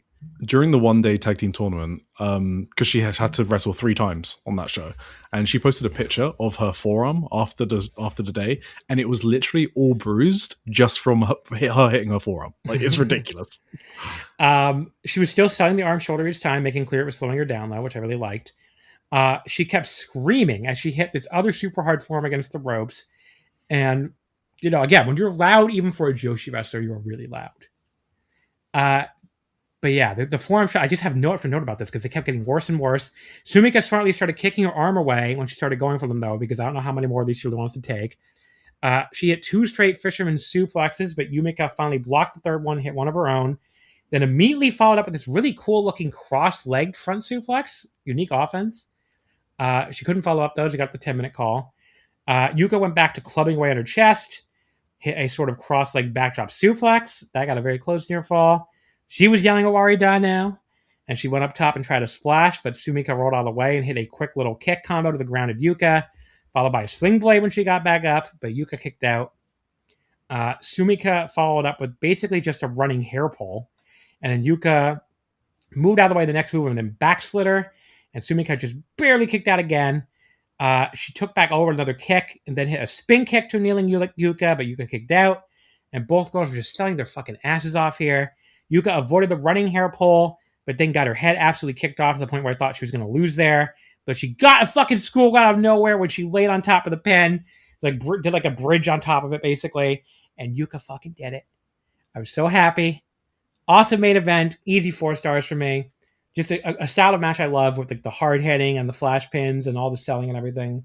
Just, I don't know. It's like very much my kind of wrestling. So greatly enjoyed. Yeah, I don't even think you need to caveat that. Like that was a really great match. Well, I feel like some people out there here like, oh, 4-star Ice Ribbon, sure, John. But like, this is a great match. Just fucking watch it. Yeah, a lot of people don't watch the smaller promotions and they think all the best matches just only happen in big promotions. That's not the case. There is a lot of amazing matches on the independent scene, and there's people like Yuka, right, who is an incredible wrestler that mainly wrestles in fucking Ice Ribbon. This was a really great match. In particular, I thought this was Sumika Yanagawa's best match that I've seen. I thought she was excellent here. Yeah, she hadn't made much of an impression before this show, so I was pretty impressed by her here. Yeah, this was the best performance I've seen her do. I kind of never want to see her play the underdog again. I thought it was great how intense she was, how aggressive she was. She wanted to fuck Yuka up because she was in the way. That was really, really great from Sumika. And obviously, Yuka was just as amazing as ever. I don't need to talk about Yuka. We've done that enough. Yuka's one of the best. In April, when I went to Kitsune Town Hall for the Ice Ribbon show, and she was in the main event. Yuka was fighting for the tag team titles, right, against Makoto and Sumika Yanagawa, actually. After the match, because they lost, Yuka was absolutely devastated. She was in tears. So when we talk about selling, like Yuka was, the thing at the end of each show, they go around and they shake the hands of all the fans. Yeah. So Yuka was doing that, and she shook my hand. She was sobbing. I was like, "Is this real? Like, you guys, like, wrestling's not real." But she sells it in such a way that I haven't seen anyone else sell it. Just the emotions, the facial expression she pulls. She did that really here. She pulled me in with her selling. Okay, yeah. Well, you want to. It's one of these things where I feel like sometimes when I hear some people critique modern wrestling, my head is exploding. It's like people are like, I want matches with stakes. I want the wrestlers to act like they care. I want the wrestlers in mainstream American wrestling don't sell enough and they don't fucking care about anything. Like, I agree. You know where you can find a match where somebody looks like they care, and you know where they can find a match where they sell their asses off and where everything looks like it matters? Fucking Ice Ribbon in front of 123 people in Yokohama. Exactly. Like, watch something else. Like, when people bitch about wrestling now, it drives me fucking crazy, because all it really tells me when you're bitching about modern wrestling is you're fucking lazy and you don't want to get off your ass and find something good, because there's plenty of great stuff out there. There's plenty of great wrestling.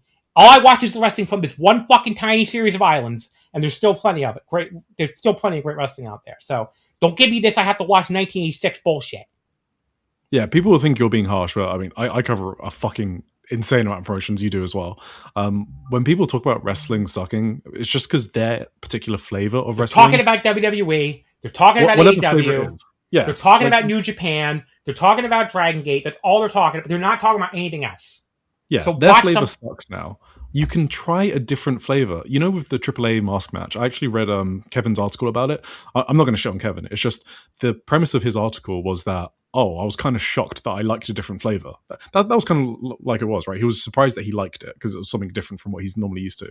But he was saying that, the wrestling I like is kind of bad now, blah, blah, blah. I was in the doldrums about it, but I found this and it was kind of good. Yes, you can try different flavors. You might find out you like it. Just try and do it. There's so many fucking resources in 2026. Like the newsletter I write about so many fucking promotions. Omakase talks about how many promotions he talk about? Like 12, I think. Like 12, I think. Yeah, I don't know. Yeah, like people talk about this shit. Okay, you can find it. So if you don't like wrestling or your current flavor, find a new flavor. It's out there.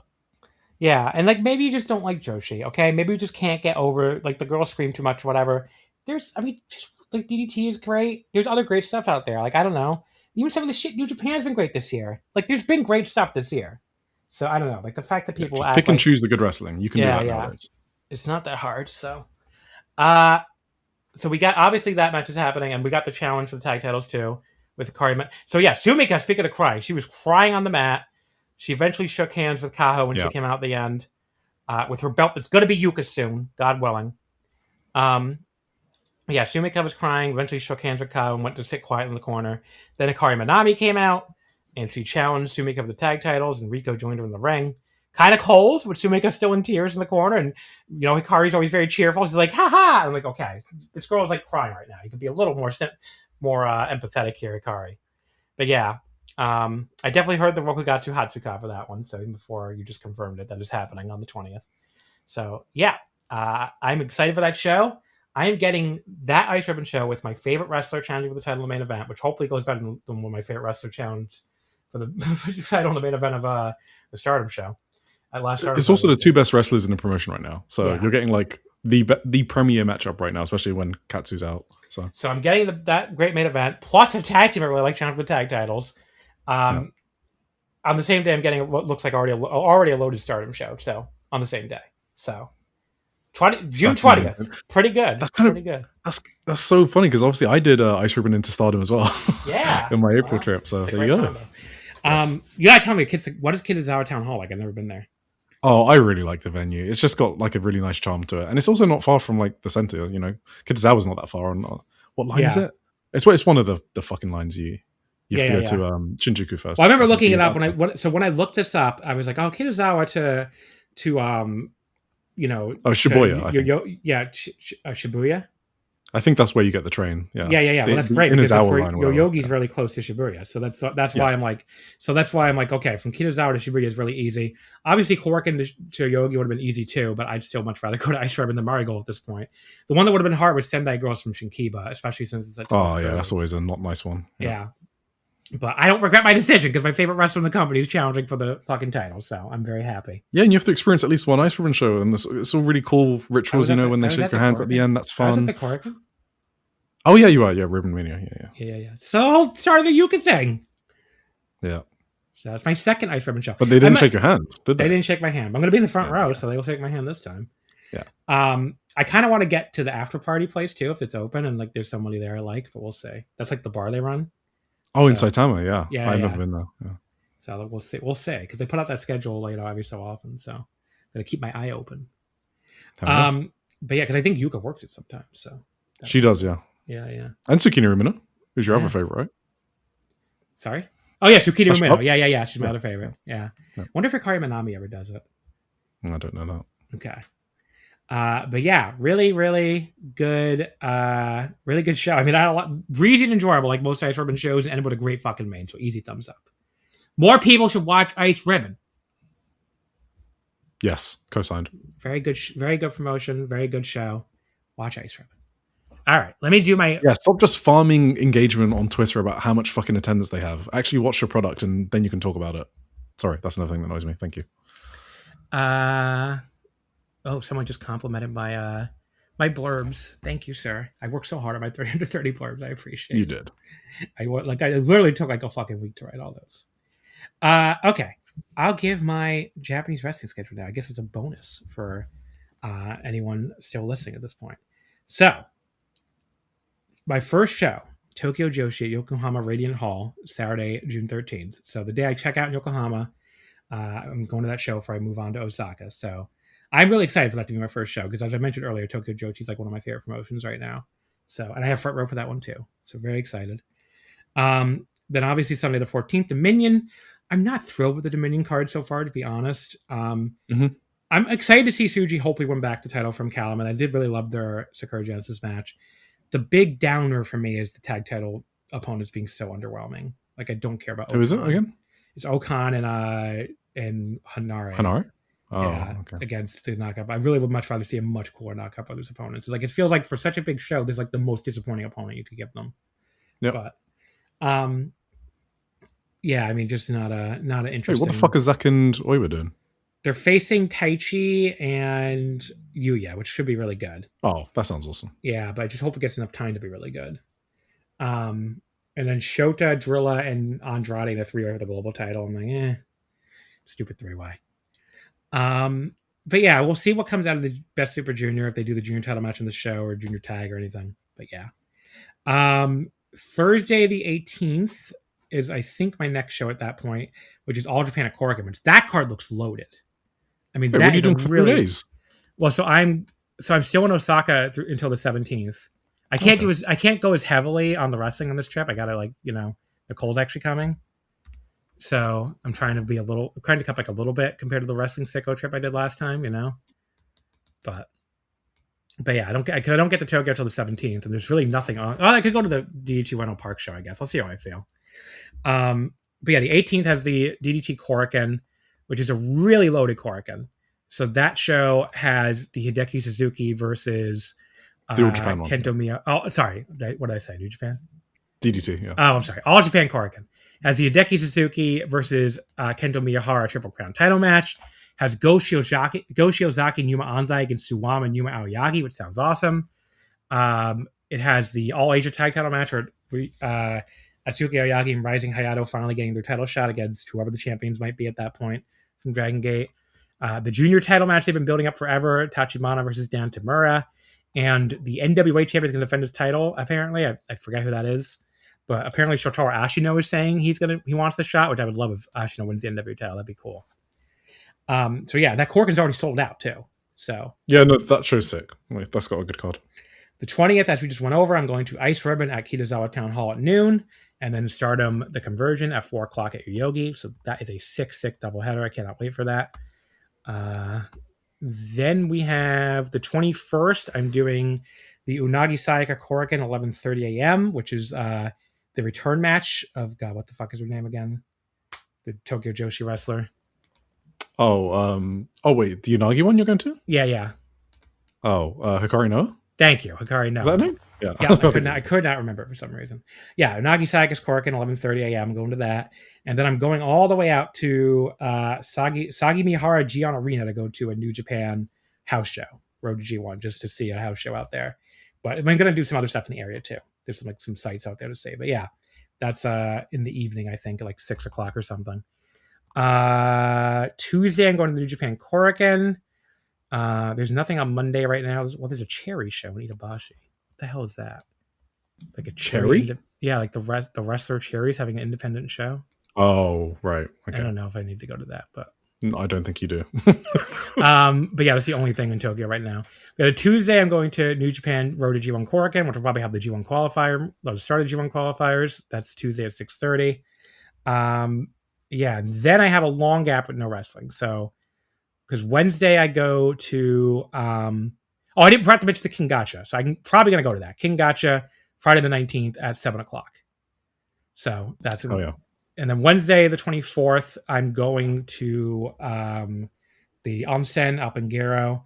And then Thursday the 25th, I'm going to be in Shizuoka. So I'm not going to any wrestling those 2 nights. Then Friday the 26th, I'm probably going to go to the other King Gotcha show. I haven't bought a ticket to that yet. There's also a Big Japan Korakuen, and Dotonbori is running Basement Monstar. I'm kind of tempted by that because I've never been to Basement Monstar, but I think I'm going to probably just go to King Gotcha again. Saturday the 27th, I haven't bought anything yet. There's a Tokyo Joshi show at KFC Hall. There's a Rose show at Itabashi, which is a little tempting because it's like, what is that? Oh, like really? 01's weird Rose thing. Yeah. I would go to that. But there's also Ice Ribbon at the dojo. Oh, and if I go to the Ice Ribbon Dojo show, and because I think I could maybe buy that on the 20th, right? They probably sell me that, right, for the next week. Yeah, I don't think that'd be sold out. Yeah. So I might just wait for the cards and see. Are they clashing times? The Rose one's normally 12 o'clock, 12 o'clock, 12:30. So I have to pick one. There's also Big Japan Arena. You go to the dojo. That's what I'm thinking too. Especially if if Yuka wins the title and I can go see her. Like, it's just a bucket list item as well. I want to go there at least once. Now DDT is also running this weird Grand Hammer thing at 2 o'clock in down like this restaurant, which sounds kind of tempting too. So I'm really leaving myself open for this day. There's a lot of things going on. None of them are like, oh, I have to go to that. So I'm leaving myself open. I'll go to something, but I haven't decided what yet. The 28th is my last day, and it's DDT Korakuen, 11:30 a.m. So easy. And then I don't have to fly home until 7, so very easy to go to that. So I already pissed at myself for flying home on that Sunday because the next day I could have gone to Just Tap Out Shinjuku Phase, and the day after that's STARDOM Korakuen. But what are you gonna do? Sounds like an awesome trip. It's a crossover PPP though, so actually we give a shit about that. But yeah, it sounds pretty fun. It's not, like I said, not nearly as wrestling heavy. No 20 shows this time, but I'm gonna have a good time. Yeah, there's a lot of traveling there. Like you said, the onsens. You're staying in Osaka for a few days, staying in Shizuoka. You got a lot of shit there. Going to Kobe and Nara too for day trips from Osaka. So Nara was really fun. I've somehow never been there. I'm in my 7th trip to Japan. Fun. Yeah, I'm excited. I wouldn't go again because I kind of felt like I still didn't see like a lot of temples, but I did the deer thing and stuff like that. So yeah, I'm gonna do it. I'm gonna do it just to do it. So Kobe I've already been to. I love Kobe. Like you have the harbor, and then you've been to Kobe too. Yes. Yeah. Yeah, I went to the harbor as well. Yeah. Did you go to Sound Plaza? It's like one of my favorite malls. There's like all these anime. No, I didn't go inside the mall. No. Yeah, Sound Plaza is really cool. But there you go, folks. It's a really, really cool trip. I'm pledging now that I'm gonna do some kind of audio from there. Hopefully 2 episodes, at least one, because I have to do my 300 episode while I'm in Japan. It's just too good. Hell yeah. So, but yeah, next week though we have one more episode before I do leave. So myself and Velky will be on next week. Velky will help me break down the last 4 nights of Best Super Junior, plus the Tokyo Joshi June 7th Korakuen, the DDT June 3rd Shinjuku Face Show, the Dragon Gate June 4th and 5th Korakuen Hall shows, the All Japan June 6th show from Nico at the tag title main event, and the Sendai Girls June 7th Shinjuku Face show. So look forward to that. You want to plug again? I already plugged at the start, but could do a second plug for the sickos who are still listening. We're almost at 4 hours. We can count with a sicko word. All right. Yeah. So newsletter, write about a lot of different promotions. If you haven't found your flavor of wrestling, I promise you it's out there. Just seek out resources like Omakase, my podcast, Joshing Around with my co-host Tim Hunter. A great show. I just listened to that one I listened to most recently.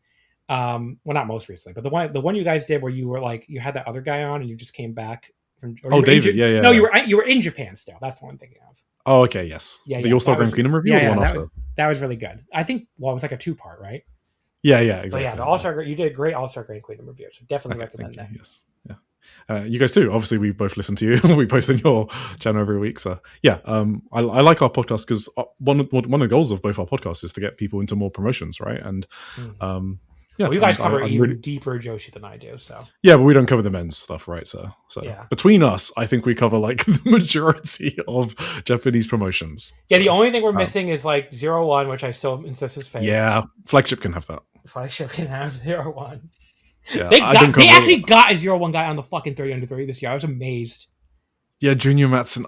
Look, he's good, but when I saw him above Sayaka Kurara, I just fucking cringed. I can't hide it. I don't know how good he is. I can't say nothing. He's good. Just I mean, come on.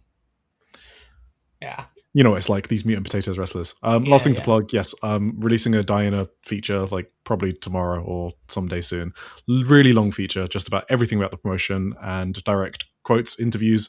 I went there and I sat in the president's office and interviewed him over Google Translate. It was very interesting. So a lot of insights into that promotion, how these smaller Joshi indies work as well. And he just got promoted to company president. It was announced on the 1st of June. So yeah, check that out as well. I'll probably post that in Miss Joshi just in case anyone's interested. Yeah, that's it for me. Thank you very much, John. That does sound very interesting. I definitely want to check that out.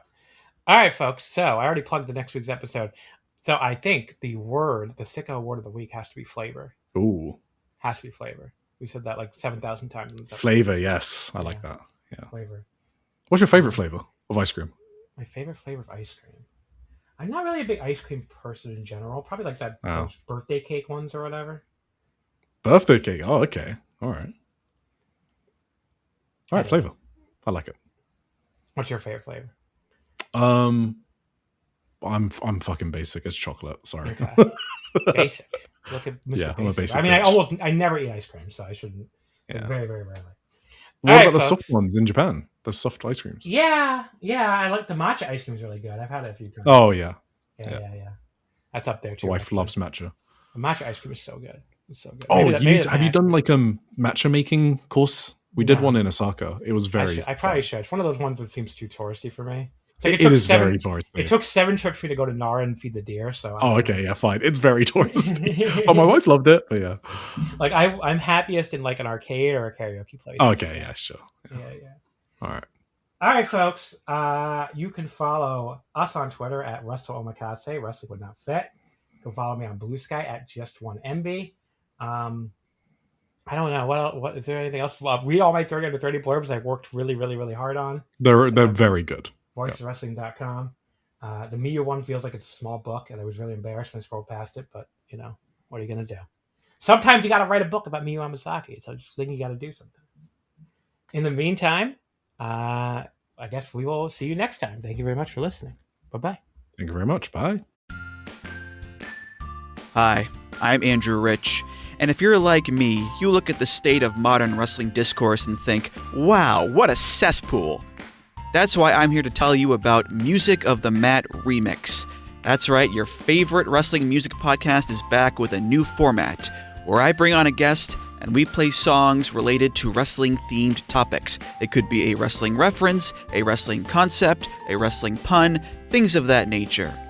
Now you might be saying, Andrew, that is a very, very tenuous connection to pro wrestling on a wrestling podcast network. Is this just an excuse to hang out with your friends and talk about music and ignore the rest of the wrestling landscape? Yes. Yes, it is. So listen to Music of the Mat Remix on the Voices of Wrestling Podcast Network, available on Apple, Spotify, or your podcast player of choice. Most people don't realize how much their personal information is being bought and sold every day. Data brokers are making billions, pulling details about you from public records and the internet, and then packaging and selling it, usually without your consent. That's how your information lands in the hands of scammers, spammers, even stalkers. It's why you get endless robocalls and why ads seem to follow you everywhere. That's where Aura comes in. Aura actively removes your data from broker sites and keeps it off. They also instantly alert you if your information shows up in a breach or on the dark web. But Aura goes beyond data protection. With one app, you get a VPN, antivirus, password manager, spam call protection, dark web monitoring, and even up to $5 million in identity theft insurance, all backed by 24/7 US-based fraud support. Other companies might sell just credit monitoring or just a VPN. Aura gives you all of it, together, at the same price competitors charge for just one service. Start your free trial today at aura.com/remove. Protect yourself now at aura.com/remove.